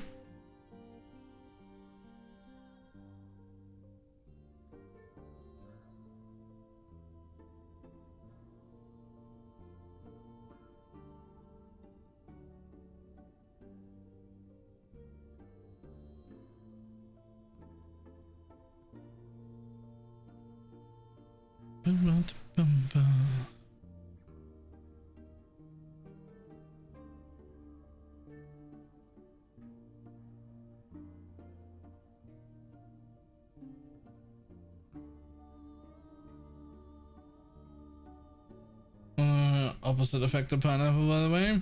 I didn't know that, but I also don't really like asparagus. I'm not, if it's on my plate, I'll eat it. I'm not like that picky about it.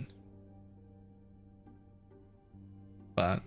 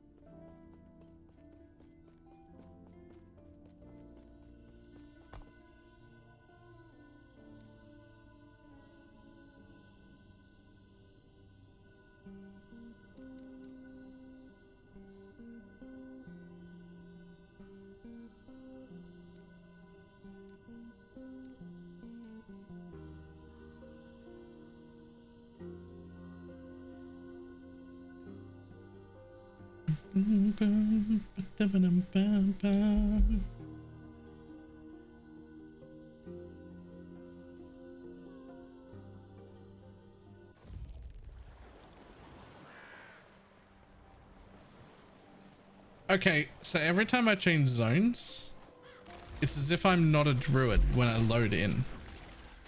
I am exactly missing 20% of my maximum health every time I zone. It's the amount of health that my being a druid gives me.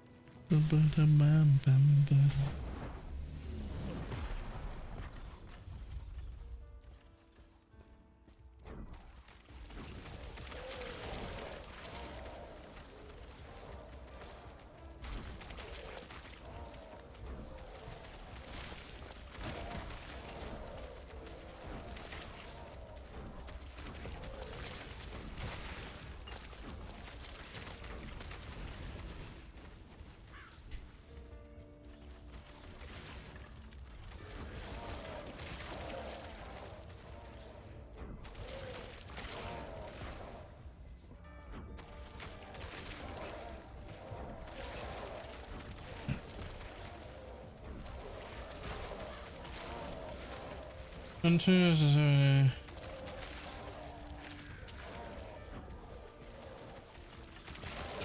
ever seen really playing it? I expect that at least the first few hours after launch are gonna be pretty fucking horrendous, to be honest. I know that the 11th hour gaming team is like as prepared as they can be. I know they've been running around like chickens with their heads cut off, trying to make sure everything goes as smooth as possible. But I think as smooth as possible for your first major game launch ever is still a shit show. At least for a few hours. I have every intention on... I will not be starting at League launch time. Just to be clear. I'm going to be starting like 4 or 5 hours after that. With the... Because it's a 3 a.m. launch for me. And I'm just like, I don't really want to get up at 3 a.m. to be like stuck in queue for 8 years. Like, I'll just come back.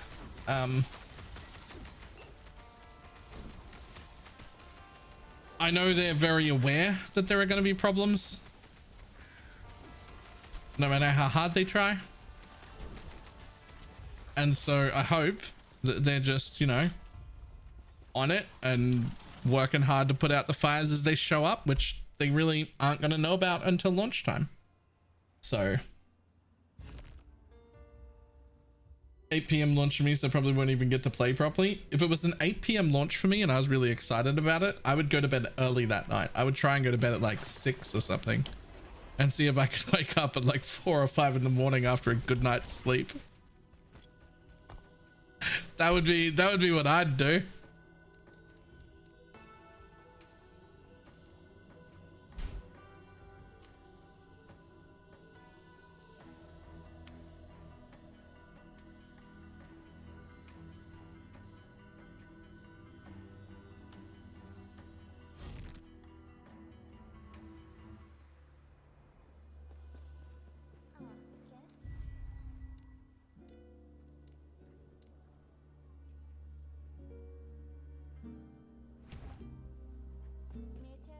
Dum, ba-dum, ba-dum, ba-dum.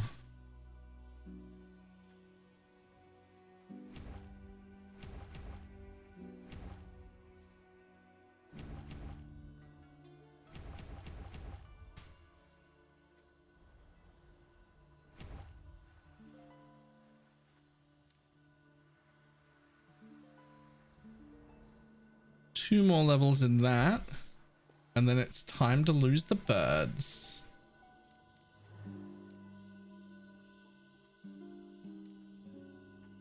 Let's go do these other side quests real quick.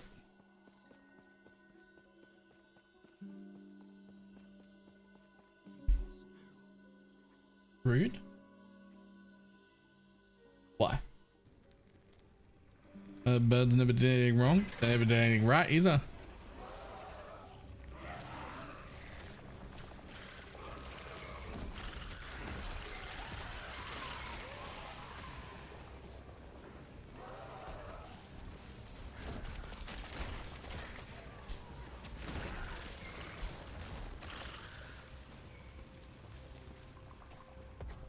I don't think this is the right way. It's not.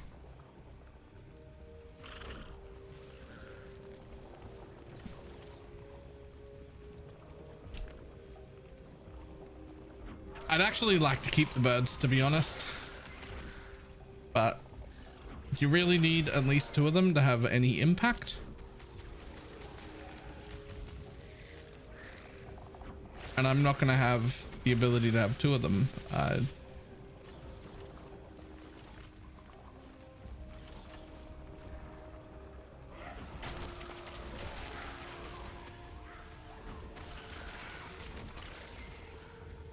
Unfortunately, your default companion limit is 2, and I have 2 Spriggans, and they count.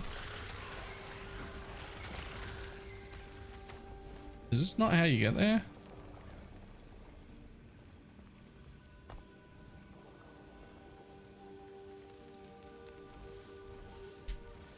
Maybe it is, and I was just wrong.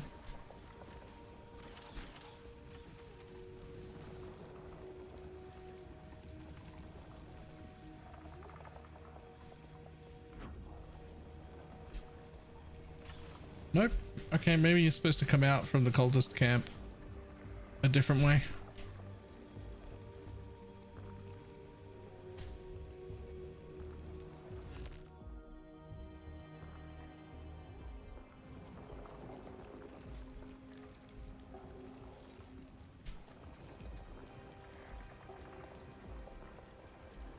Yeah, there we go. That's the way.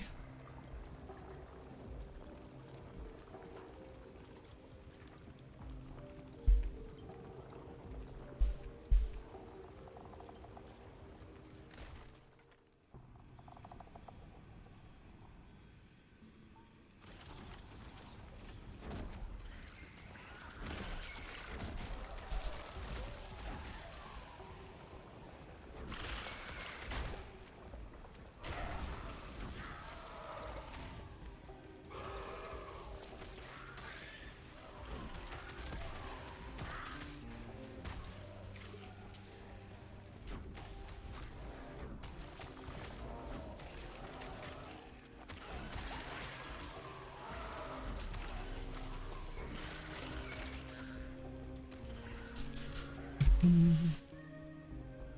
6 p.m. launch. That feels like an awkward time.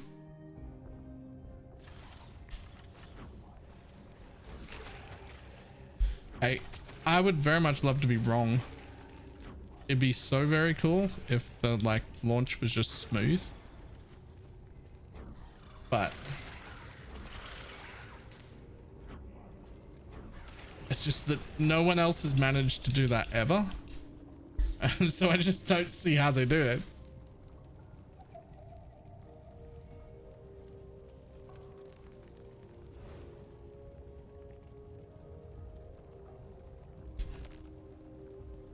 Like, I have no knowledge of like what it takes to run any of this shit. All I know is nobody can do it.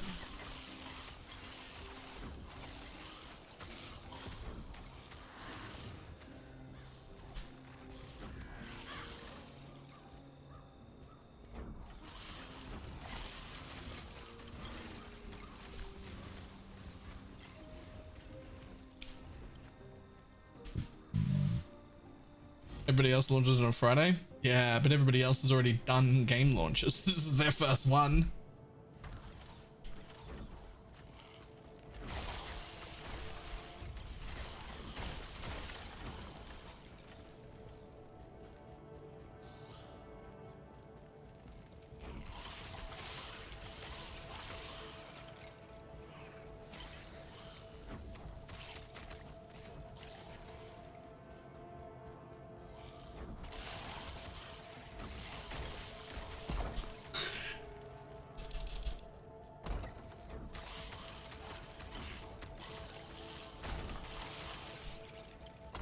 Okay, so the good news is if you really want to do it as a druid, it is fine. But it's definitely just like weaker than just being a shaman. Like you can just be a shaman.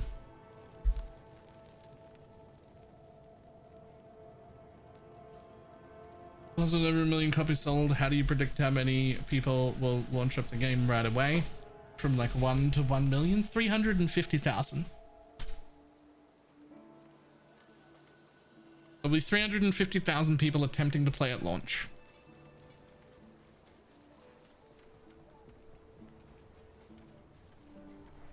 What do you want?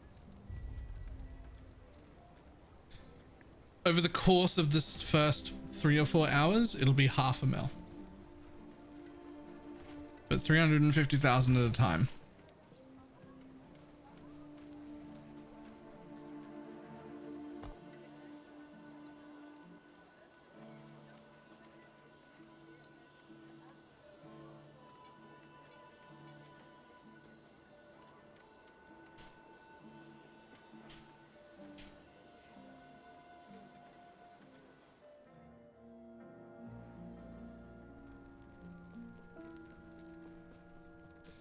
And if you're wondering how I know that, I don't. I just made it up.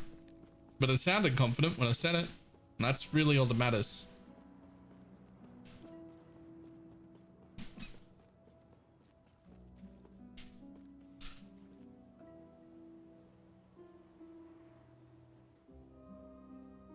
Do I have to buy it now to keep playing?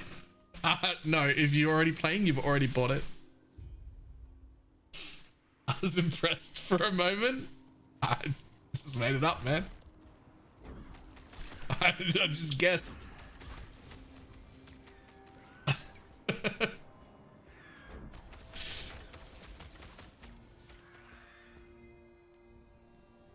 But didn't I sound confident though? Like I spoke it like it was a fact.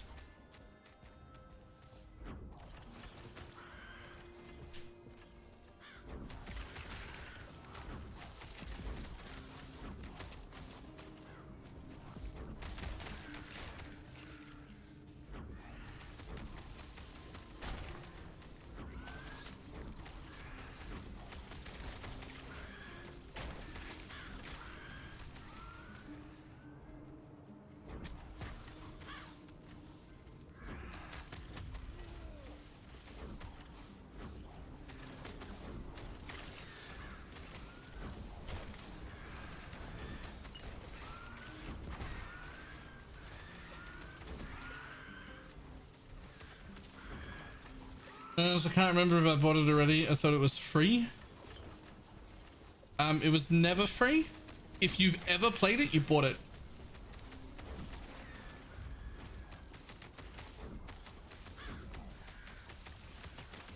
Really? Yep. It was never free. If you've played it, you bought it. I mean, there was like 1 or 2 like weekend events where everyone was able to play for free for like 2 days.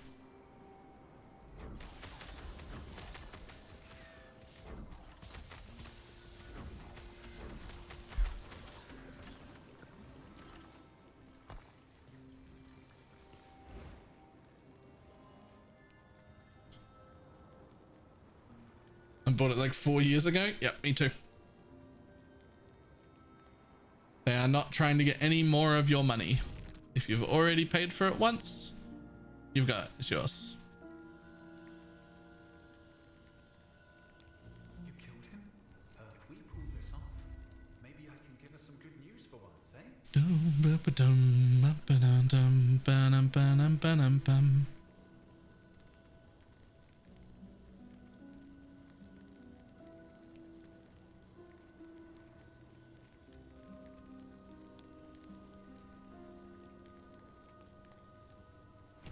First time I played it, it was free. You had to download a zip file and you could play Primalist for a couple of zones. Okay, you're right. Technically, once upon a time, it was free. It was barely a game at that point, but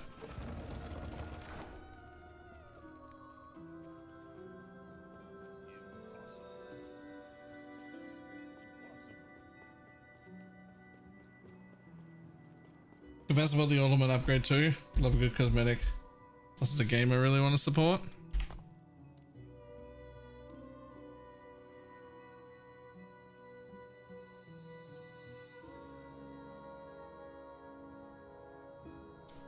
Me too.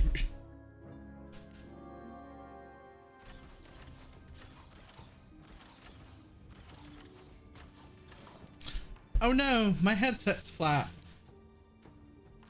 Flat battery out. New battery in. Ta-da! Full charge.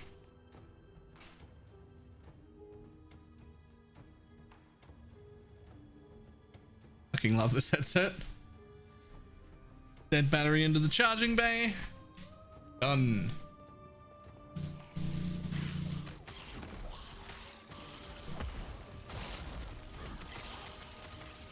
We're walking on December 2. This damn it didn't get much heavier. The battery feels heavier still. I know I'm not feeling that now, but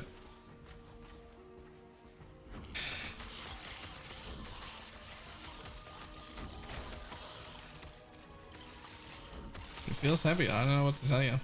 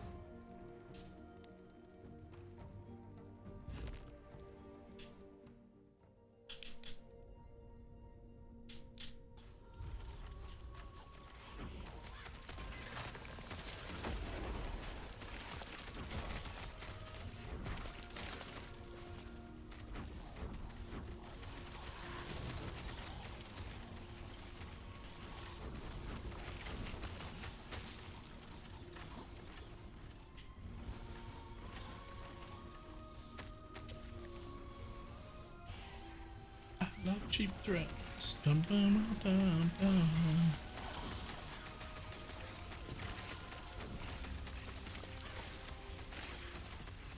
Yeah.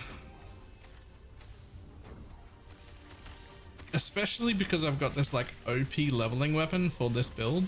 It's still a little worse than the shaman who had nothing. I don't think playing this as a druid is a good move.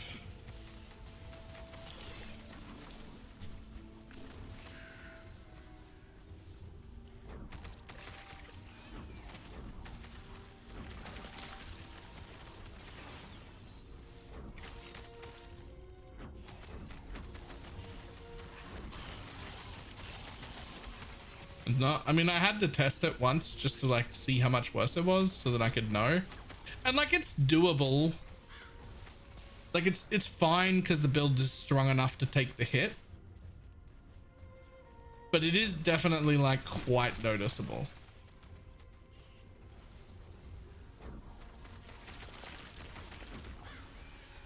Like, it's still noticeably worse than the shaman runs that I've done. And I have this disgusting leveling weapon this time, which gives me an extra 10% minion cast speed and 105% increased damage. And it's still a little bit worse than the shaman. So I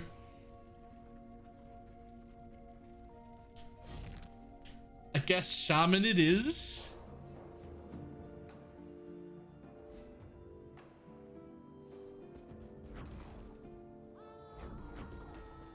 Okay, but shamans doing more damage in the end, significantly more damage in the beginning as well.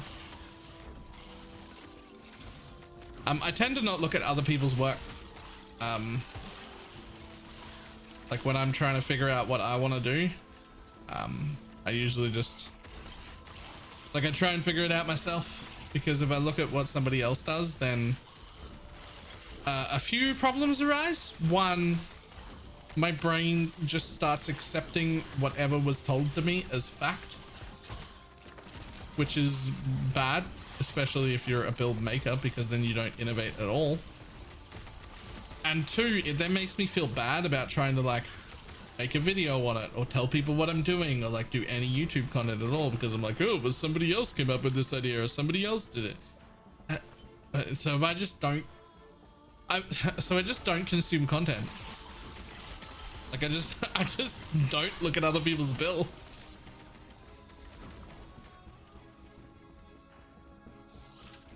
And then usually the time when I go and look at other people's builds is when I'm just about ready to make my own build guide and whatnot. But I'm like, okay, I'm ready. I think I've got all the right answers. Then I have a glance at what everybody else is doing to see if I missed anything, or to see if I like my ideas better than their ideas, which I usually do. Just because usually I have a different priority than most people have. My priority is always smoothness first, automation second. I want it to be smooth and as automated as possible, not the highest DPS, not the most tanky. Like those things help contribute to smooth, but smoothness is the go. The most smooth I can make something, that's the go.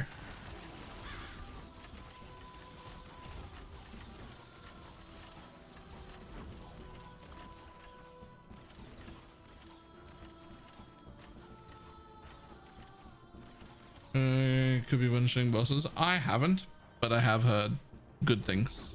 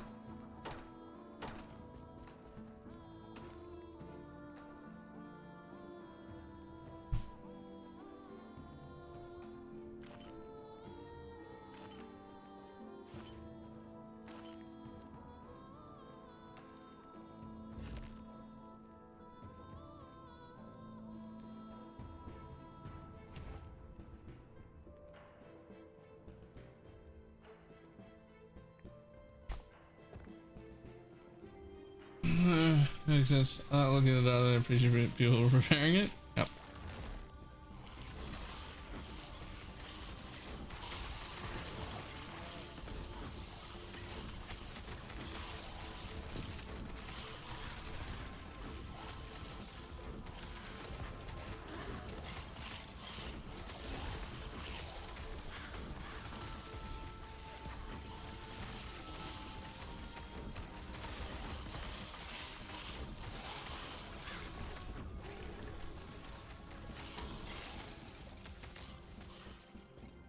I've never tried to use Pyroclast Mine for SRS. The main reason for that is when I play SRS, I'm looking for the most automated build I can possibly get. Having to throw Pyroclast Mines feels awkward and unfun, and I don't want to do it. Move slowly, or you should get. It might be good. It probably is. It's probably a ton of damage. Sounds like it'd be a ton of damage, but I want to do it.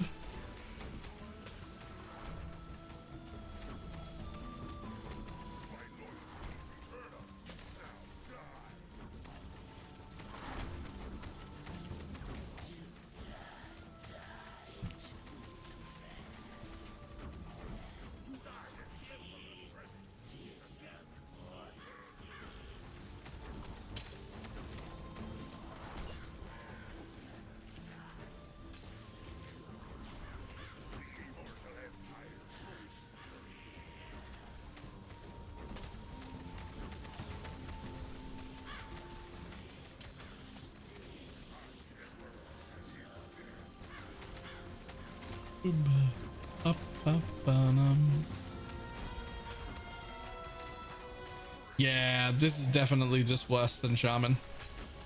Shaman without this weapon would be done with both these bosses by now.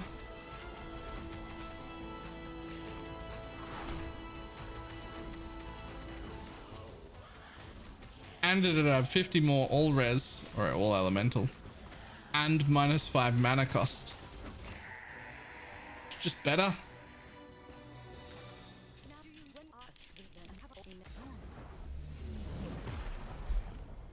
Just better.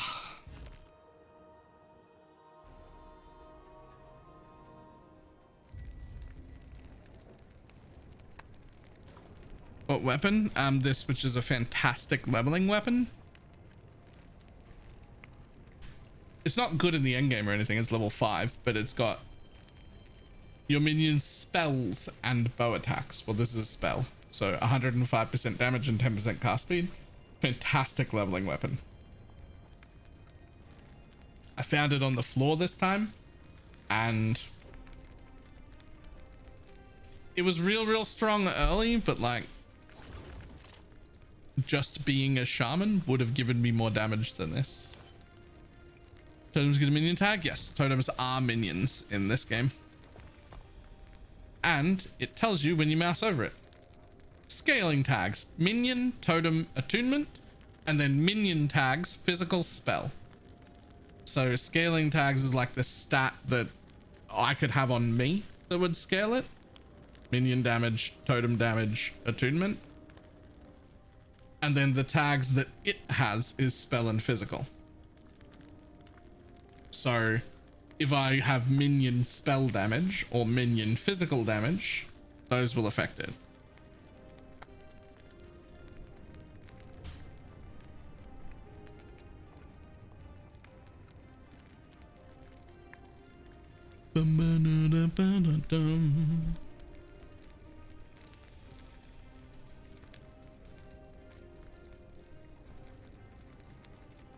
Never realized. I thought they were separate.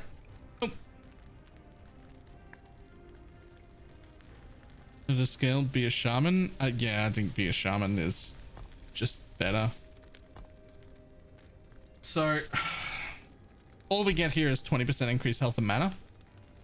This gives you -5 mana cost, plus 10 attunement, which is attunement scaling, and 50 all res, which is useful. But then I guess more importantly, I'm seeing the problems coming up here. So this is where it would lock. Right? This is where the shaman's locked now, because this test was a druid. So over here, there are 10 points that could give me 1 minion physical damage per point flat. Flat's great. So there's 10 points for 10 damage.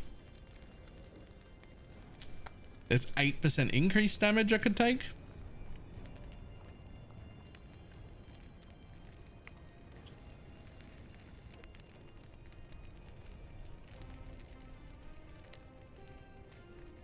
It's not a companion, it's not a spell, so those don't work. There's almost nothing else in here I care about, to be honest. This for crit avoidance is nice, but like it's kind of it for the back here. So this has this front loaded power, which is really good, right? And then back here you've got only 8 passives, but it's 2 minion spell damage per point, so 2 less passives and 6 more flat damage. And this, which is physical resistance and elemental resistance per totem, which we have either 8 or 9 of. So like that's pretty big.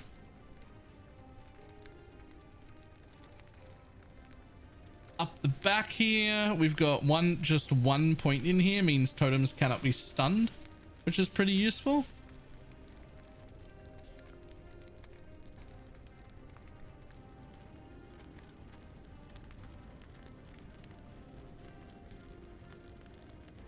That's kind of it for the back here too.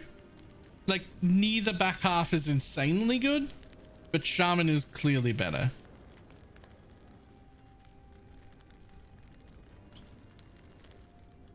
You get this bit for a bit of there's another 10 flat lightning, which isn't our main scaling, but like flat is still pretty strong, so it's still worth it.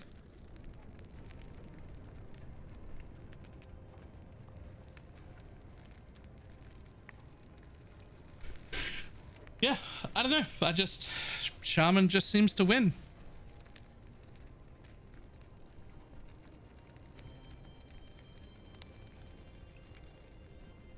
Plus, it's going to have that new totem, which means I'll be able to try out that new totem.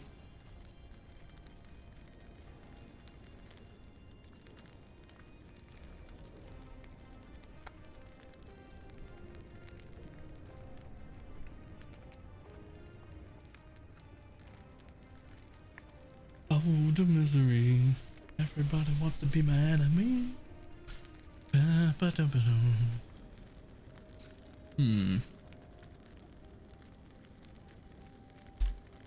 Yeah, I think that's I think I don't need to test any further with that druid. It doesn't need to. It doesn't need to.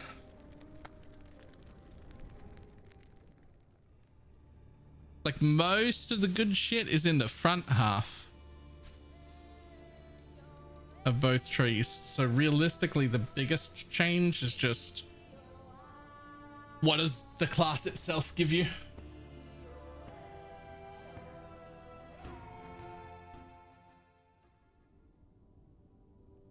Right, like it's Shaman's just got a little better flat damage past the chain. Druid has the one node, this node right here, which is 1 damage flat per point and 10 of them. So you can have 10 flat past the chain there, or you can have 16 for 2 less points. And then you've got like this node and the anti-stun node as well, which are Druid's got like nothing else. There's just there's the total resistant thing and the anti-stun thing back here, which is, so it's just 6 more points, 6 more damage for 2 less points, a good defensive early game node, and a complete stun immunity node versus just this one node, and that's it. So Shaman wins in the back half, and Shaman wins as the passive bonus as well. Like there's just no competition, I guess. Like it just has to be a Shaman. But I'll be back in just a moment.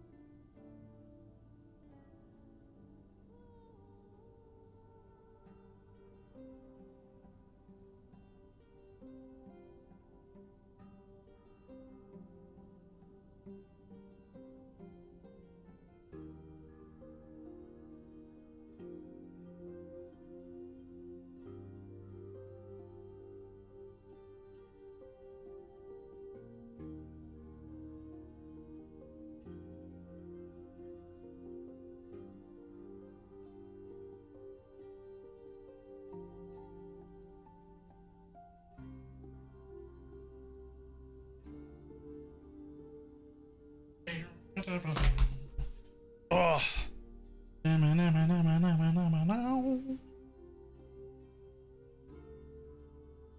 Adding an LP to item have to have 2 Africans. Yep.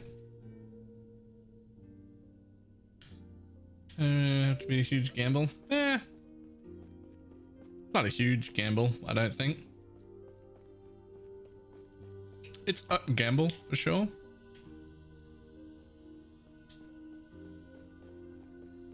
Alright, shaman version. Much better.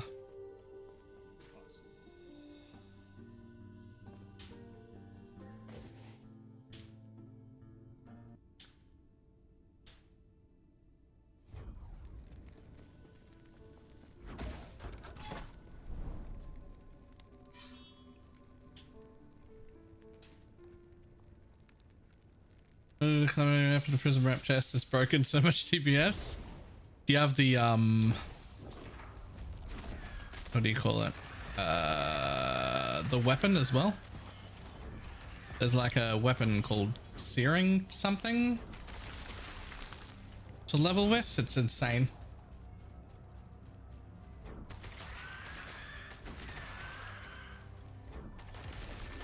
Ooh. Our food is here. One second.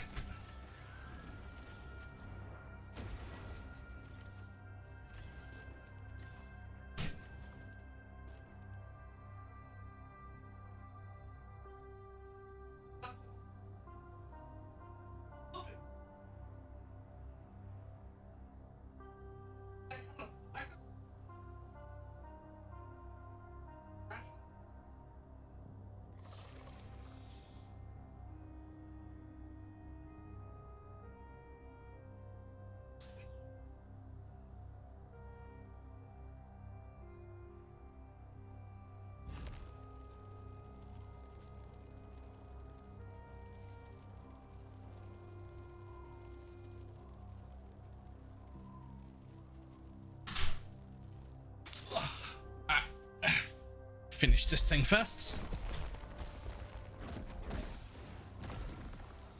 I should do back to this because I'm gonna keep playing Grun Blue. What the fuck is that?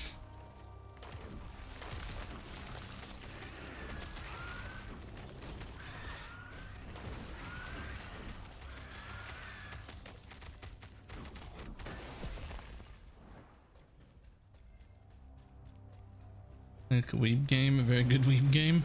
Eh.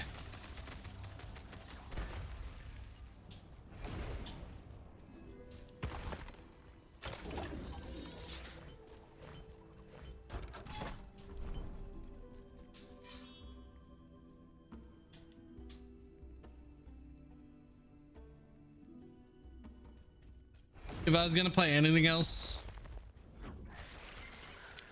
I mean, if I was gonna play anything else, it'd be back to PoE.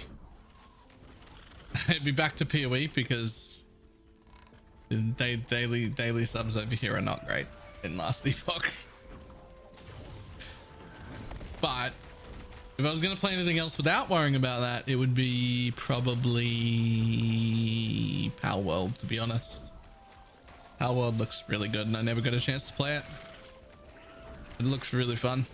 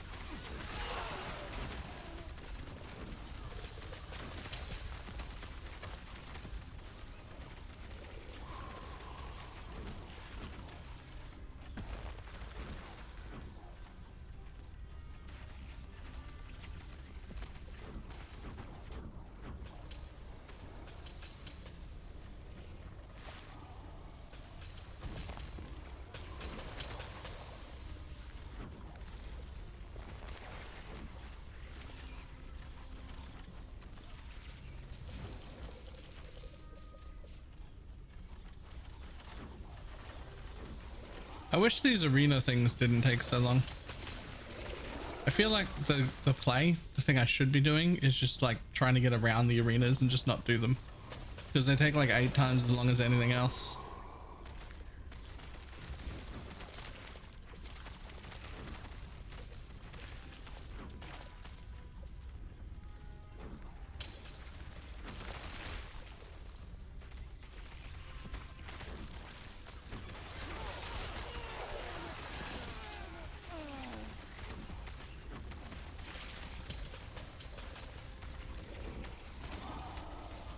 We're going fast skip these. It'd be better if instead of 15 waves, it was the same amount of total monsters in 5 waves. Give me 3 times as many monsters per wave, but only 5 of them.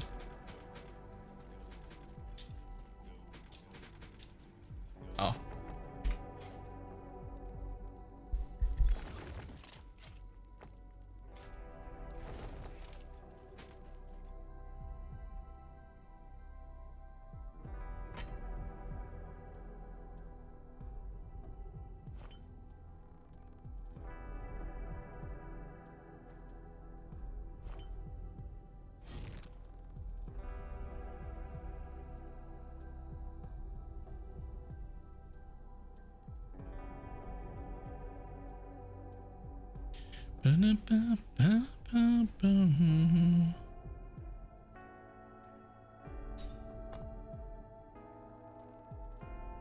See what we got. Anything cool?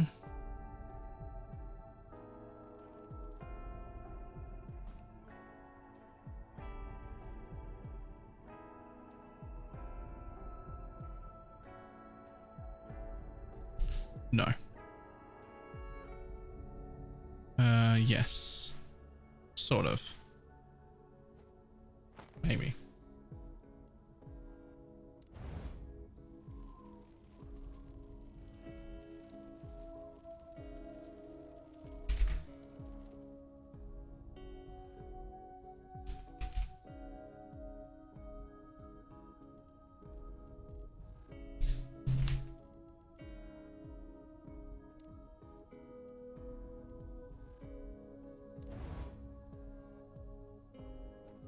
Well, better than that, I guess.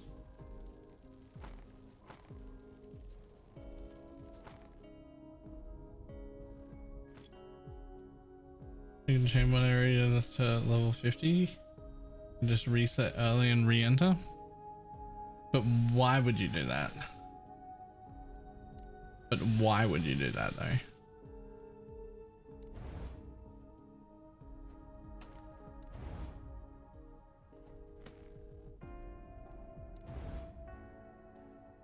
One shot lagoon. No, that's the reason to. But that's the reason to come to monoliths, right? But why reset one over and over again when you could complete them?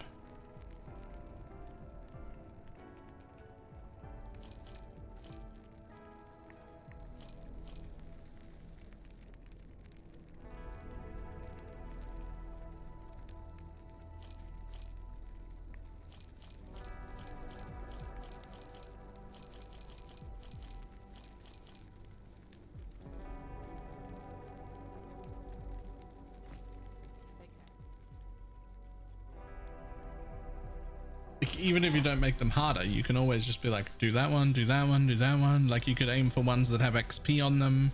You'd get the rewards from the end. You'd get the gear piles and all of those sort of things.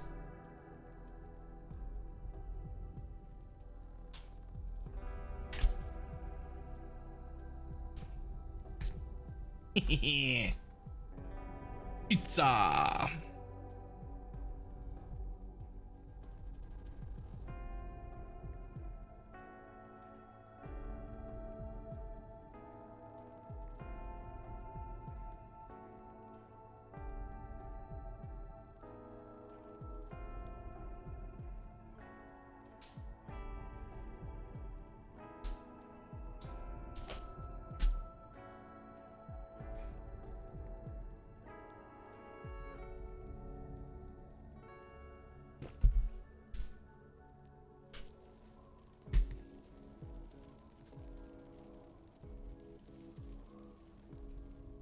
Like the base idea is good, right? Like if you're struggling at all or in danger at all, you can just start hitting monoliths right away and then come back and finish lagoon and other shit later.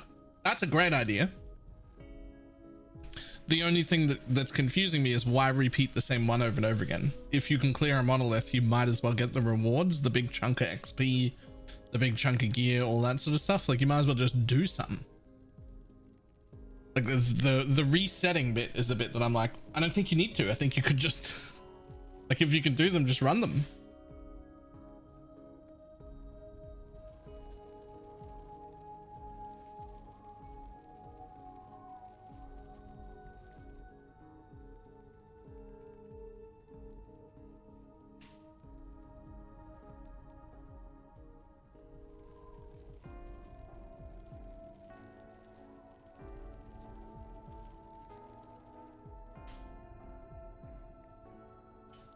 Do you like Last Epoch's endgame? I like it quite a bit, yes, but it is still relatively small. I mean, it's more endgame than Diablo 4 has, but not as much as I'd like. That being said, it's only just releasing now, and their plans moving forward is to make leagues that also contribute to the end game. So like it will get added to at a pretty quick rate. So hopefully we'll become pretty good. The stuff that's there now is great. It's just not quite as much as I would like.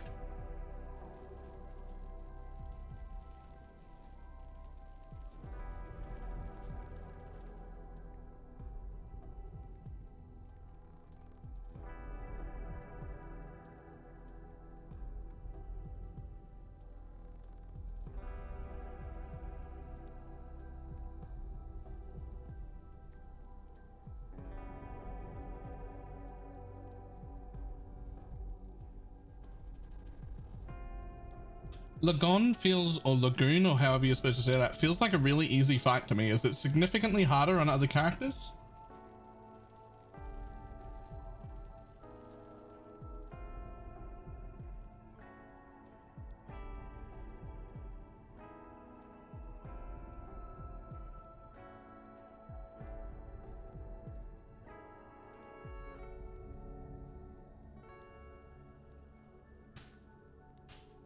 Mechanics fight?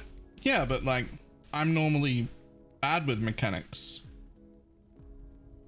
This game, like, there are just some really easy, obvious telegraphs with like slow moves. So you just like, you see the big square and then you like, you take a break, you look around your room for a little bit and you decide what you want to do about it, and then you walk out of it and then you don't get hit.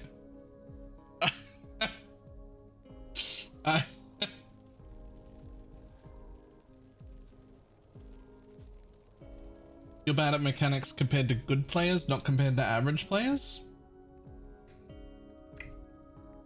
Is that true? I feel like I'm pretty fucking average mechanically.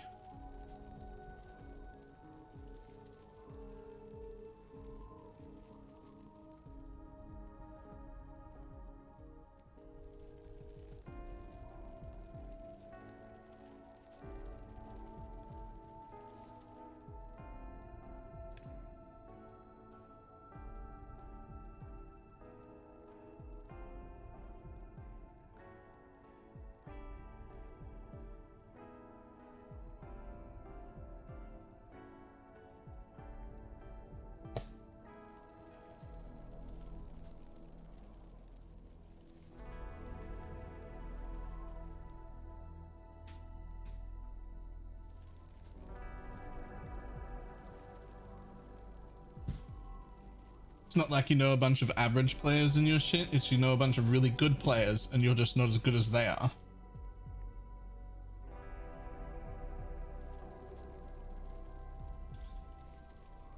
Is it weird that I never considered that as an option?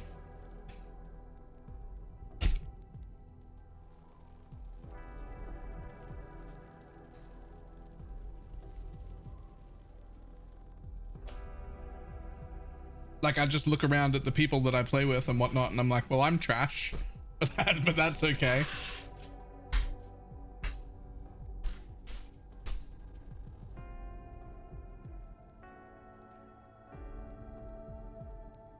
You calling Mikey average? No, it's just that I never considered that, like I'm comparing myself to quite good players. And so if I'm just a good player, but I'm surrounded by people who are quite good, I feel like I'm shit.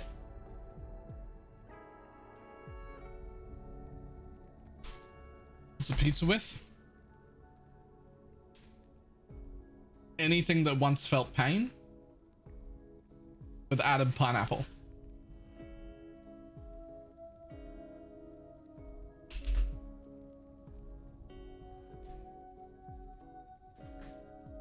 That's a horrendous and inflammatory way to describe that, Baylor. It's a meat lovers with added pineapple.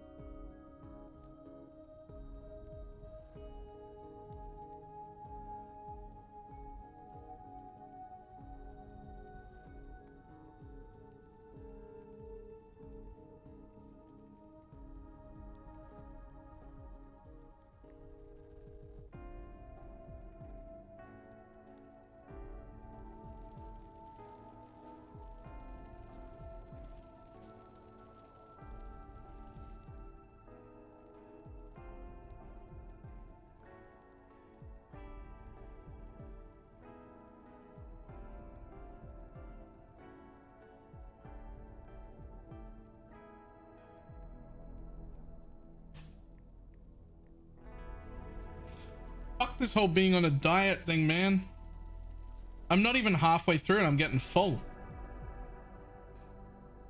I mean, that's good. There'll just be more leftover pizza for other meals, but like I'm really enjoying eating it and I'm getting full.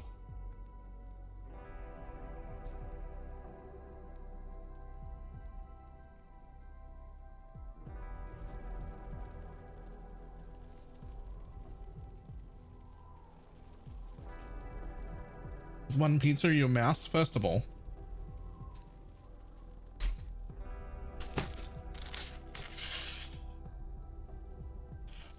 Who the fuck said I ordered one pizza?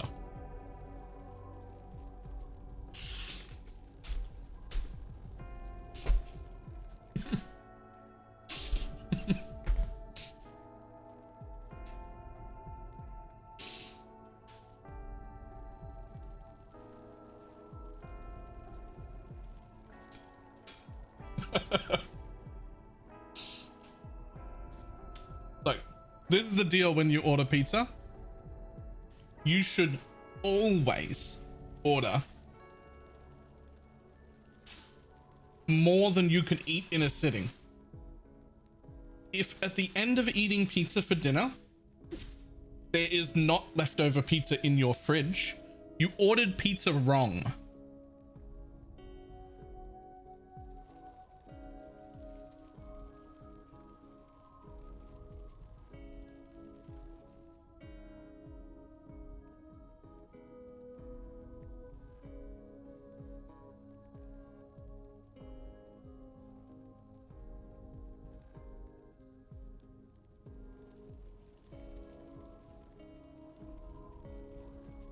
It doesn't matter how much you eat, right? Like if you can only eat half a pizza, one pizza is good for you. If you can eat a whole pizza, you should order two and have another one in the fridge.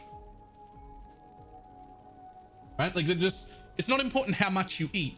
It's important that you order more than you're going to eat. It's important that in the fridge, there's leftover pizza. If you order exactly as much pizza as you need for that meal, you've done it wrong.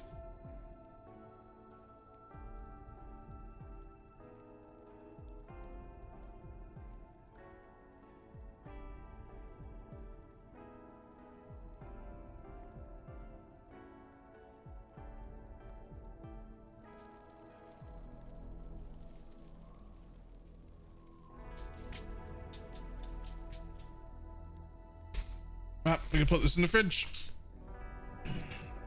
Shocked at how little I can eat.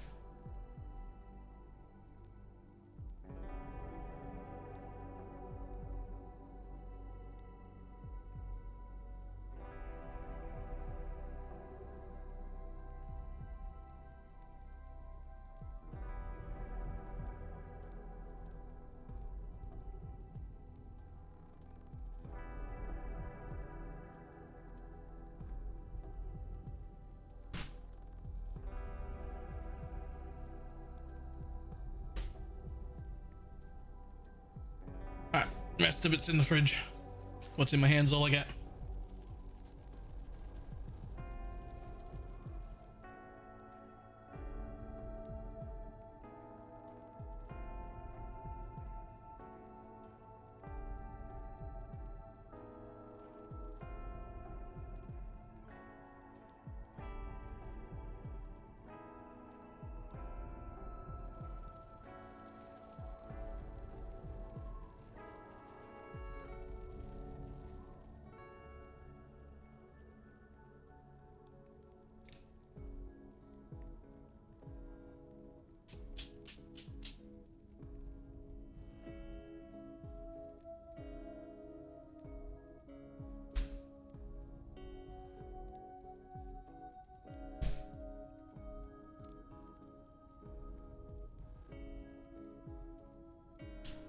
All right, let's go.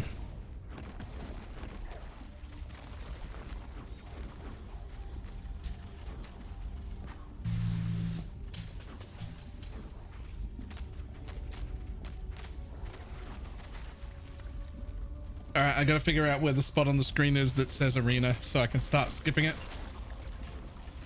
Oh, I thought I'd be able to face tank that forever, but it was starting to hurt a little. I guess I might stand out of it.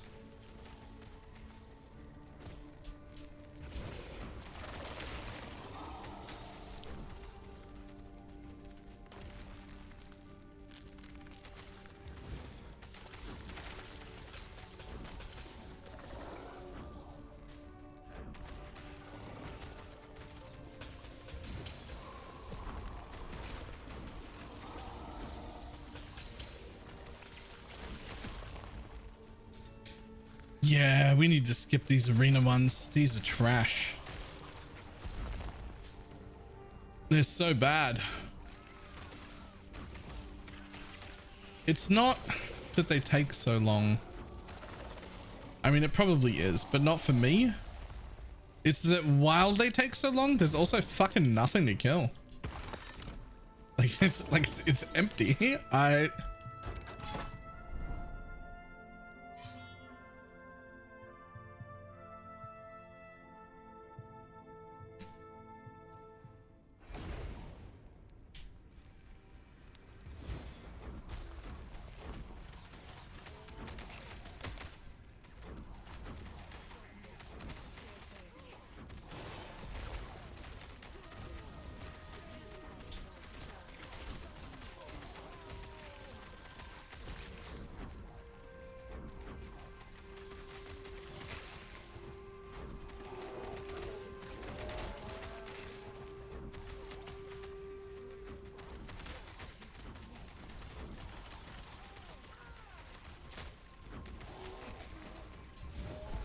Dum, dum, dum, dum.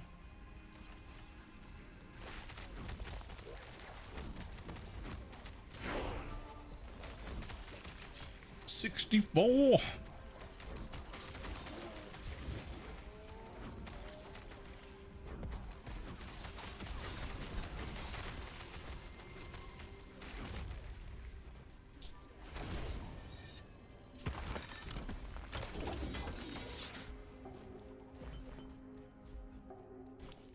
Dum, ba-da-da-dum.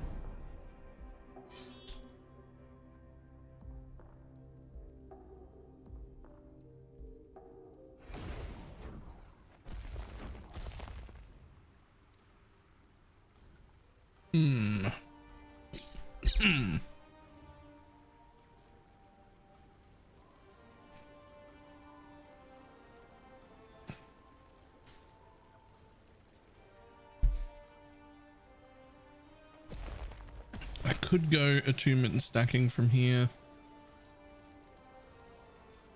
but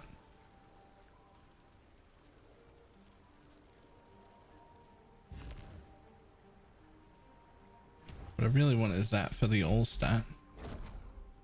It's better.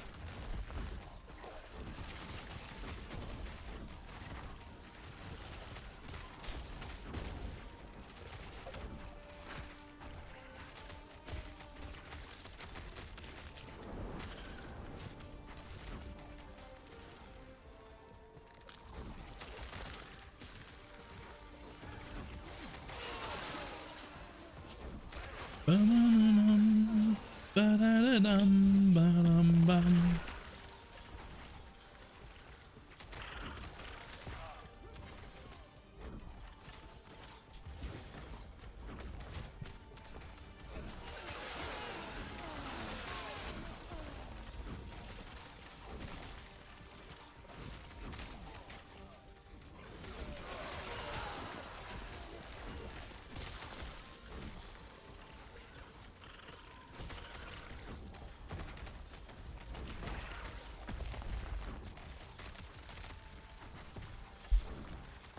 What does my resistances look like? Necro and poison are low. That's it. Everything else is capped. Easy.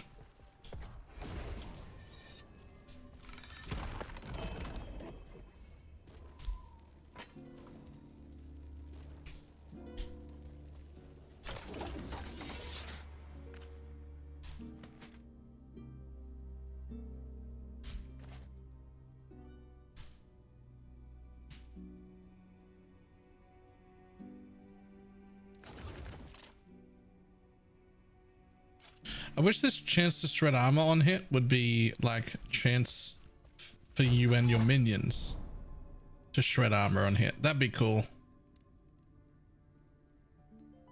It's one thing I'd really like in this build is more armor shred, but I don't yet know how to do that.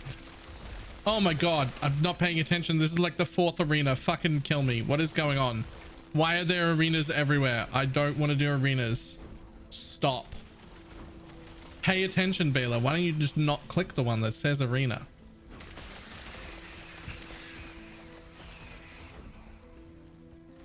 I refunded the LE with 1 day this week on stream and then put it 3 in Nexus. Okay, that's a little further than I was. I mean, thank you, but you don't have to go through that much hassle. Like that feels like a lot. That feels like a lot.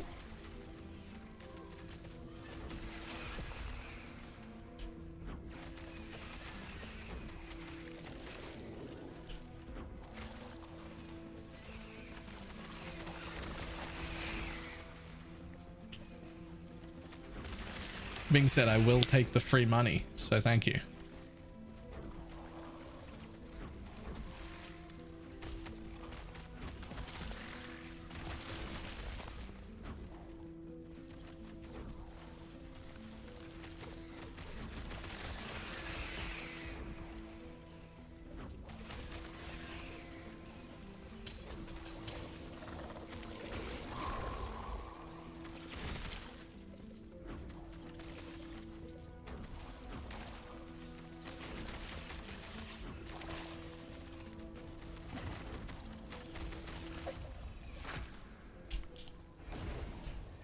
Praise the Lord, I'm out. I wonder if it's actually worth prioritizing the ones that say XP. Okay, where do you say what you are? How do I tell if it's an arena or not? Where is that written? Oh, right in the center of the screen. Right in the center of the screen. That's where it says it.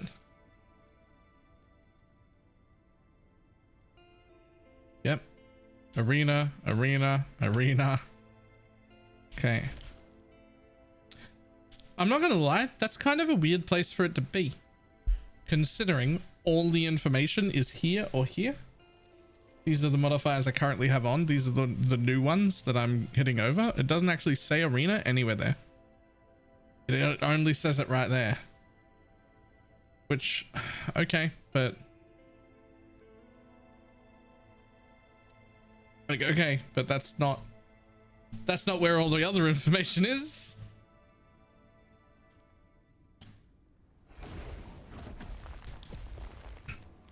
It's probably just a Baylor's blind problem, to be honest.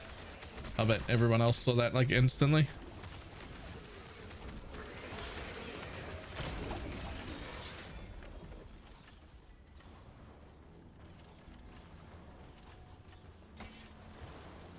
God damn.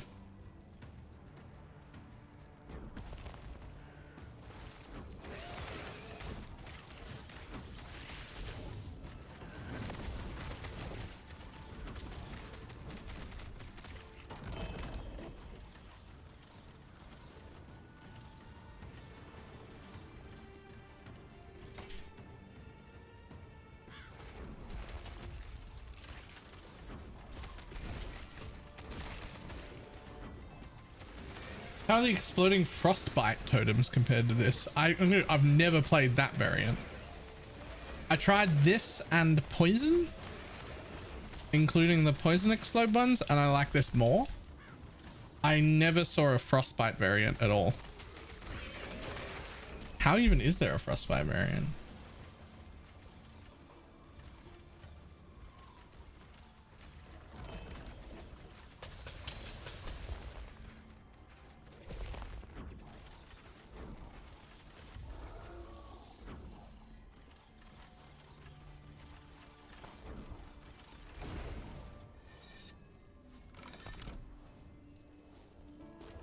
Oh, down here.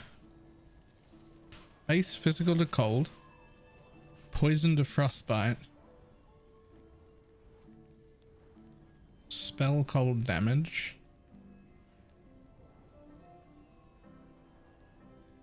I have to assume that that version doesn't care about all this stuff for pierce or this for the range.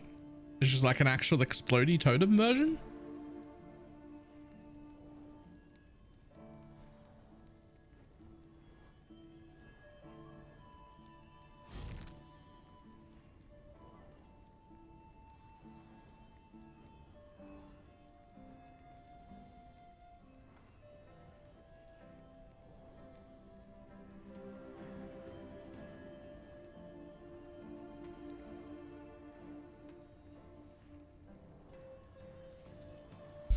They make them explode? Here.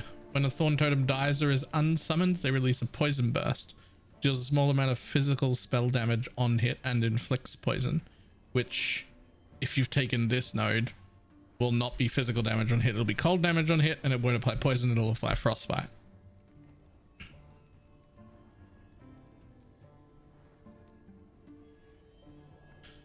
So I see how it would work. But yeah, that would, I'm sure, feel more like a real spellcaster than a totem build like I'm playing.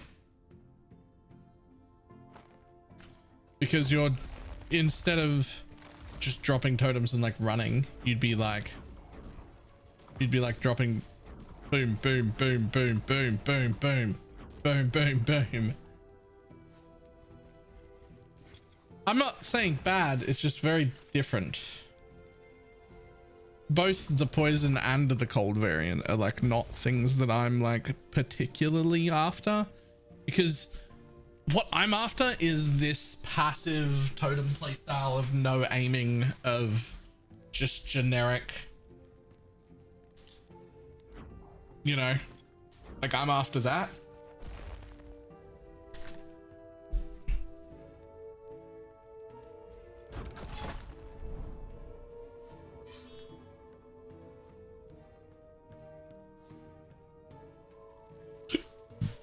When I started stream, the stream instantly crashed like 9 times. That is weird.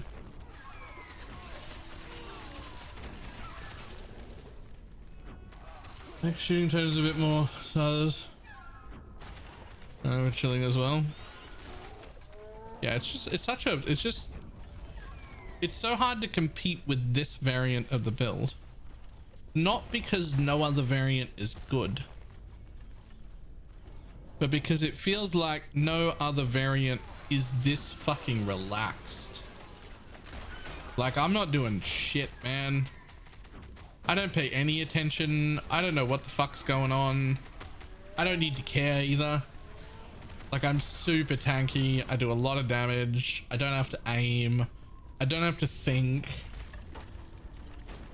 I'm moderately quick. I'd be a lot quicker if I had the teleport ring. Like, the teleport ring is... The teleport ring will be what speeds me up to be really quick. But like, there's just nothing to worry about with this build. After being insanely tanky, which it is, it's insanely tanky. It also heals itself just passively for like a huge amount. What the fuck is this? Gain a stack of golden aegis each second. Okay, what does that do?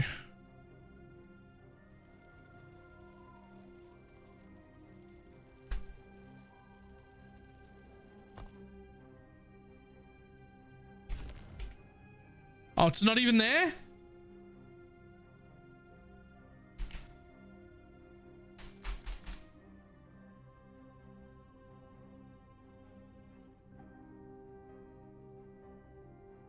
Well, I don't know what Golden Aegis does.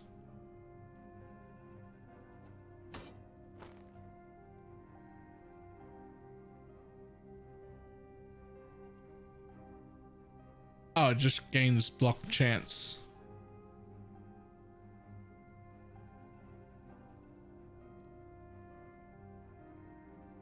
Aha. Nope. It also doesn't explain it. It just says gain a stack of golden ages each second, up to 4 stacks.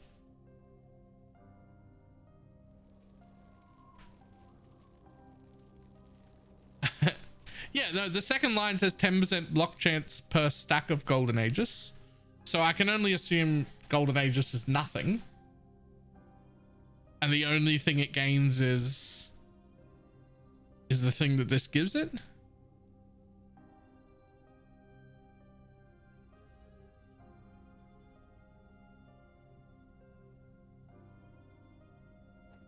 In which case, meh. But it does have 8 Weaver's Will on it, which could end up being cool.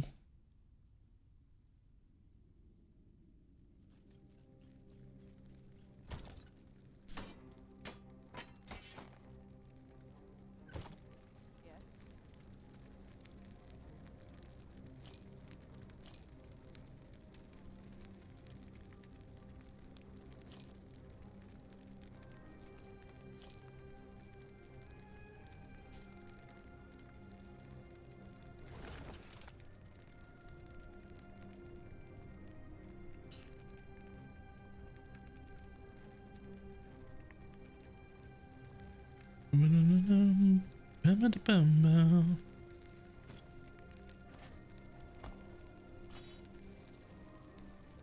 How about minion physical damage? Can you get higher? Fuck yeah.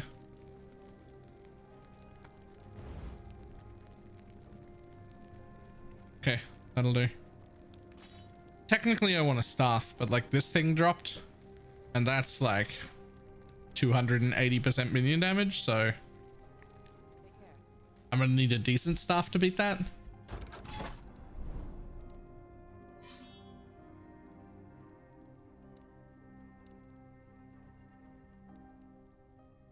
Is there a possibility of a nerf to Thorn Totems? Build's been strong for a while. Here's the thing. I don't think so. They haven't mentioned it, but anything is possible. However, I don't think Thorn Totems is actually overly strong at all. Its power to me, from my opinion, lies in its incredible ease of starting. First time changes the new skills. We do know the 2 new skills and neither of them are helpful for us in this build, but they are very good skills. They seem very cool, especially the new totem, which I'm definitely going to try out. But yeah, I don't think that Thorn Totems is incredibly powerful. I think it's incredibly good as a league start. And it's certainly capable of doing 300 or 400 corruption as well. But I don't think it's like, I don't think it deserves to be like on the chopping block for anything. Because I don't think it's like overly strong compared to like other builds once geared.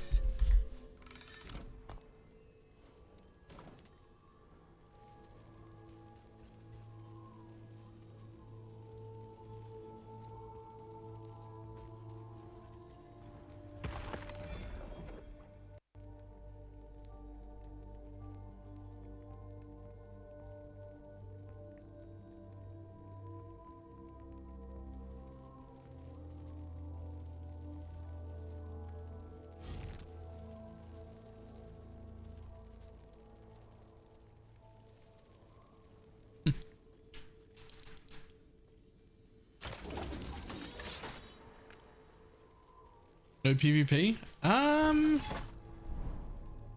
don't know. I've never once even attempted to look. I can't remember a time I've ever wanted to PvP in an ARPG.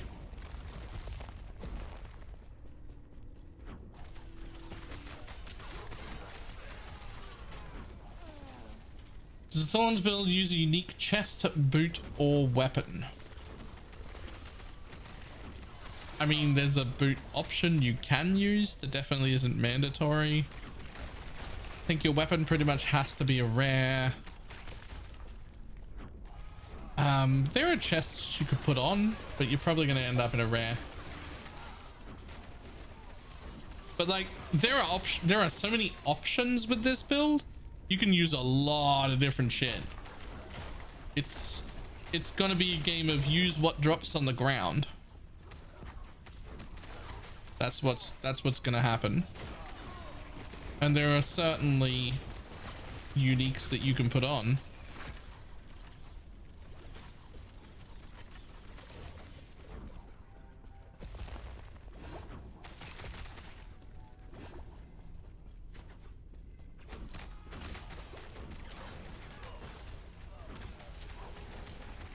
Can you explain the end game, please? Not well.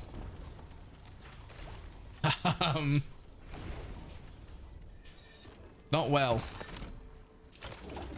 Hang on. Ooh, oh, maybe. Hang on. Hold the phone.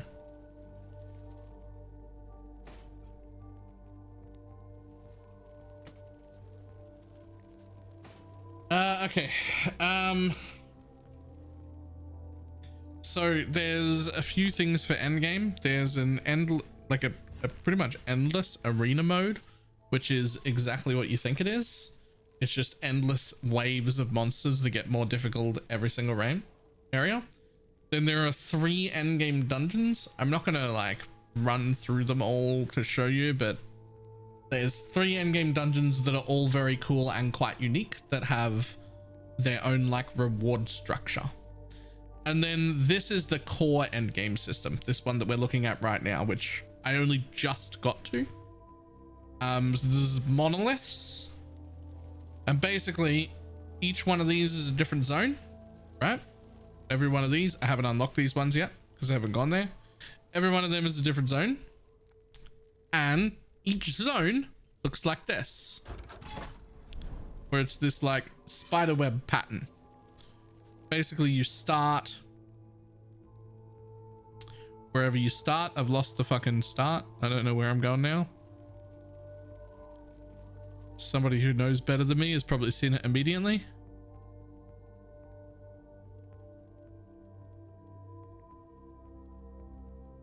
Oh, is it there?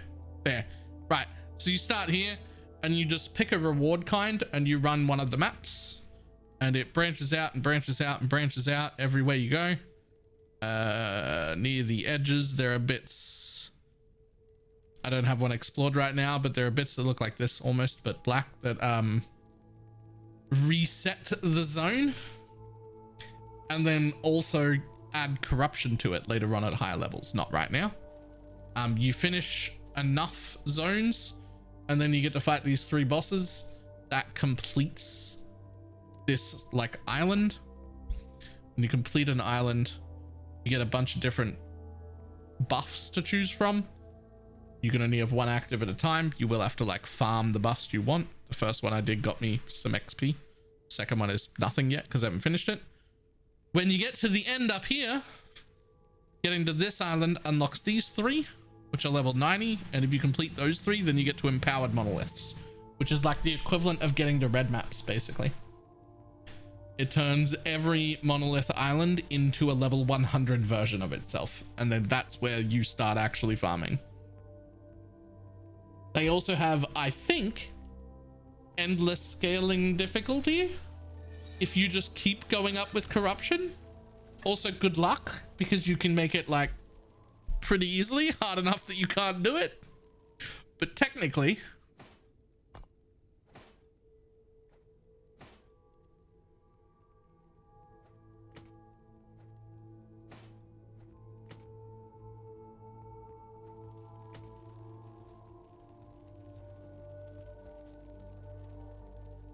yeah, you can always bring it back down. I'm not saying like, oh, you're gonna fuck yourself, but like you can bring it back down. But like, also, you could absolutely wreck yourself.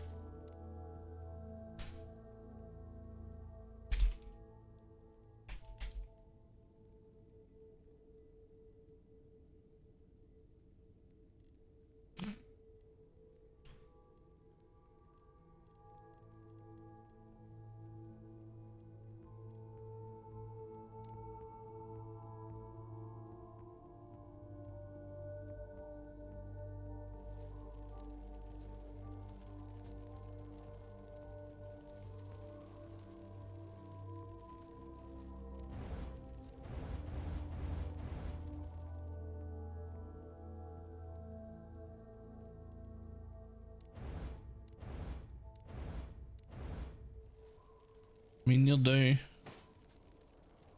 I think that's better than the multi. I think 9 flat is better than the multi. Because I already have like 90 multi there and whatnot as well.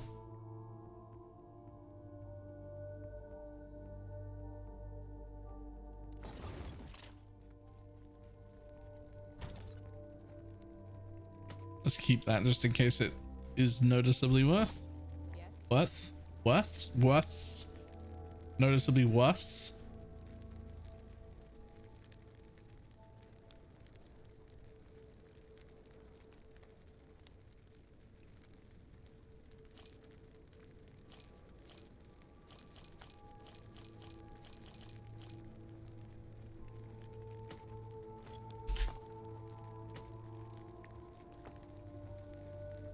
It's okay, Miller. Words are hard. They are. Yeah, I'm glad that you understand.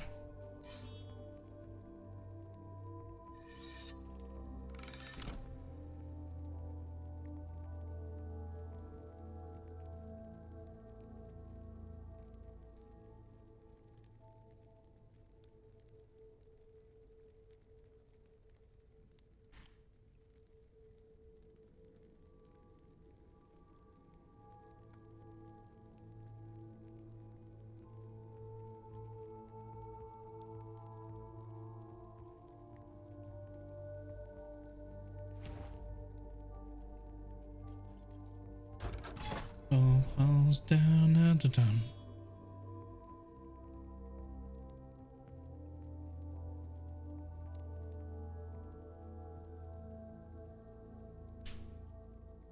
Let's see if that feels a bit better.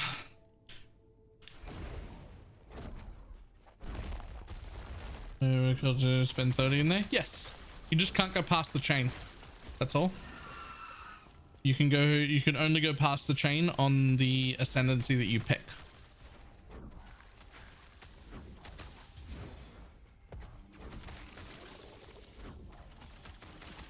All right, cool. I was right. That 9 flat is worth more than the 30 multi. Just because I've got multi on like 4 pieces, including the unique on this character, which has like 100 multi on it. I think if I wasn't wearing the amulet with 100 multi, the 30 multi might have been a little better.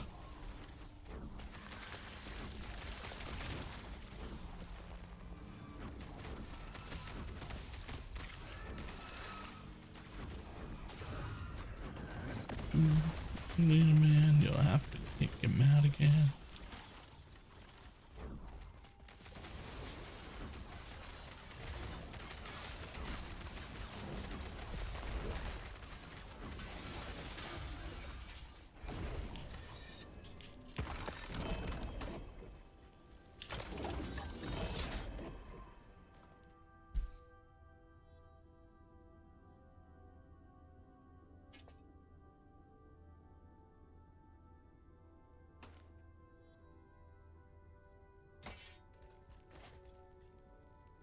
Volcanic orb is converted to void.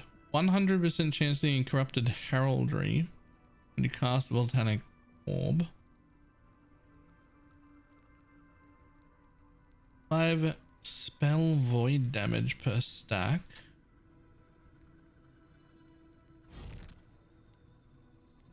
Huh. That's all mage stuff, isn't it? Is that a way to turn my mage into void damage?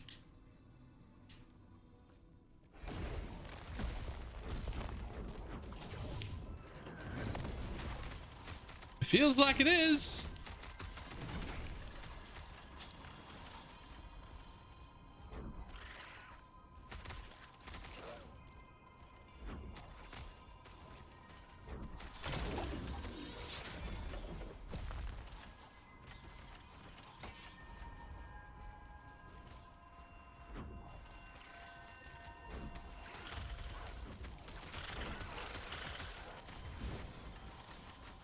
We are only tell our best, have fun tonight.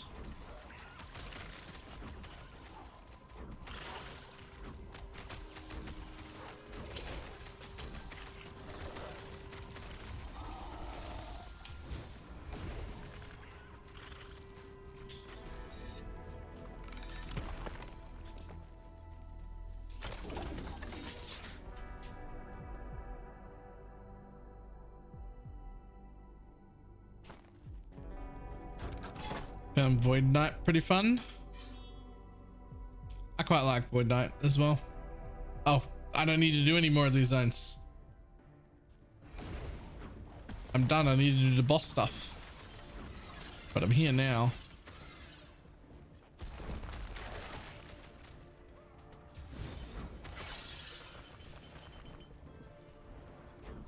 It's like a reverse paladin. That's almost exactly what it is, to be honest.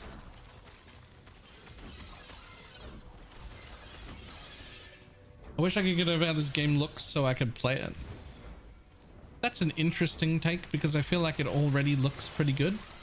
It's also got a massive graphics overhaul happening like in 5 days time. Like the launch patch looks a lot better than this does.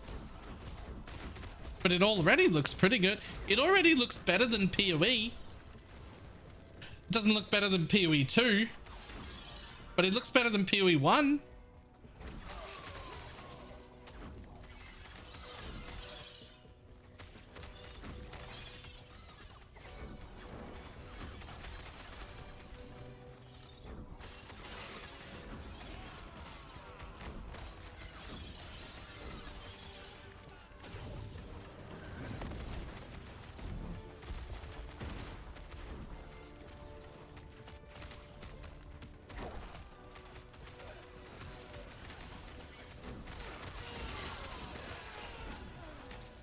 It looks better than PoE, sure. I feel like it looks better than PoE.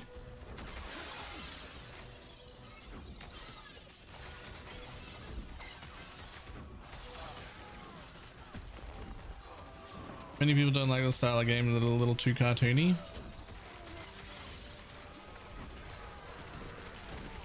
Is this cartoony? I mean, I guess I play fucking... Oops. I guess I play like Torchlight Infinite and I'm okay with it. So this is definitely not too cartoony for me.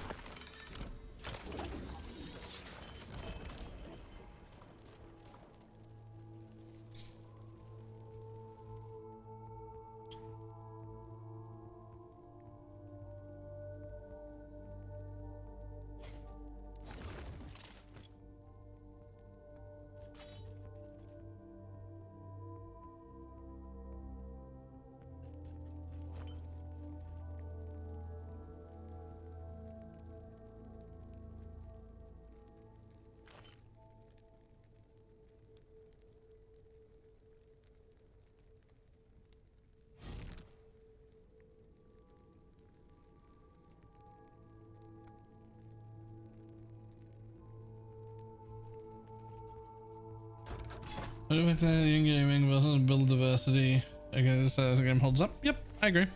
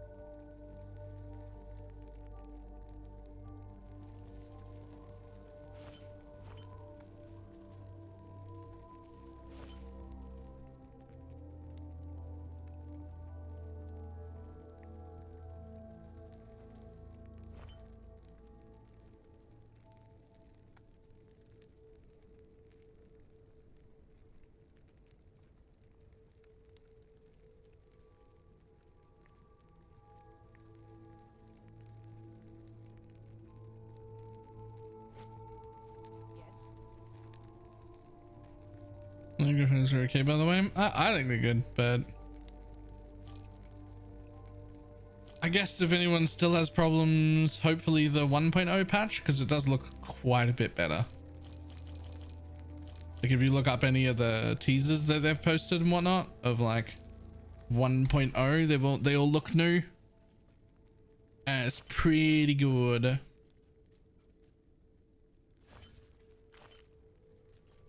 Yes.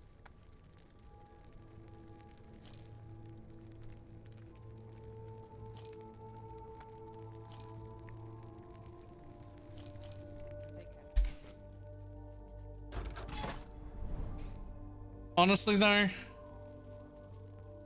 I would play this game if it looked like the entire thing was drawn in paint.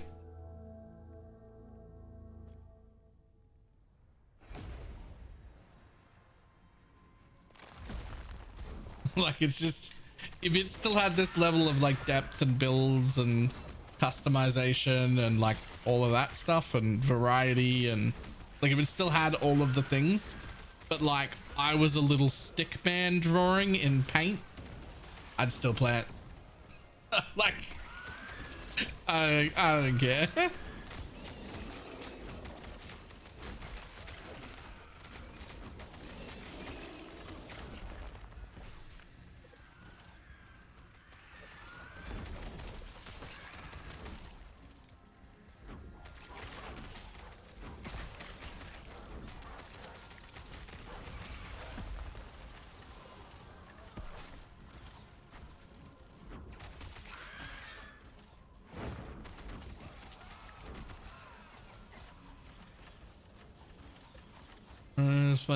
Graphics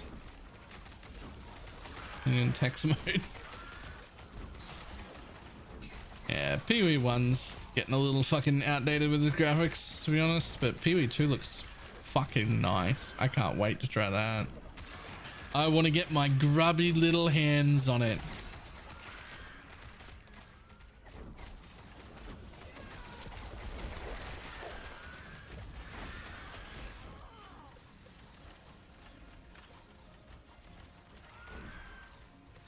Which looks amazing. I'm so hyped. It looks so good.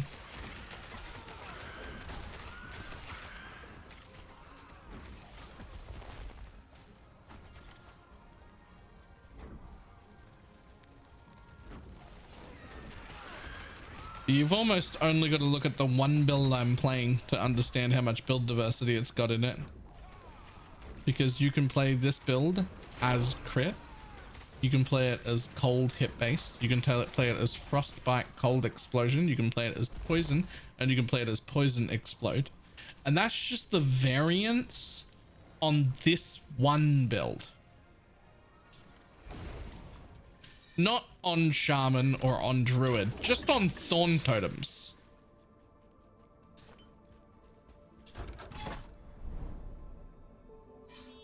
Yeah, and all of them are great. Like, and that's not just like, oh, that's all the shaman builds, or that's it. No, that's just the thorn totem builds. It's also the only shaman build you can play. That isn't true. There's one other, and there'll be significantly more next, like at 1.0, because those new skills actually look good. You are beneath my skill. With this power, I am unstoppable. The build differently but played the same. There are two distinct play styles in that list as well. All of the hit variants are going to play like this, but they're built differently. And all of the explode variants means you have to like do this on top of the mob. It plays a lot more like a caster. They're literal explode totems. Like you have to replace them to recover to like cause the damage. So 3 different ways to build hit and 2 different ways to build explode and 2 different play styles. And then that's just thorn totems, right?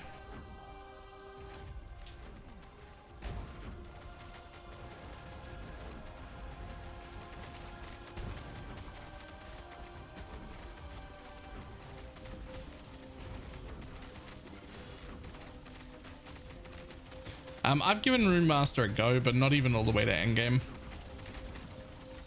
I might try it again later, but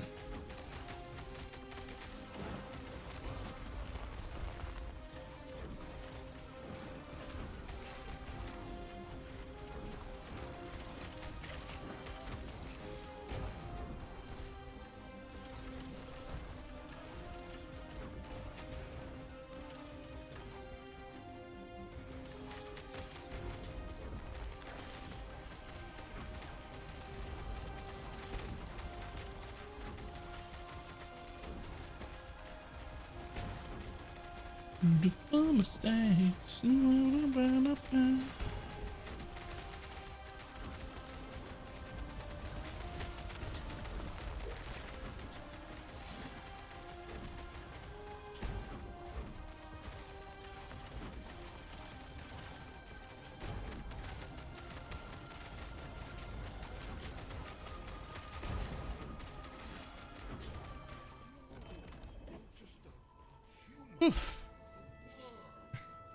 Was supposed to be unstoppable.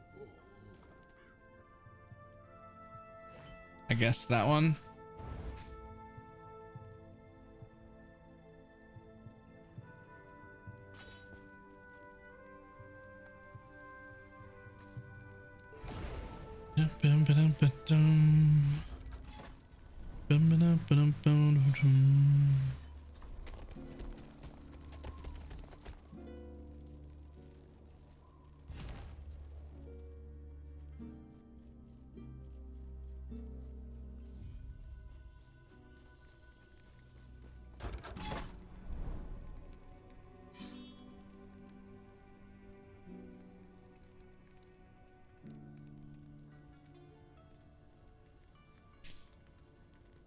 One thing I'm not entirely sure with is exactly how all of the progression through this stuff is going to work when we're in a group. I know we don't all get the same reward. I know that whoever's the party leader gets to pick their rewards and everyone else gets them at random, which is fine, to be honest. But I don't know how it goes with like the boss fights and unlocking the next area and whatnot.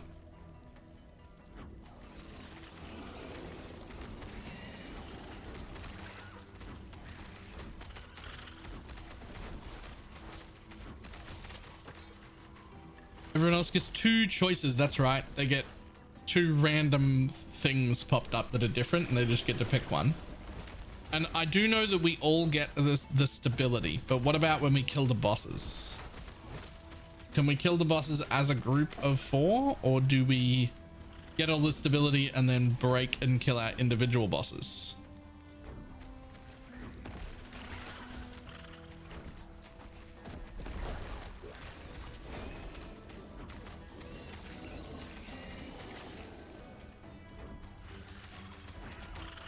Everyone kills the boss together. Sweet. That's what I wanted. So they have made party progression pretty much what you would want.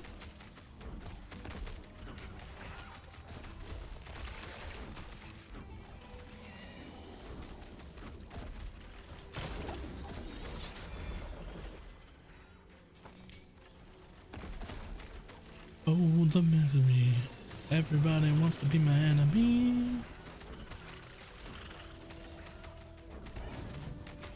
Only the host gets corruption currently.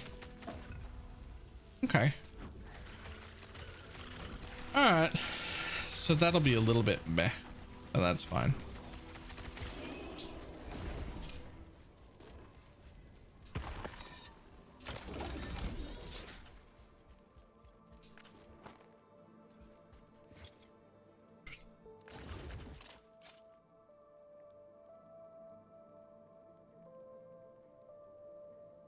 Been listening to Enemy for like 3 hours now. Oh. Yes.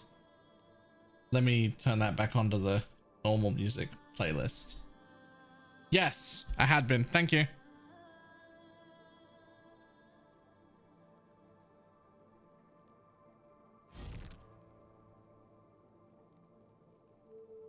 Thought I heard you singing it again. Yep. Yup.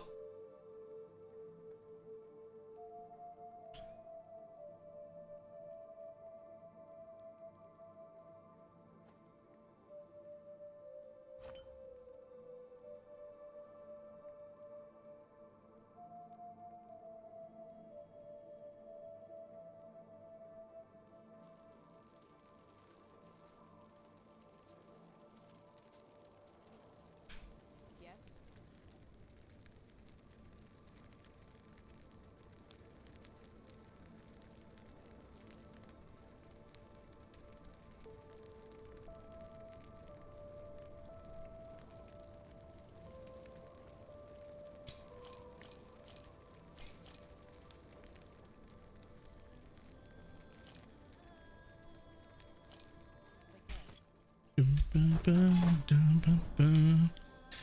I've mentioned this before, but I will just, if I'm distracted by other stuff, I'll just, the same song will just play for hours. And then once I realize it or somebody points it out, it really annoys me. Like I'm like instantly like, oh my lord, I've been listening to this thing for hours. Actually, fuck off.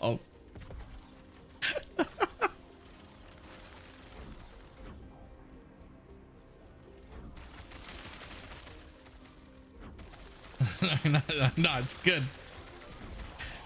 It's good because it was annoying me subconsciously the whole time. I just didn't know.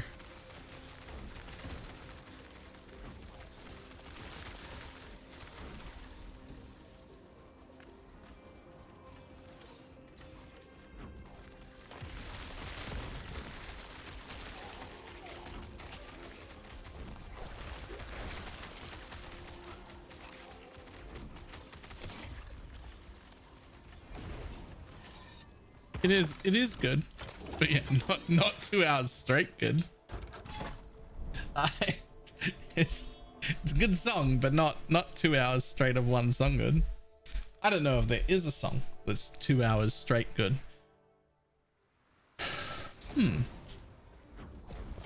Is there a song that's 2 hours straight good?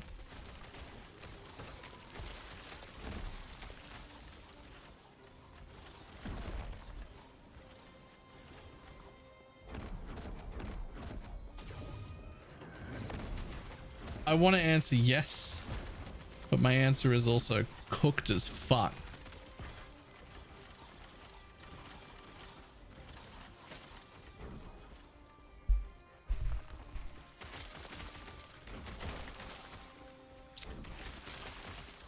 I'll tell you as soon as I can remember its name.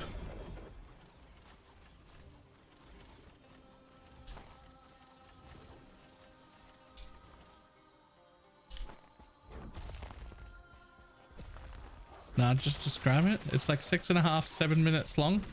The video to this thing is like, looks almost like Nightmare Before Christmas. It's from Avenged Sevenfold. That's why I got a heater for your thighs.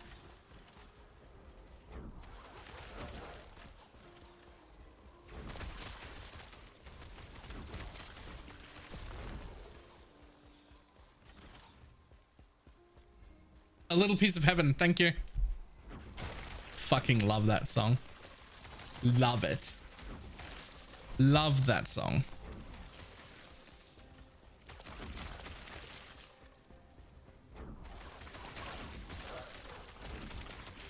Yeah, hang on. I'm gonna also put that on.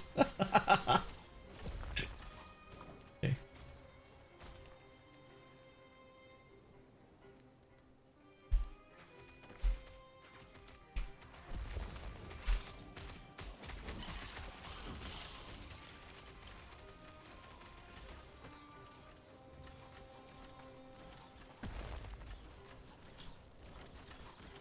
The following material contains images which may be inappropriate for immature audiences. Ah, shit, I'm immature as fuck. That's upsetting.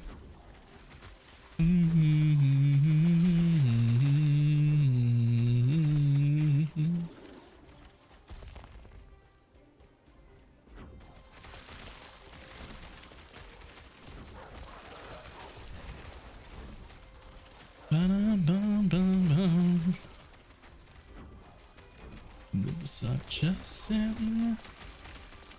And yes, if you really listen to the lyrics, this song is fucked. This is like a cooked song. It's not right. It's not right at all.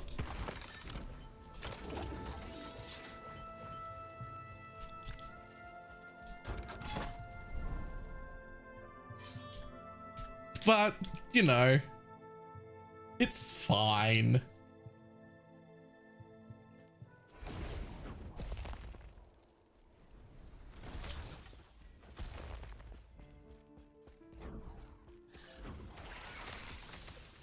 This is also one of those songs that I would like be really into if it wasn't live. Like I'd be dancing around the house. I'd be singing at the top of my lungs. I'd be putting my heart and soul into every word.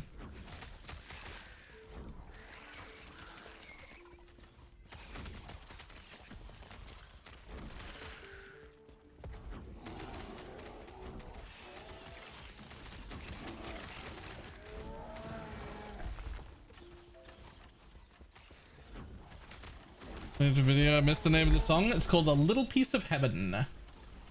And here you go. Oh, he's already got it. He's got the regular YouTube version. I've got the YouTube music version.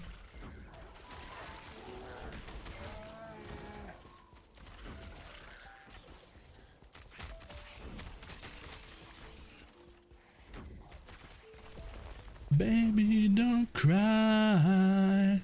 You have my heart. At least for the most part.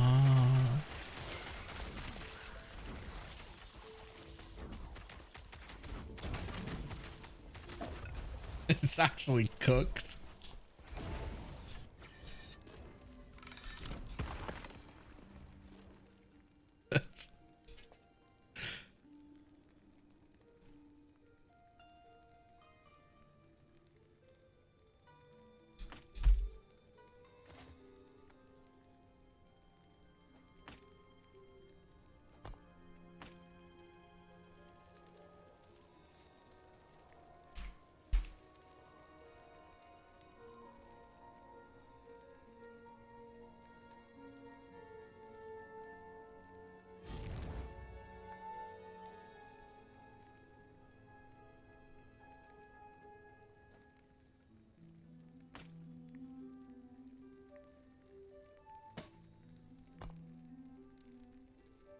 I'm only been ripped out right before his eyes. I can't believe. Eat it, eat it, eat it. What's the biggest change going from this patch to 1.0? We don't know yet. We don't have patch notes. I believe we're getting them on the 19th. I mean, I guess the biggest change, no matter what, is going to be, we've got 2 whole new classes, right? Like, that's going to be the biggest change. 2 classes that didn't exist before.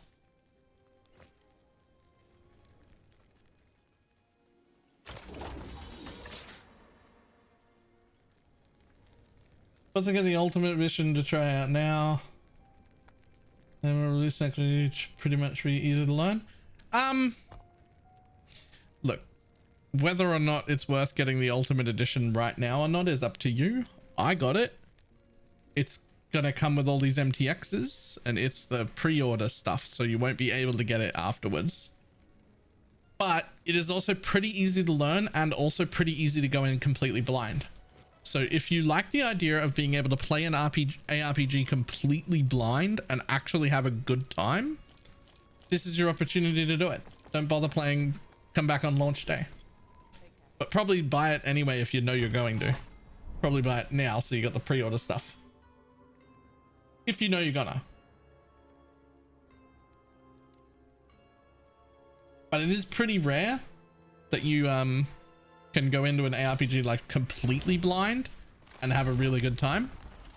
And this is one of those opportunities. So if you want to, if that's the kind of thing that gets your motor running, do whatever you want me to do, not I'll make you a chance. And if it's not enough, it's not enough.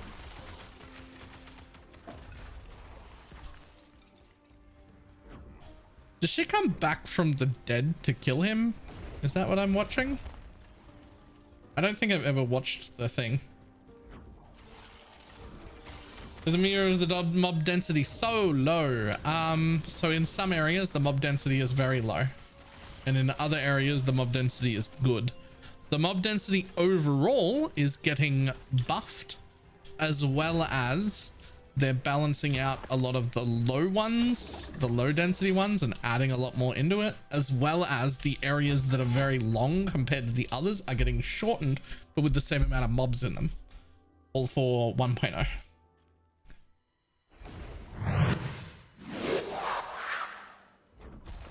Hey. Quite nasty. Thank you very much for the T1 sub. Very much appreciate it. I think that's only our second sub of the day. If I bought this game 4 years ago, do I still get the pre-order MTXs? Not the deluxe edition ones, but yes, there are some pre-order MTXs that are just like for all pre-order people, and you should have them already.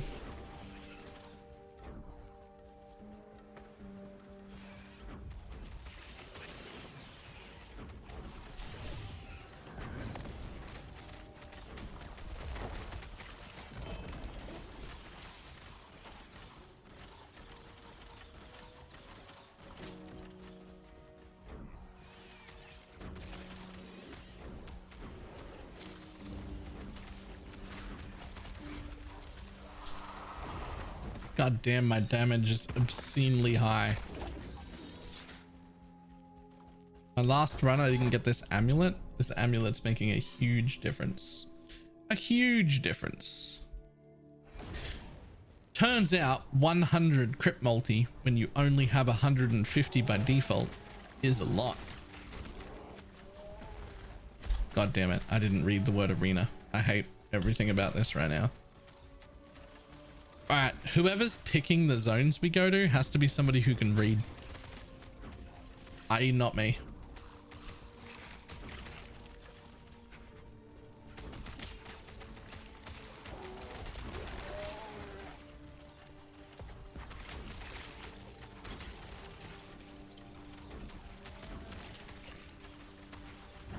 Hey.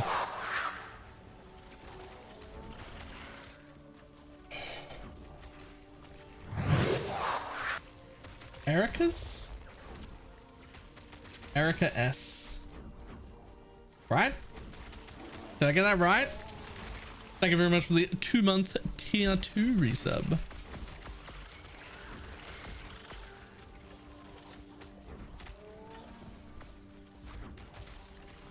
Got it this time? Nice. Nailed it. I'm so good at names. Ultimate edition is higher than the deluxe. Like, so 2 things. One, I had the same question. It confused me too. The answer is yes. And 2, and this is not your fault, but one of the things I don't like is that word, or at least used in that context.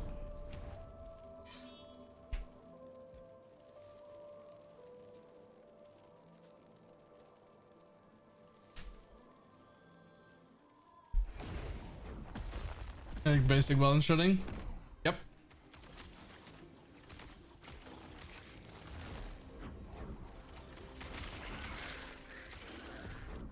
It's sort of like almost everybody can. And then I get used to the PvE community. Yeah. It's all good. I don't get like really uppity about it or anything. I just like, I grew up with a lot of disabled people, and then that got used on them a lot in like super insulting ways, and I bothered me.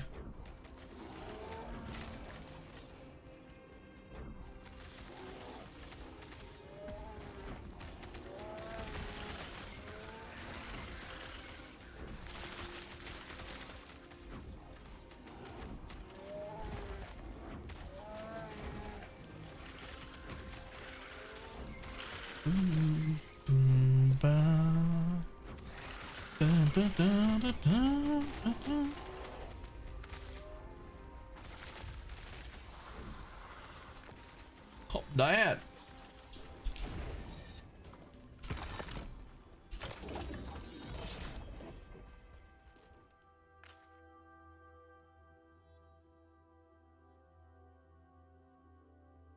$100 health, 30 melee damage.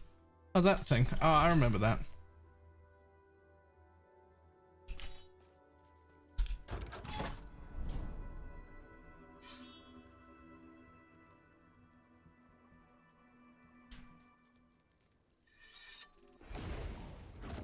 In front of me. Yeah. I don't know. I don't generally speaking like to like police people's speech. Like I don't really care what words people use for anything. Most of the time. Most of the time I'm like, intent is what matters, not words. Most of the time.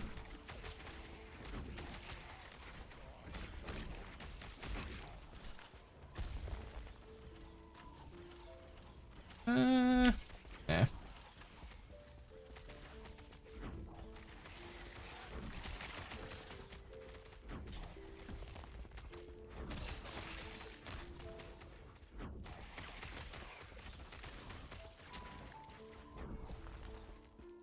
Oh man, I need that ring. I need that teleport ring. Not being able to teleport is the worst.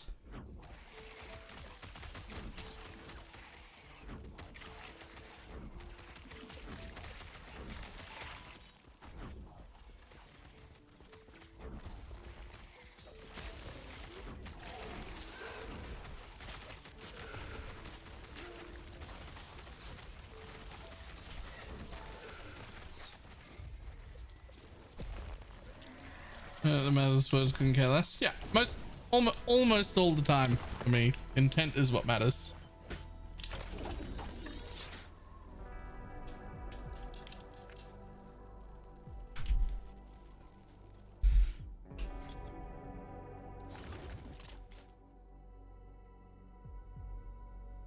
Can you craft it? The sanity, the ring, I mean. Probably. But I'm not gonna. At least not this time.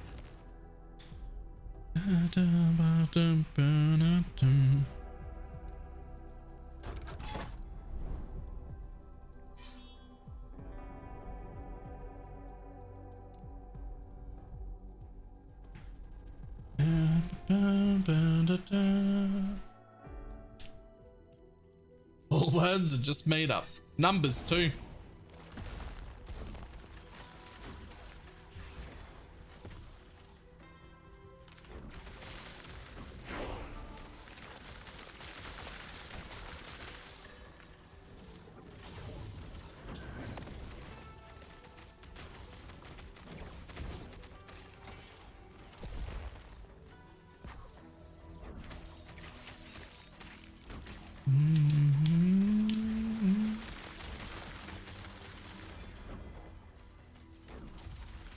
And so you're cosplaying Scourge Arrow?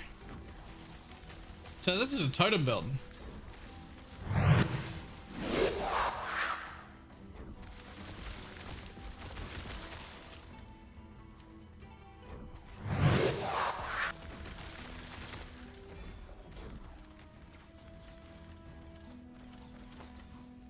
Hey, Blue Notes also. Thank you very much for the gifted sub.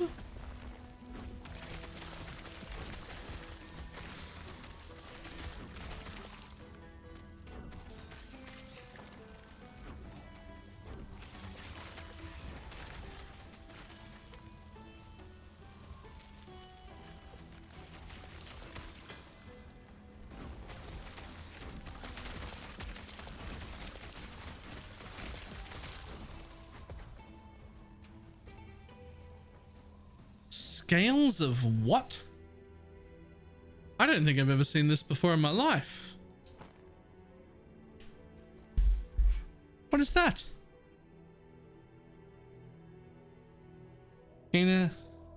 Casting a cold spell gains cold infusion with 20-second cooldown. Cold infusion gains a stack every second. Each stack gains 10% more cold damage and 6% less fire and lightning damage for 10 seconds. Reaching 10 stacks of cold infusion applies cold overload for 10 seconds, granting 80% less cold damage and removing all cold infusion and fire or lightning overloads. So this is a cycle.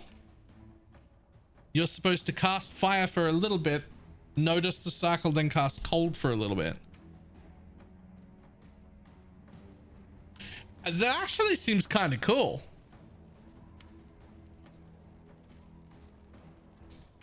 I bet there are rune masters that could use that too.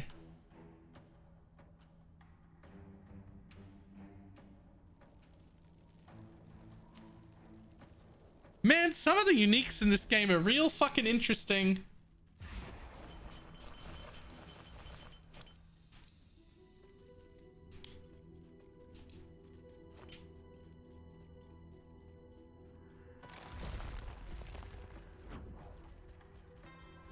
And then swap to the other element. Yep. Seems like exactly that.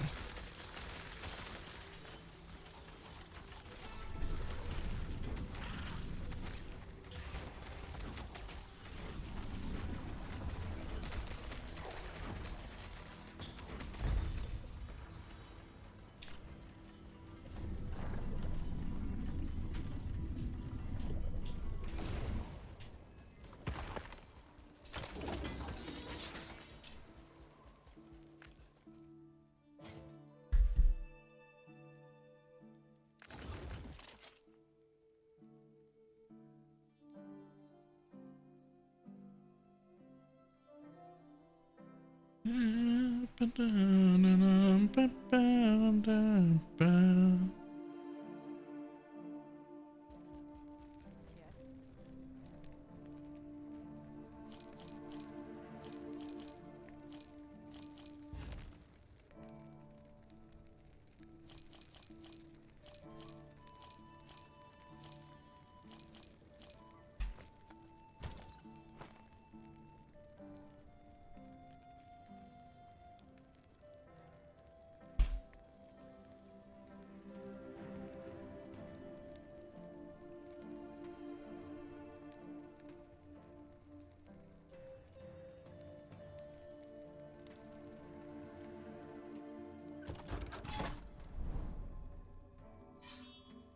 Almost.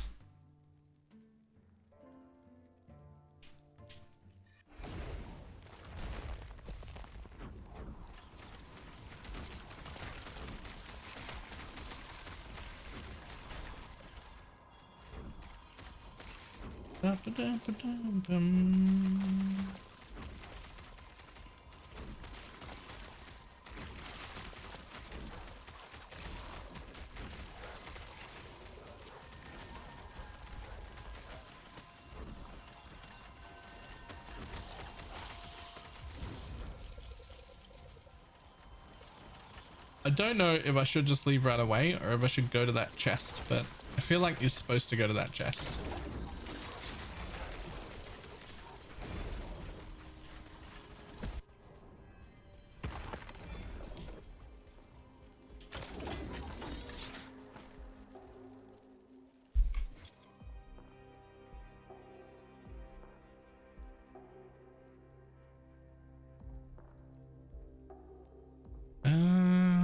Nope. Damn. Damn, that would be a nice quiver.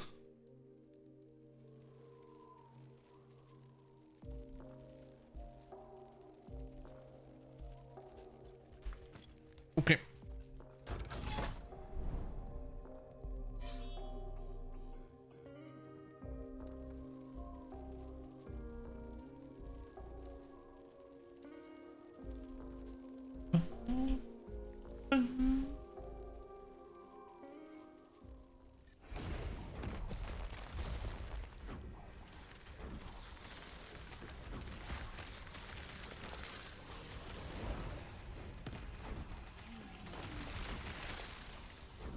All right, new plan.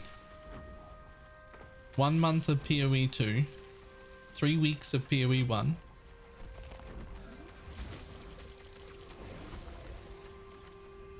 Three weeks of Last Epoch and 2 weeks of Torchlight, and then it's just on repeat with no breaks.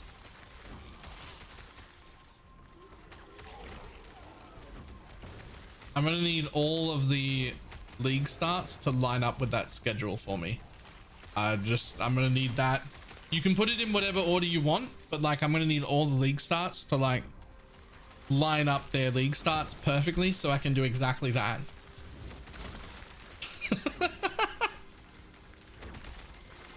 Unlimited ARPG content for the rest of my life. Right? 0 weeks of D4. Perfect. Yeah, I didn't leave room for D4 in there.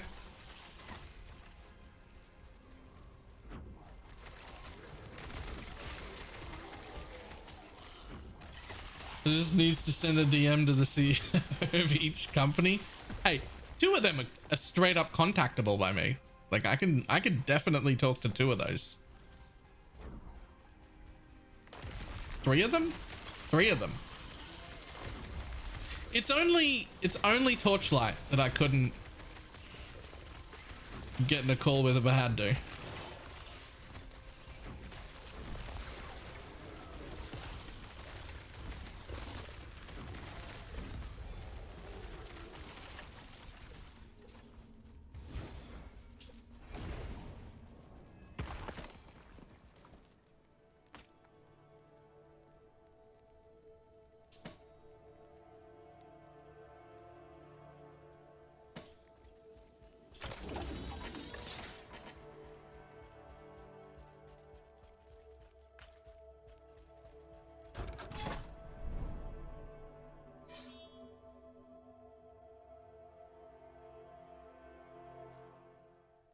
Minesweep is more enjoyable than D4.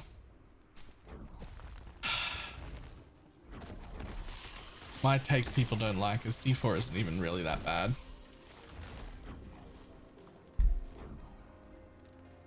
It's not even really that bad. It's definitely not as good as I want it to be. But if we were still stuck in 2 years ago area where PoE 1 was it and there was no other RPG on the market to play at all, and there was just PoE exclusively and literally nothing to do with our downtime at all, like there was a few years ago, and we had D4, we'd be happy with the distraction. There's something else to do.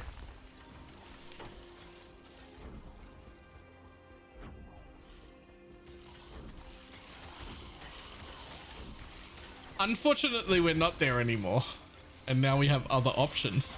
So just being the only other RPG available isn't good enough. You have to also be good, and that's where it fails.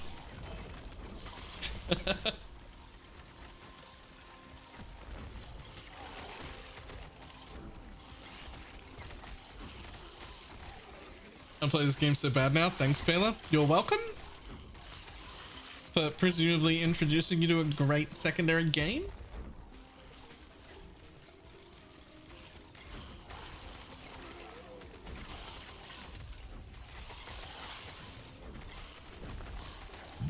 I will say D4's campaign better than any other campaign on the market.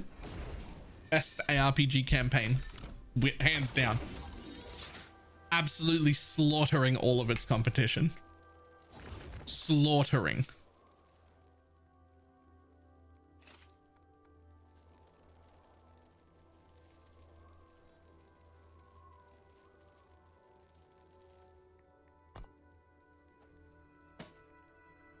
I like Undecember's campaign. So did I. Undecember's campaign was pretty good as well.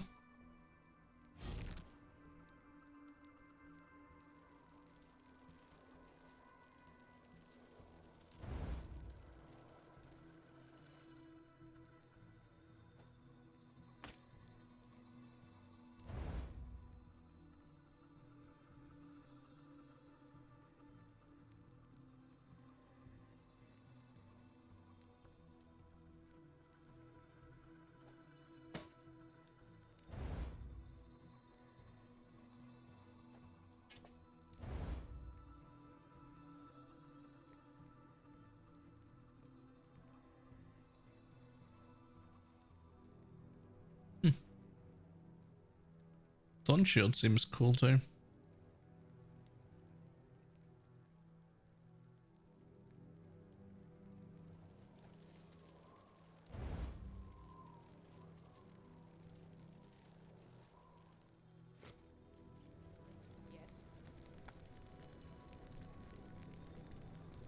Weirdly enough, I actually don't mind PoE's campaign, but like I'm not gonna shit on it. I'm happy to do PoE's campaign like fucking 12 times a league like I currently do.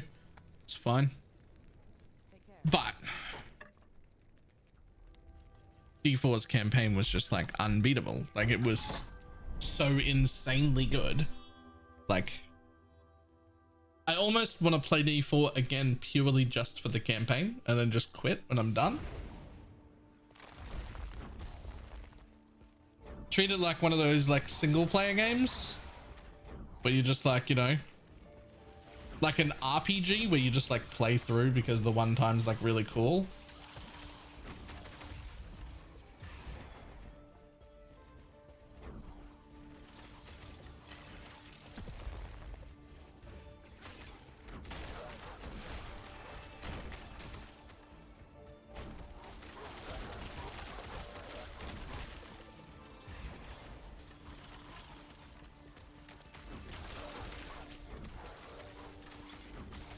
I'm very impressed with the last time the rest of the story pass.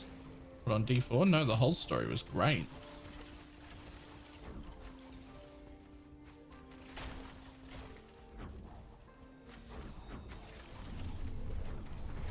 Simply don't mind the bad, want to jump on the bandwagon. That's why I mean, I didn't make a secret about it. I just said I don't think it's as bad as people make it out to be. I think it's not there. It's not where I want it to be. But I don't think it's that horrendous. Snoo. Hey, with a raid. How you doing?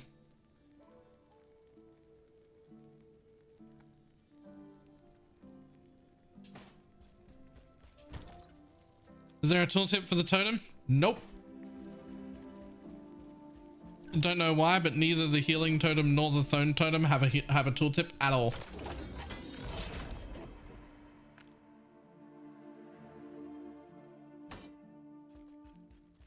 No tooltip, no damage per second. Change over to thorn totem, no damage per second. I don't know why.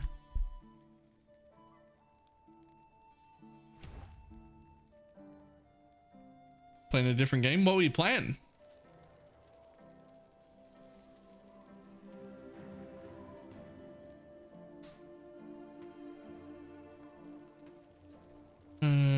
Age of Empires, Jesus.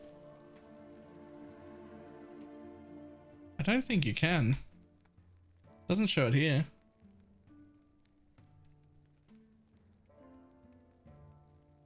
Minion DPS as a whole isn't calculated in game right now. Rip. Rip.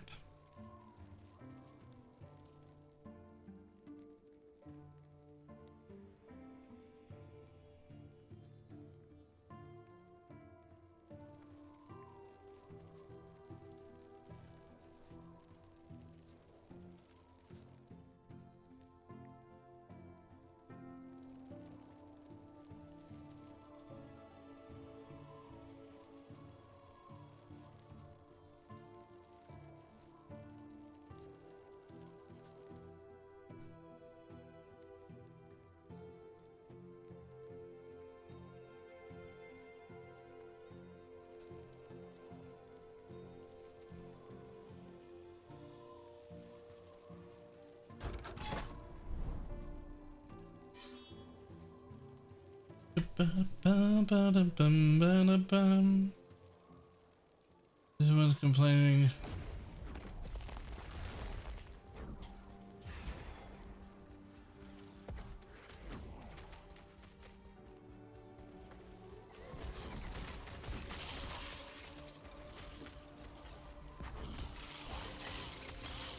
Yo, the density in this zone's great. Can I get this sort of density fucking everywhere? That'd be fantastic.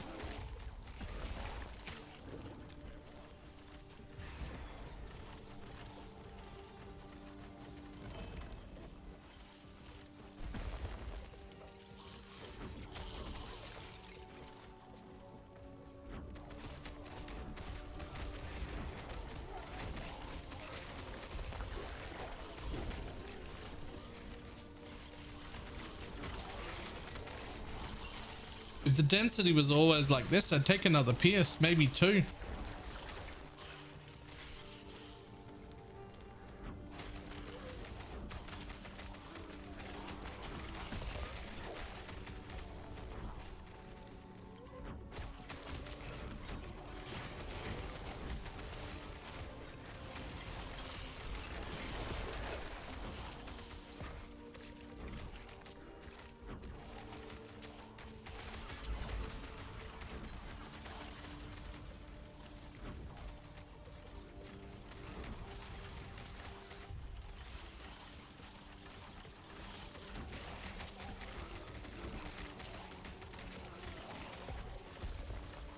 Players keep saying are the ones that want us to 1k hours or more. Are those a minority? Nah. I think the D4 bad crowd is split into two groups.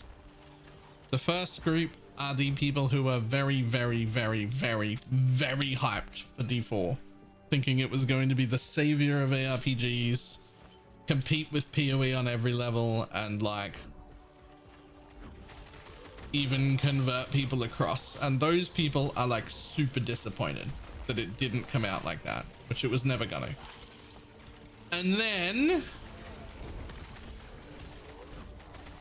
second group of people, which is the people who are just like, it's real cool to shit on this, so I'm gonna join the crowd.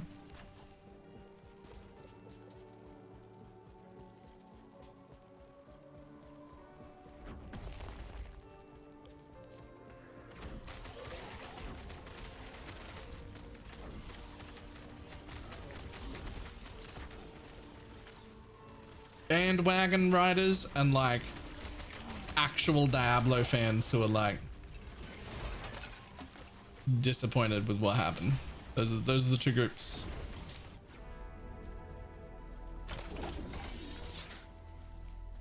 Okay, so I'm still a D3 enjoyer.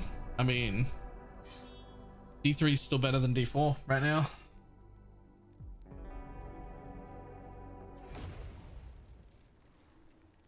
And then don't worry about seasons, which is fine. Yeah. There's also the group, the hardcore PoE loving group that are living in denial. Because they'll say stuff like, D4 is such a trash game, everybody came over to PoE.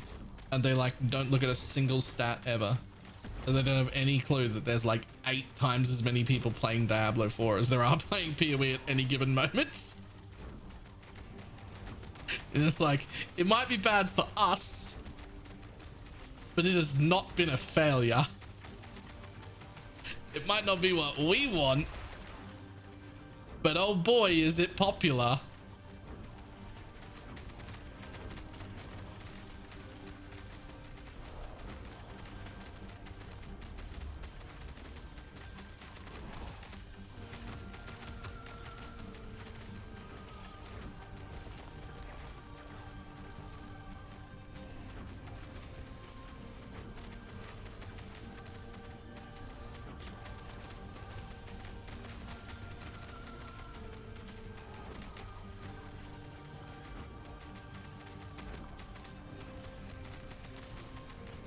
And they want another game to play in their downtime.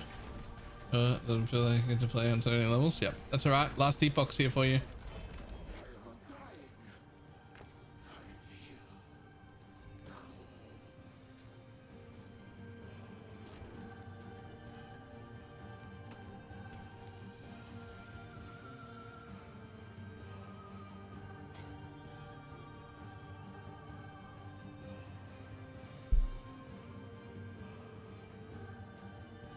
I didn't know these existed to go with Ziggy's chest.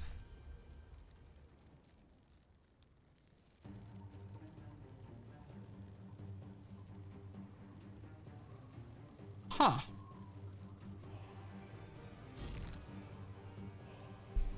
That's very cool. Plus the experimental glove affix.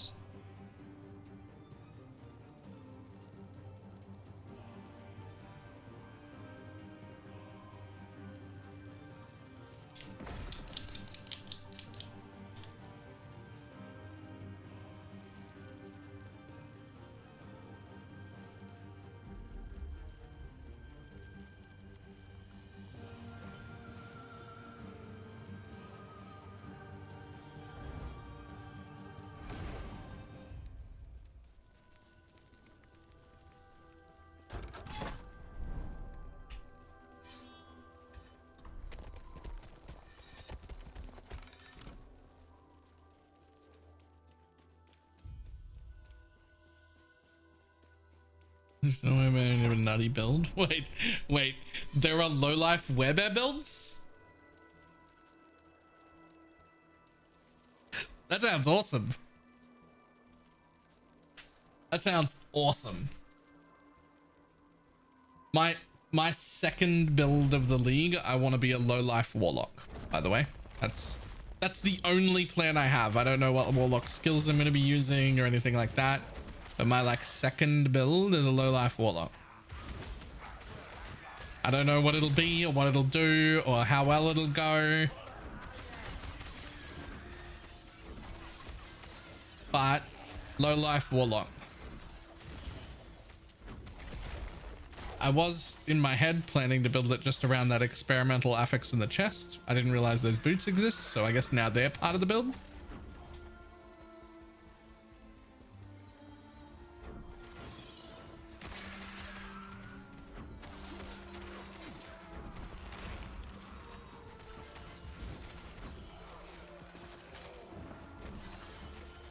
Like Fisher looks so good. That's the proc a bunch of stuff one button type build. That's probably what I'm leaning towards. It looked really cool.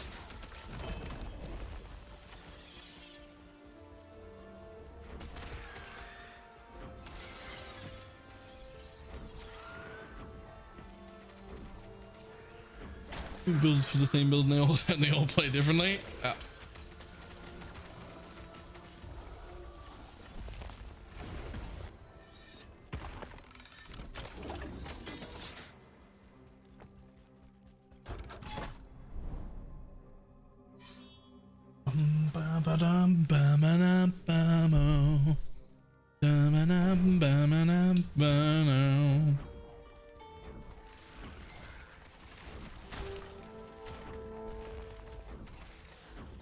Is them out of the game.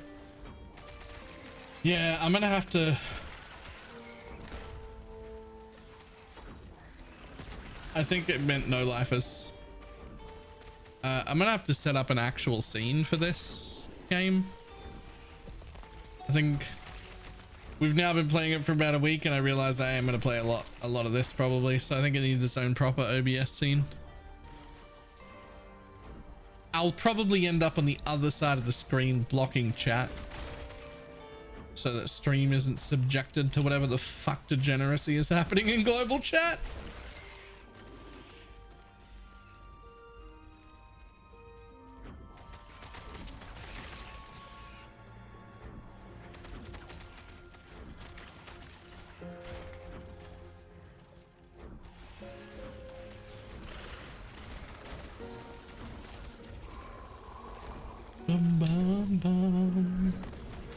Totems, yup. IMO best league start.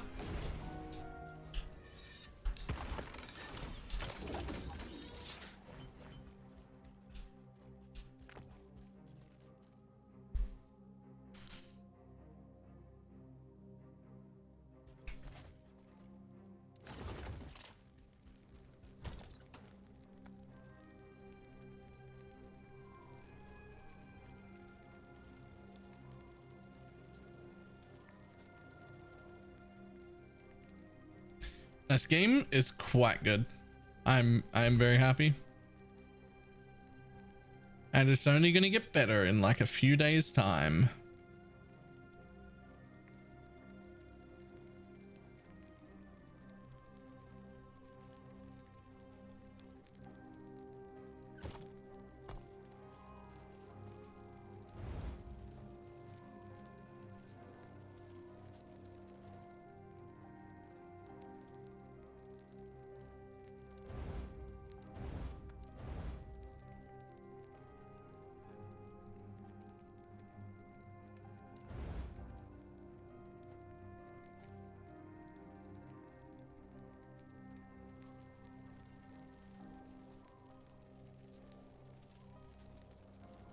Usually I've got a long weekend. Monday's a holiday.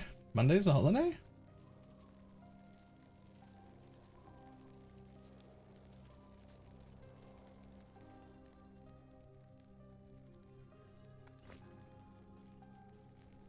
Yes.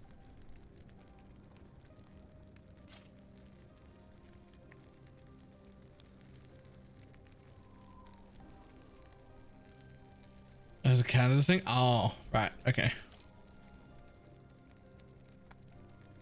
That's when you go You go to your boss, you like offer to work the holiday. They love that shit. And you're like, oh, I'll just take a different day off instead. And then you schedule it for when you want.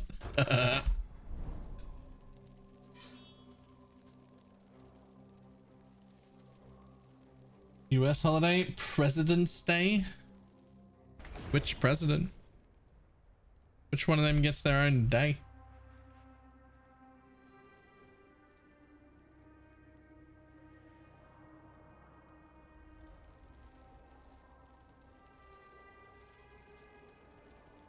All of them? So just one day for everyone? That's fine.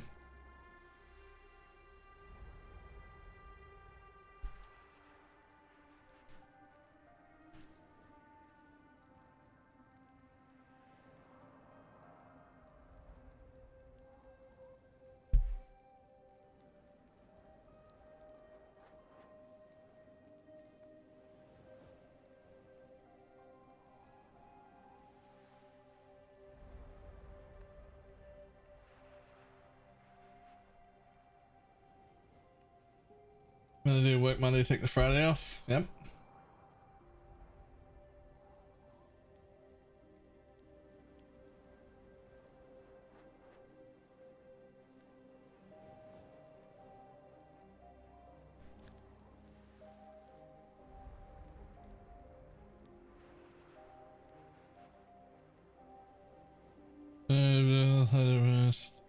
Every day is a holiday. Fair. Fair enough.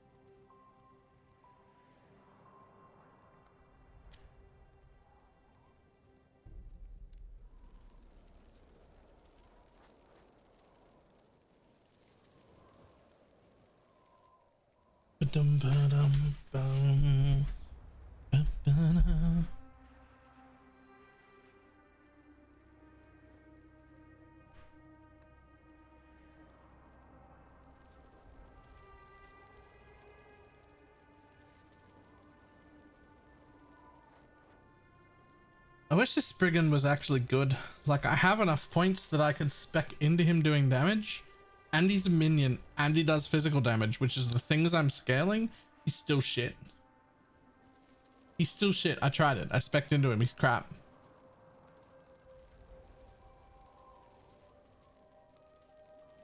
Like, I love the buffs he gives. He's fantastic utility. He's huge. But like, as a damage dealer, he's trash.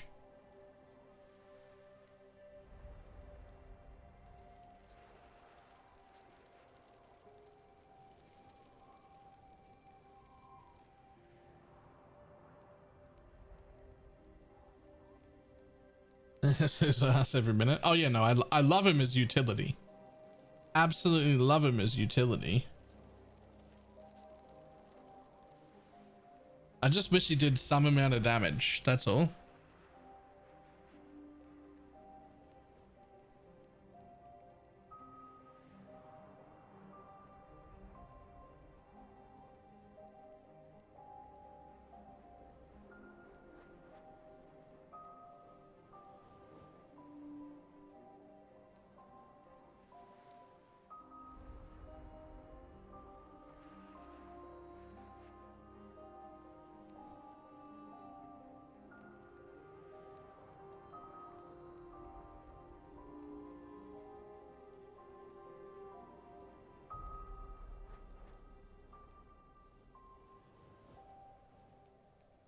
I don't know what to take with these last points, to be honest. I'm tempted to just go this way.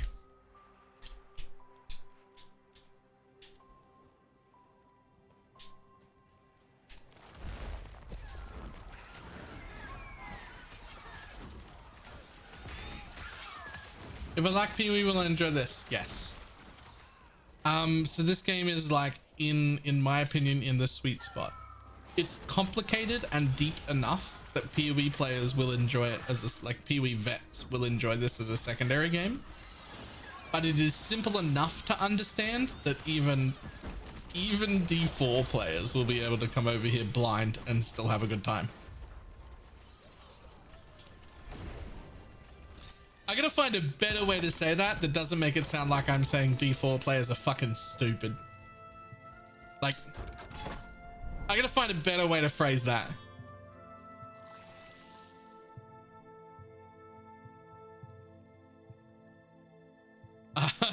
There's gotta be a better way.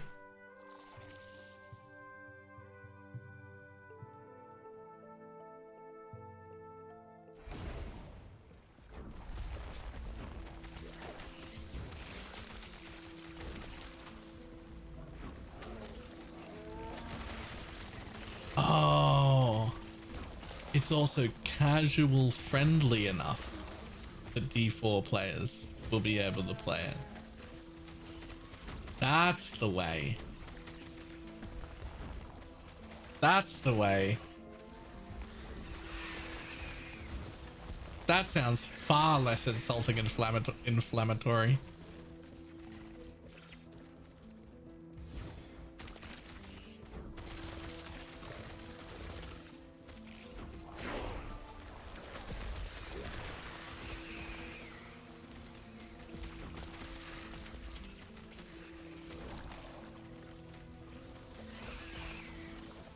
What if I'm a PoE player who's not very bright? You're in the right place. Play this build and just copy the builds that I pick. Because I only make the builds that are real simple. I want them to play the game for me.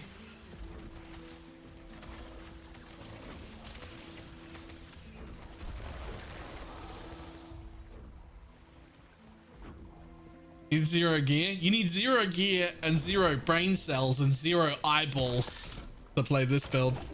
This is great. This is everything I want.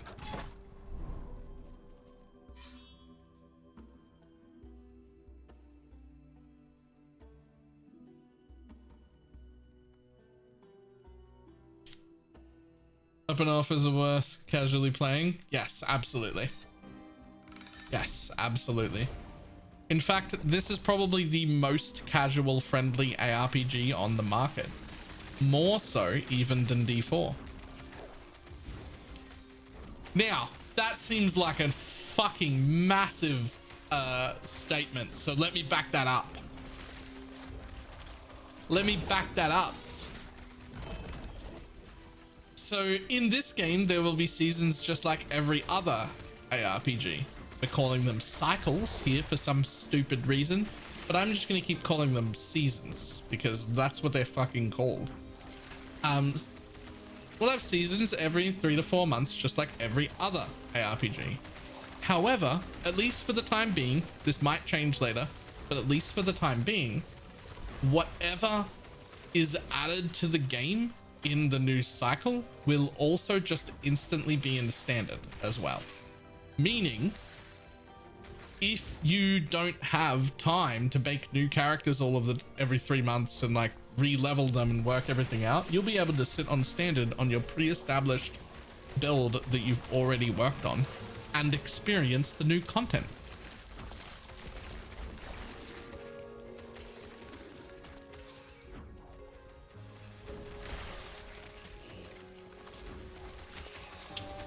I would like to argue that that makes this the most casual friendly ARPG.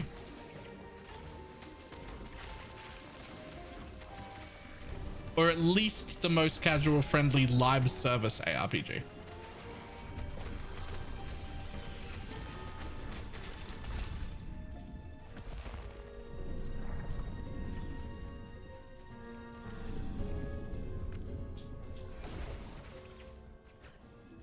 I think this is only first and potentially the next cycle. Well, my understanding was it was definitely this next cycle and they'll readdress going forward. They might change that. That's the same as D4. When you don't have new content, it counts as the same.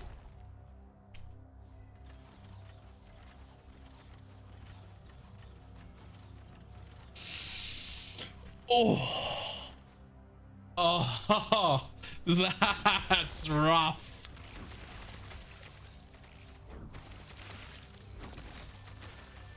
That's rough.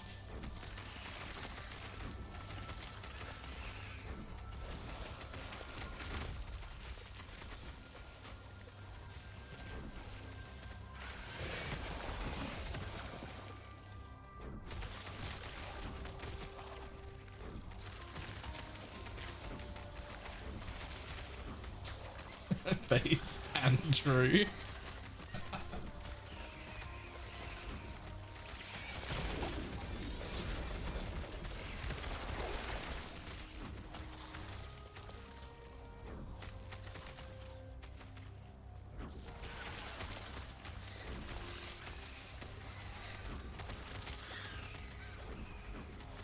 It's going to be a new cycle, yes.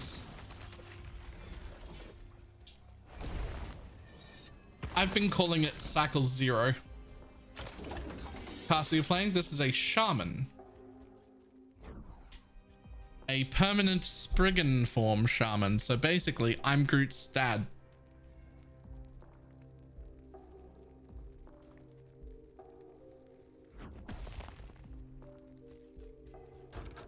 Question is, what happens if you don't buy the next upgrade for D4 in season 4? Could you still get the normal? I don't know. You're Groot? No, it's not quite Groot. This is Groot's dad.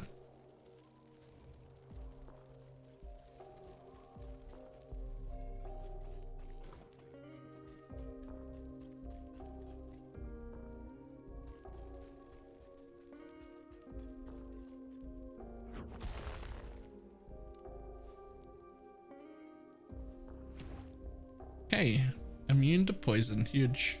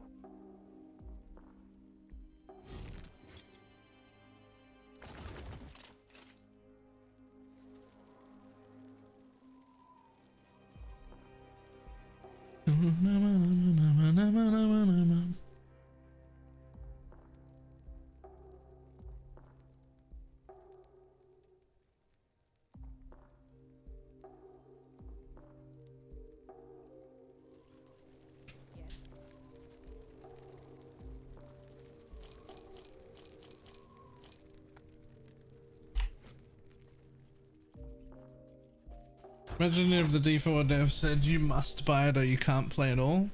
That wouldn't shock me even in the slightest. Wouldn't shock me even in the slightest. Do it makes us harder, better, faster, stronger.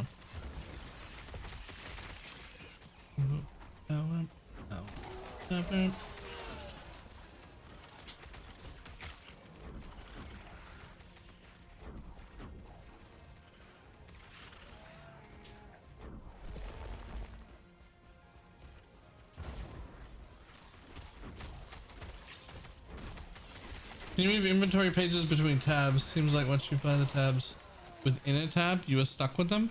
That was my experience as well. It seemed like once you put them in a folder, like once you buy one that's in a folder, it's stuck in there. You don't appear to be able to drag them around. I don't know if that's changing or if that's something that's been addressed or if there's a way to do it that I don't know about. But I also had that same issue.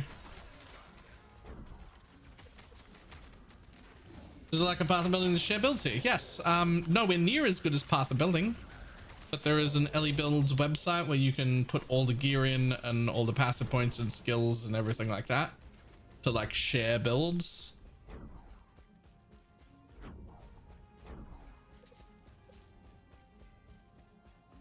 I will have a full build guide for this exact build that I'm playing out, hopefully the day we get patch notes.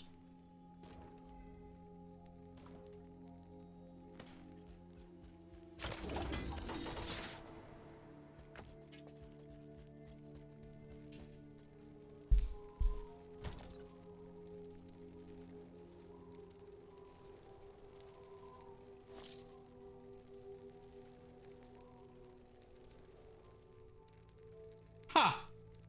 You can, you just can't click and drag.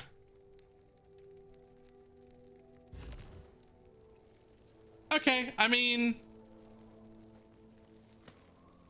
that's not like the most simple or intuitive thing, but I'll take it. That's fine, at least I can do it.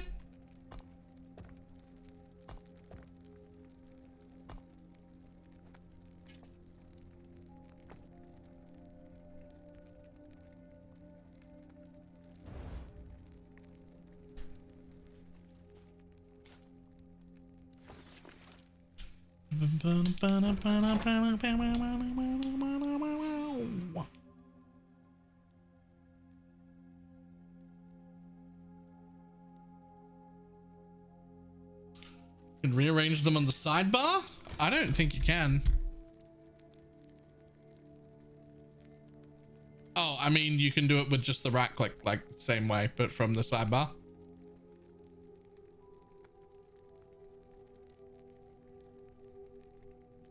All right.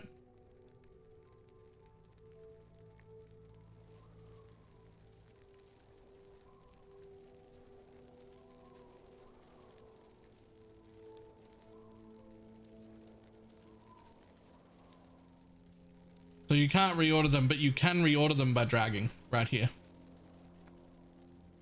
You just can't drag from this tab to that tab, but you can just...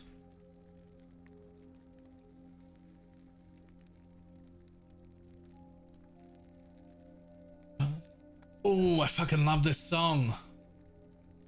I fucking love this song.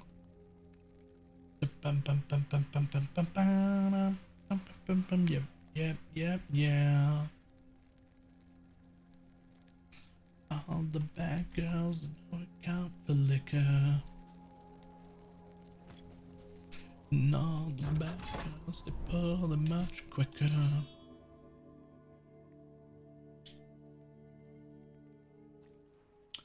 I wish I could let you guys listen to my music.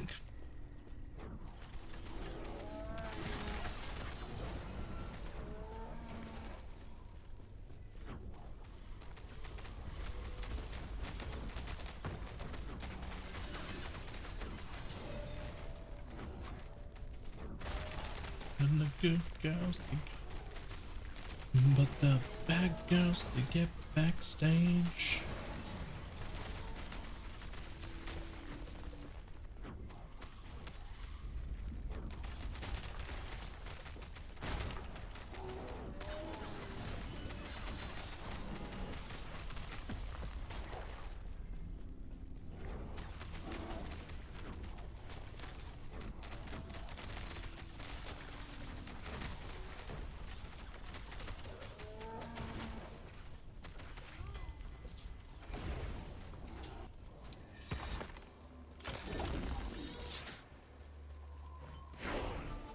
Ding.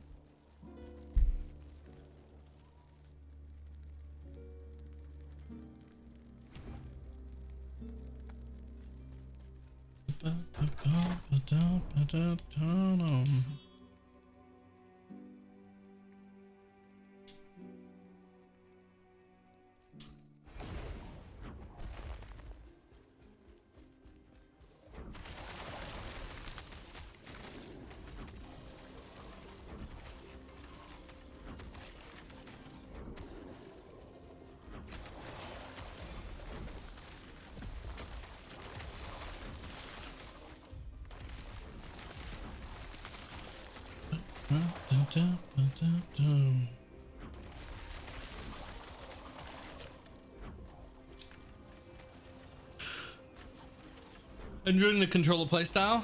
I'm loving the controller. I'm always a big fan whenever I can play with a controller because my hands hurt all the time. So playing with a controller is great. However,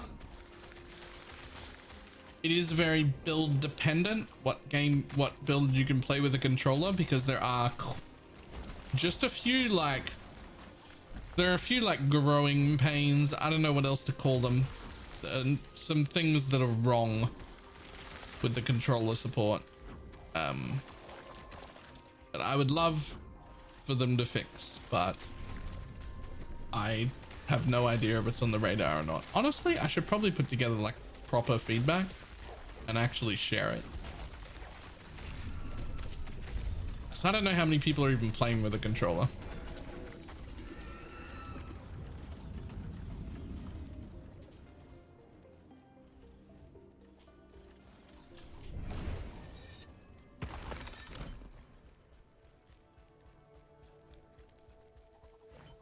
How do you place walls as barriers precisely with a controller? You don't, but you never can in any game.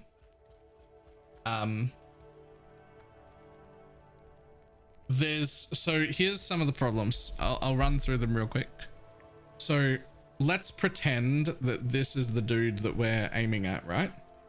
Normally, I'm on my mouse now. Normally with a controller, if I aim about anywhere here to about here-ish, like roughly, it'll be like a cone like this, and it'll just auto attack to it'll just attach to the mob, right? As long as I'm like ballpark somewhere in this region, it'll like aim assist me to the mob. That's normal what happens. But let's pretend this thing up here, this is a let's pretend that's like a breakable object or something. As I'm running this way, I could walk all the way up to about here, and if I press my button, it'll summon the totems over there on that instead. It's like a straight up like half. If you just put your arms out like this, everything in that cone is what it auto aims at, instead of things in the general direction that you're aiming for. Like normal, it's anything in here. That is fine when I'm playing a totem build. It's great. But there's a lot of builds that can't handle that. Like this isn't the area you should auto aim on, right? This is the area you should auto aim on, not this, right? And then the bigger problems that causes is if you have a movement ability, right? You'll run in like this, you'll get to here, you're running this way towards this guy who's your mob, right? You're running this way, and then you'll hit movement and it'll go, you'll hit, oh, sorry. That's the wrong button. I'm not used to using the keyboard. Wait a minute.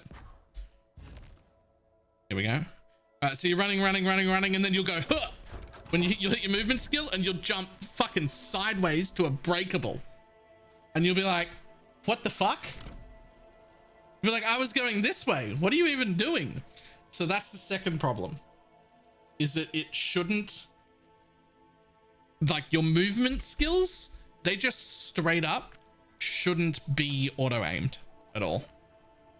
They should just go in the direction I am facing. Right. Next problem. This one, huge problem, but easy to fix.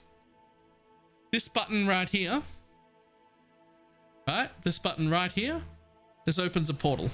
This is how you get out of every area. This is the button you press. It opens a portal. If you hold it for 1/4 of a second, it hides all the loot. You can't see anything anymore. All my loot is gone. If you press like X on the keyboard that's supposed to turn off the filter, it disables the filter. You can see it right there. Nothing shows up. So if you accidentally hold the open portal button for 1/4 of a second, it hides all your loot and you can see nothing at all. Just boop, gone. I think I ran about 7 maps thinking, where the fuck is all of my loot, before I figured that out.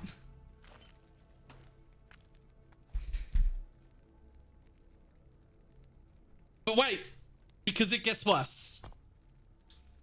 if we go into the settings here, this is a minor thing. It's not a huge problem, but to select anything is A, which is fine, right? That's fine.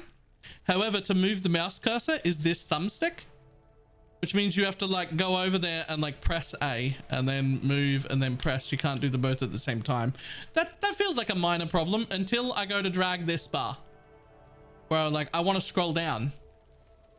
Wait, I can't. Hang on. No, I have to move my hand from this side of the mouse, put it in the middle and use the thumbstick to drag up and down. That's on the same side as the A, which is a bit weird. That's an odd choice. That's not the correct choice. That's an odd choice.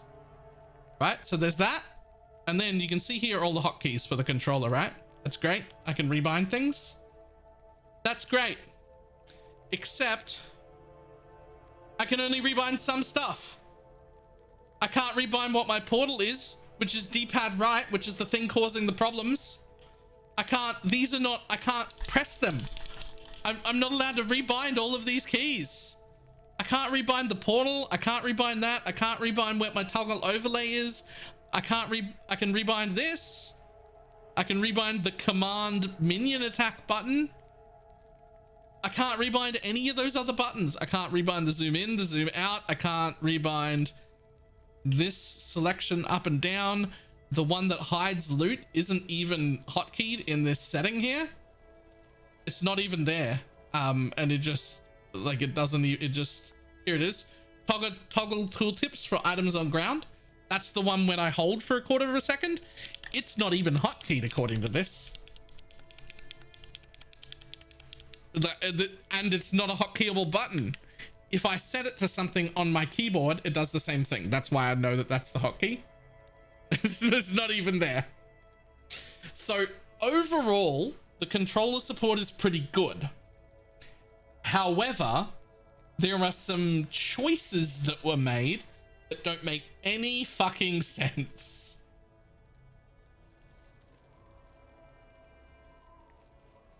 Just no sense at all. So I'm calling it growing pains while they like figure out what people who use controllers want. Because it's not like it's bad. The controller support is actively good, except for the stupid choices, which make it bad. So I don't think it would be a huge deal to fix most of those things. But also, I don't know if anyone's put together like a list of things that are wrong with controller support to even tell them. Like, people who play with controllers are pretty few and far between when you're on a computer game. Most people do not play with controllers. So maybe I should do that.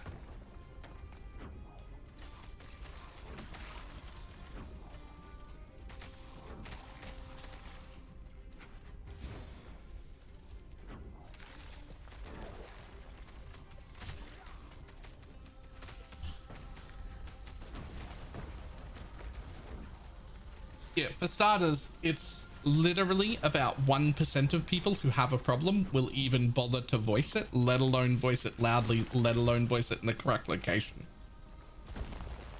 That's like a real thing. Like for every one person that complains about your program or video game, there are 100 people having the same problem who said nothing. Right? And that's just the people who say anything at all, not the people who say anything in the right places, or the people that make a bigger deal about it, or the people who know the correct channel to report problems in. That's just for every person who complains, there are 100 people who had the same problem who didn't bother voicing their opinion. So if the amount of people who play with a controller is small enough, it's entirely possible no one has given the correct feedback. It's entirely possible literally nobody has given the correct feedback.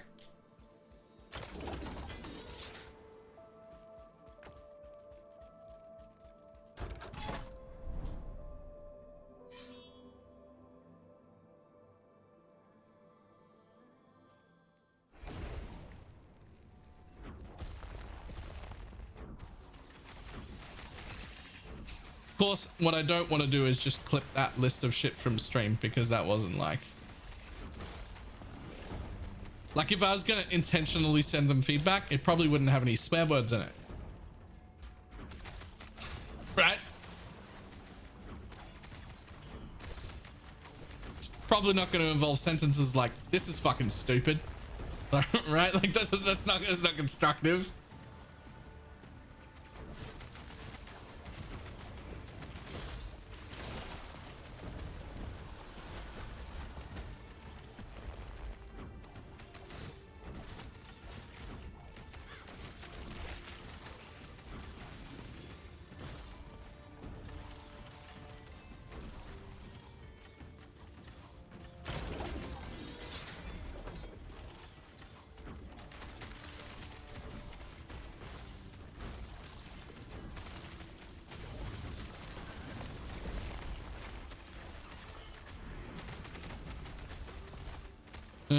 Children, they wouldn't care. I mean, they probably wouldn't.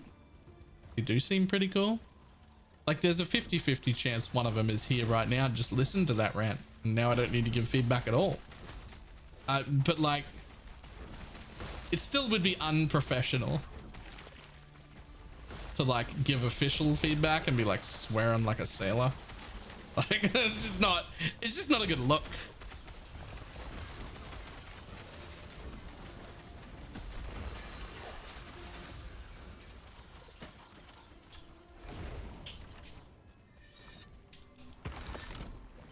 Oh yeah, there's one other issue.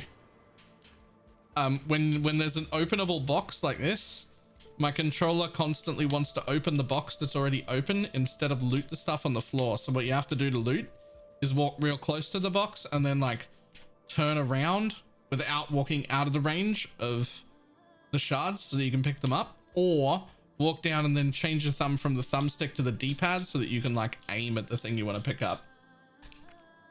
But that's just like a priority issue. Like, loot should come first and shards should come first inside the loot. But that's all of the problems that I have with controller are all like at least what I perceive as not very hard things to fix. I don't know if that's true.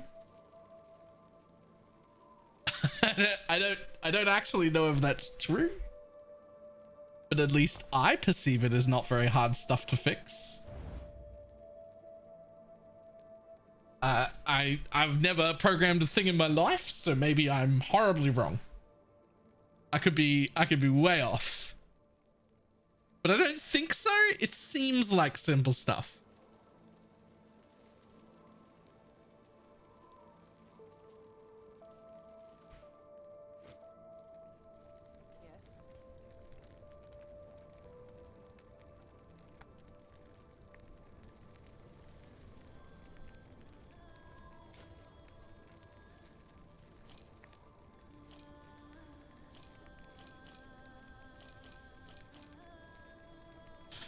Good girls to go to heaven, not the bad girls to get backstage. Super good filter, really tempted to grab that divine on the floor for 10 minutes. There is no limit to what you can scroll through, no. It's just a priority issue of it wants to open a box that's already open rather than pick up loot on the floor that's at the same place. Which is just, that's not what I want to do. In fact, that's never going to be what I never want to open the box that's already open.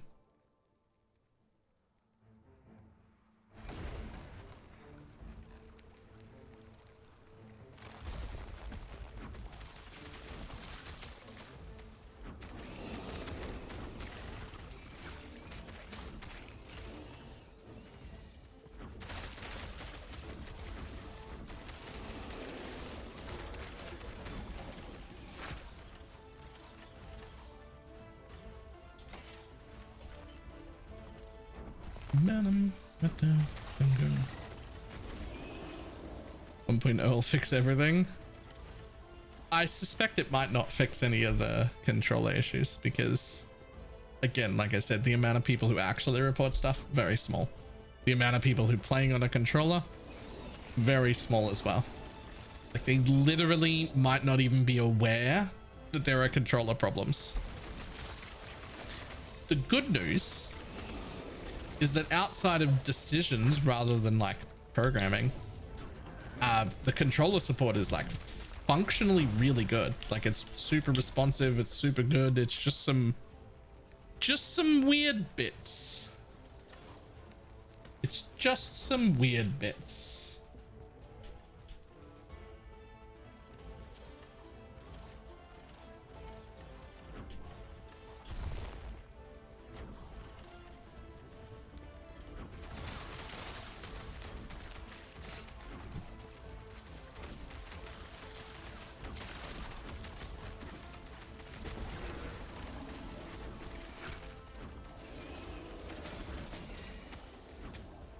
I've called on man, I need a controller. I don't know what I have because I never went to the doctor, but my hands are fucked and I normally spend all day every day wearing these compression gloves. You can find them at !gloves. They made it so that instead of being in like quite a lot of pain after like 3 or so hours playing PoE, I can play PoE for 16 hours and it's fine. Compression gloves are very, very helpful. However, if I can just play with a controller, I don't need them. So it's really nice when a game lets me play with a controller and plays well. I'm very happy to use a controller.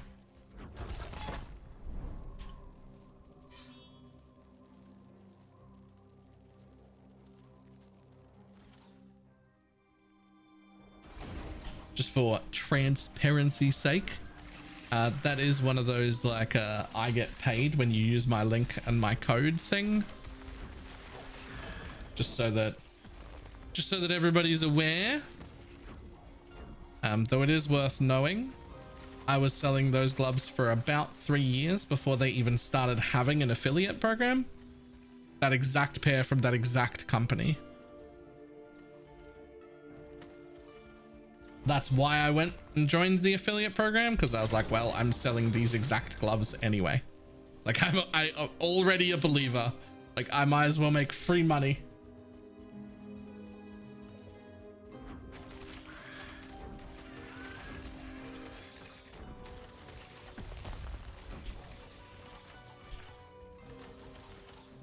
I joined as soon as the affiliate started, so like 2 and a bit years ago. If you ever buy again, if you ever have to replace them, it'd be great if you can use my link and code. I tend to replace mine about once every year and a half-ish. Minion build's good in LE. This is a minion build technically. Totems count as minions and it's very good. I know of at least 3 other minion builds that are exceptionally good. Squirrels, fire waste, and golems are all really, really good as well. I believe there are more. I'm not super familiar. Like I don't know all the builds here yet, but there's at least 3 other than this one that are really good that I've just like heard of. Probably more.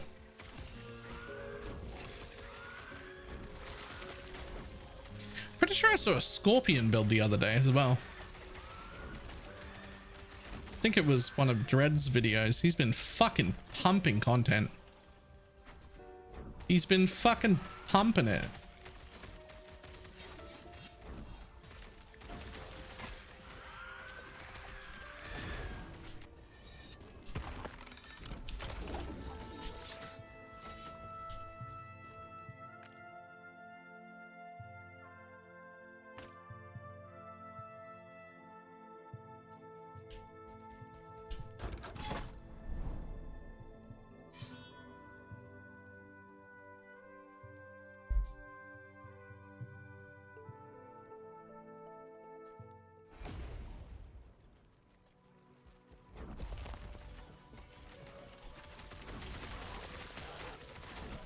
Falconer is also a minion class. Is it technically? Does it count?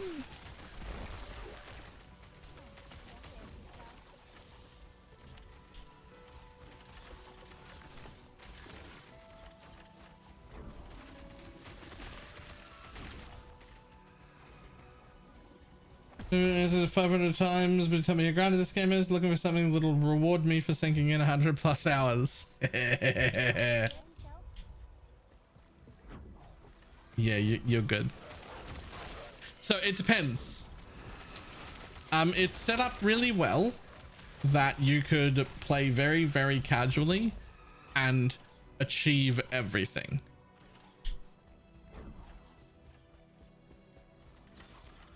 However, it also has infinitely scaling endgame. So achieve everything isn't actually possible. And the amount of power that is technically possible hasn't been achieved by anyone the entire beta, at least without cheating in the offline mode. So like, there's room for everyone from 10,000 hour degenerates to I get 2 hours a week. There's room for everybody.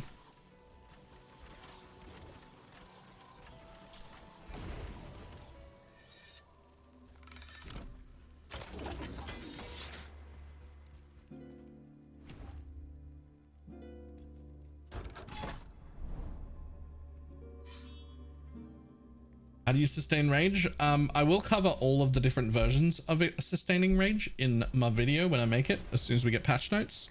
But for now, this starter way to do rage, the way you will be starting on League Start every single time, is the way I'm doing it right now, which is this node.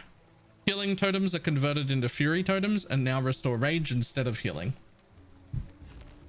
So I lose the healing portion. I've still got plenty of sustain and healing from my 2 Spriggans anyway, so it's okay, especially at lower gear levels and lower, like, you know, corruptions and not in the end game yet, so it's fine. I still feel pretty tanky, but it means each totem grants 5 rage every like second or few seconds or whatever it is.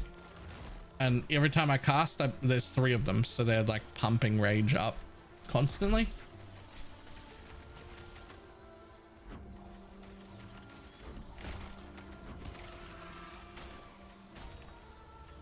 So that is the League Start way to fix rage. It's what everybody will be doing on their League Start character. There are a bunch of other ways to fix it through a bunch of different gears that are all better solutions than that. The reason we start with that is because it's on the passive tree and it doesn't need anything to drop. So like, that's the default starting place, and then we want our healing totems back later on, so we got to get one of the solutions through gear. I will go through all of the options in the video, but my favorite option is the belt for now. But I'm not attached to it if there's others.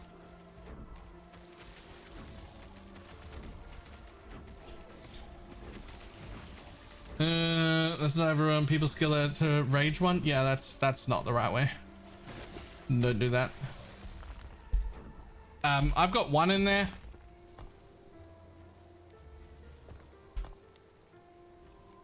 But like, I don't even want that one. I want to see if I can take it out.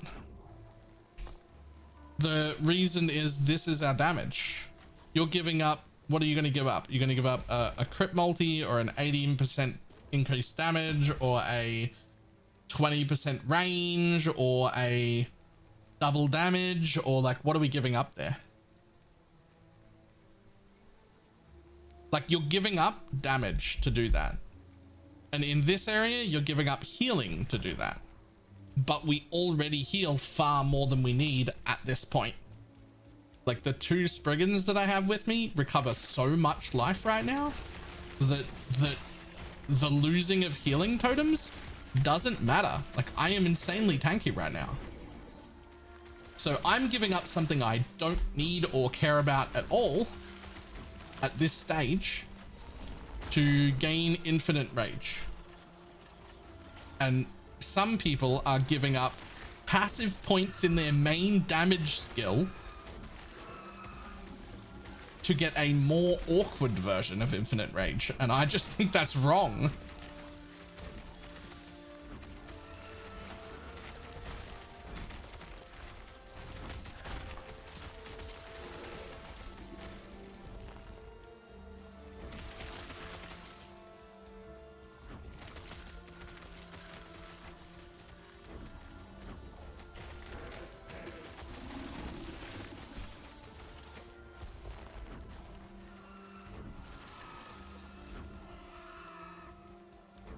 Now, interestingly enough,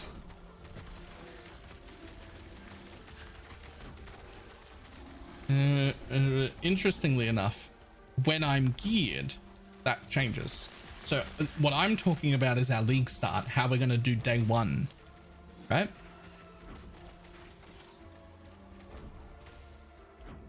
I missed out of rage. What are you doing instead?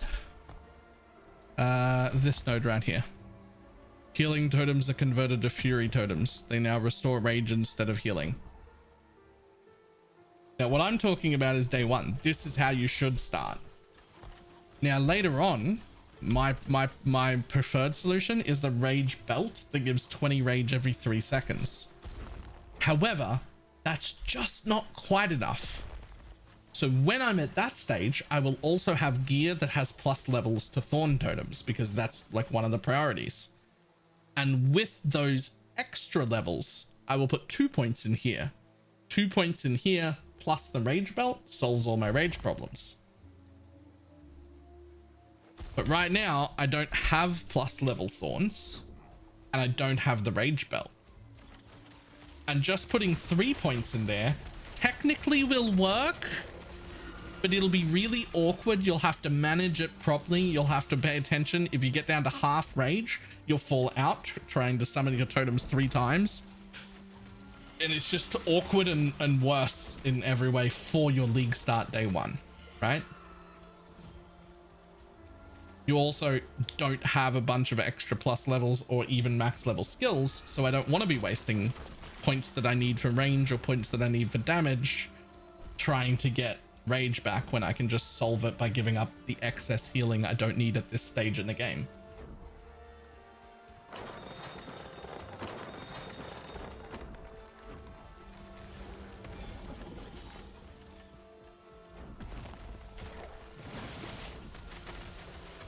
Have you tried to Blade Dancer? I've not tried it.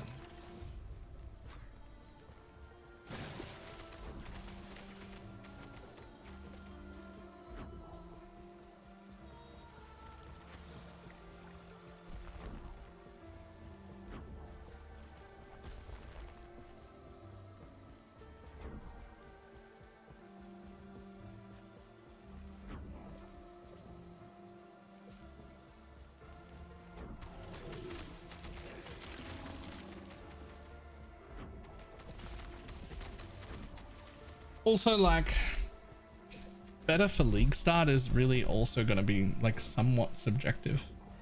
There'll be a large group of people who will hate this build that I'm playing right now because it's such a passive build where I don't deal damage myself. That just doesn't suit a lot of people's playstyle or fantasy of playing these style games. Like, people want to hit shit. So, like, depends.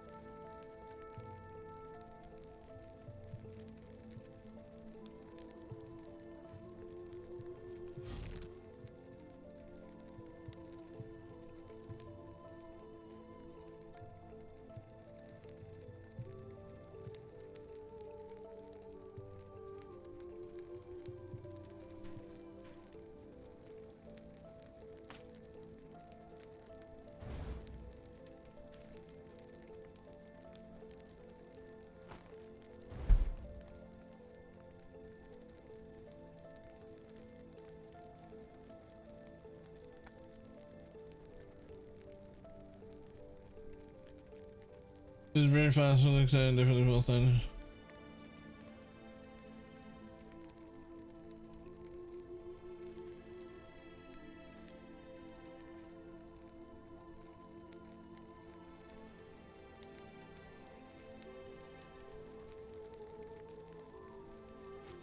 Yeah, so I'm going to be off alone looks so better than it. Yep. Yep. Yes. Can I interest you in the bug form? It's my favorite. Just have a look at the bugs. They're very cool. Take care. Has been practicing well past Smite Paladin. Advanced at middle level. Yep.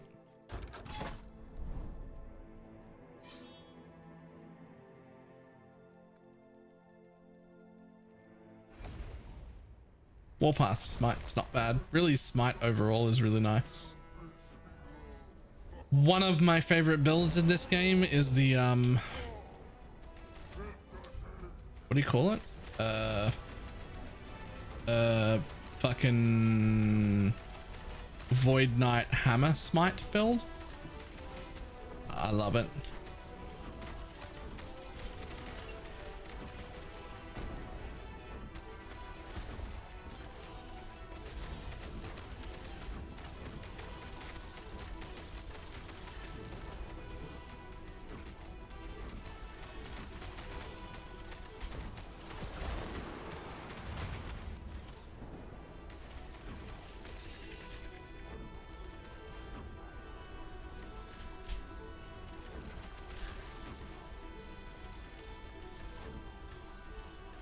Okay, Snipe Hammer, and let's go. Yeah, it was really good.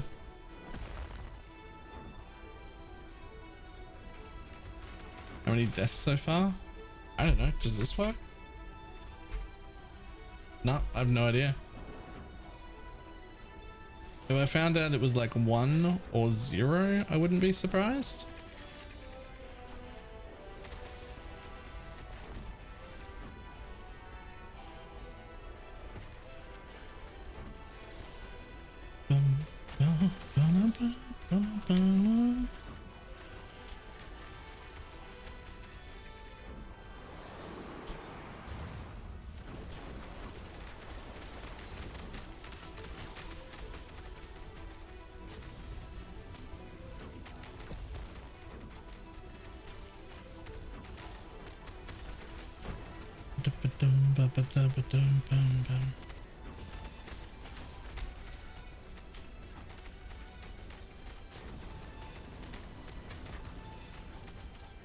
See, I'm just getting hit by everything in Lagoon Fire here. It doesn't matter. Like, I'm already tanky enough. I don't need that healing from the totems right now. Like, it just doesn't, it wouldn't do anything. Like, my recovery is great. My healing's fine. I don't need it right now.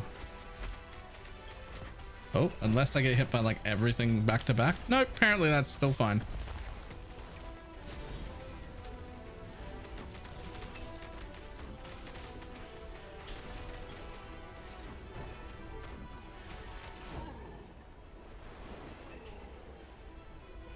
Don't worry about it. Everything's fine.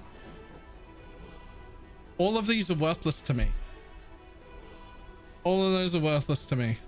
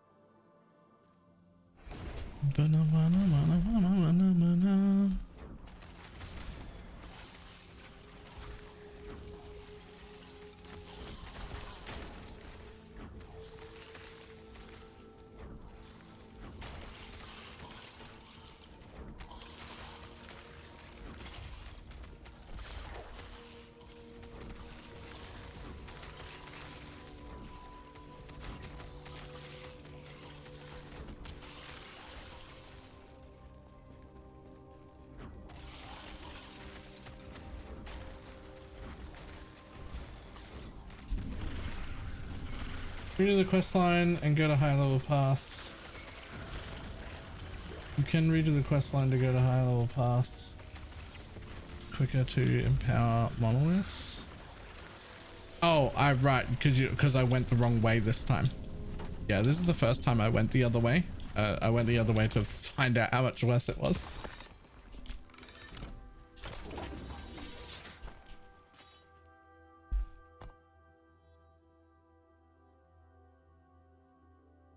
At this point, it would not be worth turning around though.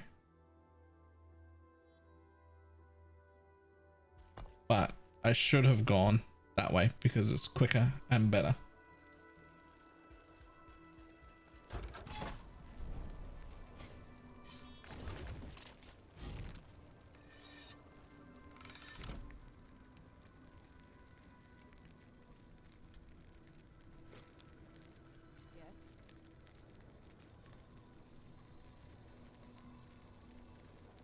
Yes. Yeah, I know. I just wanted to like try out the other path just to see how much worse it was. It's not good.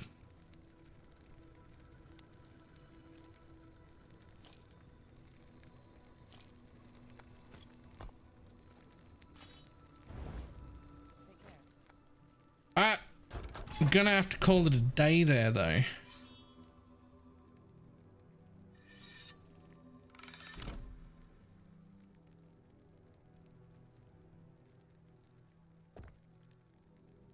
Tis gonna be time.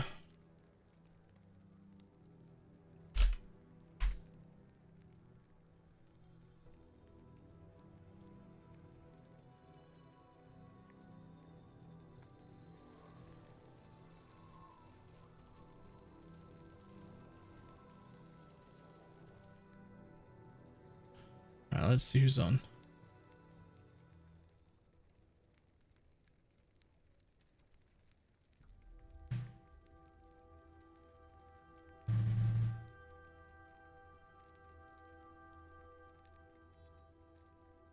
No, I'm not sleepy yet.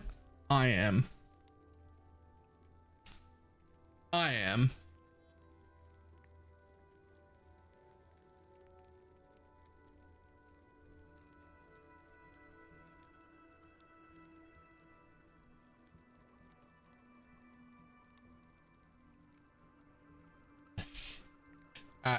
I'm gonna run. I will see everybody tomorrow. Bye.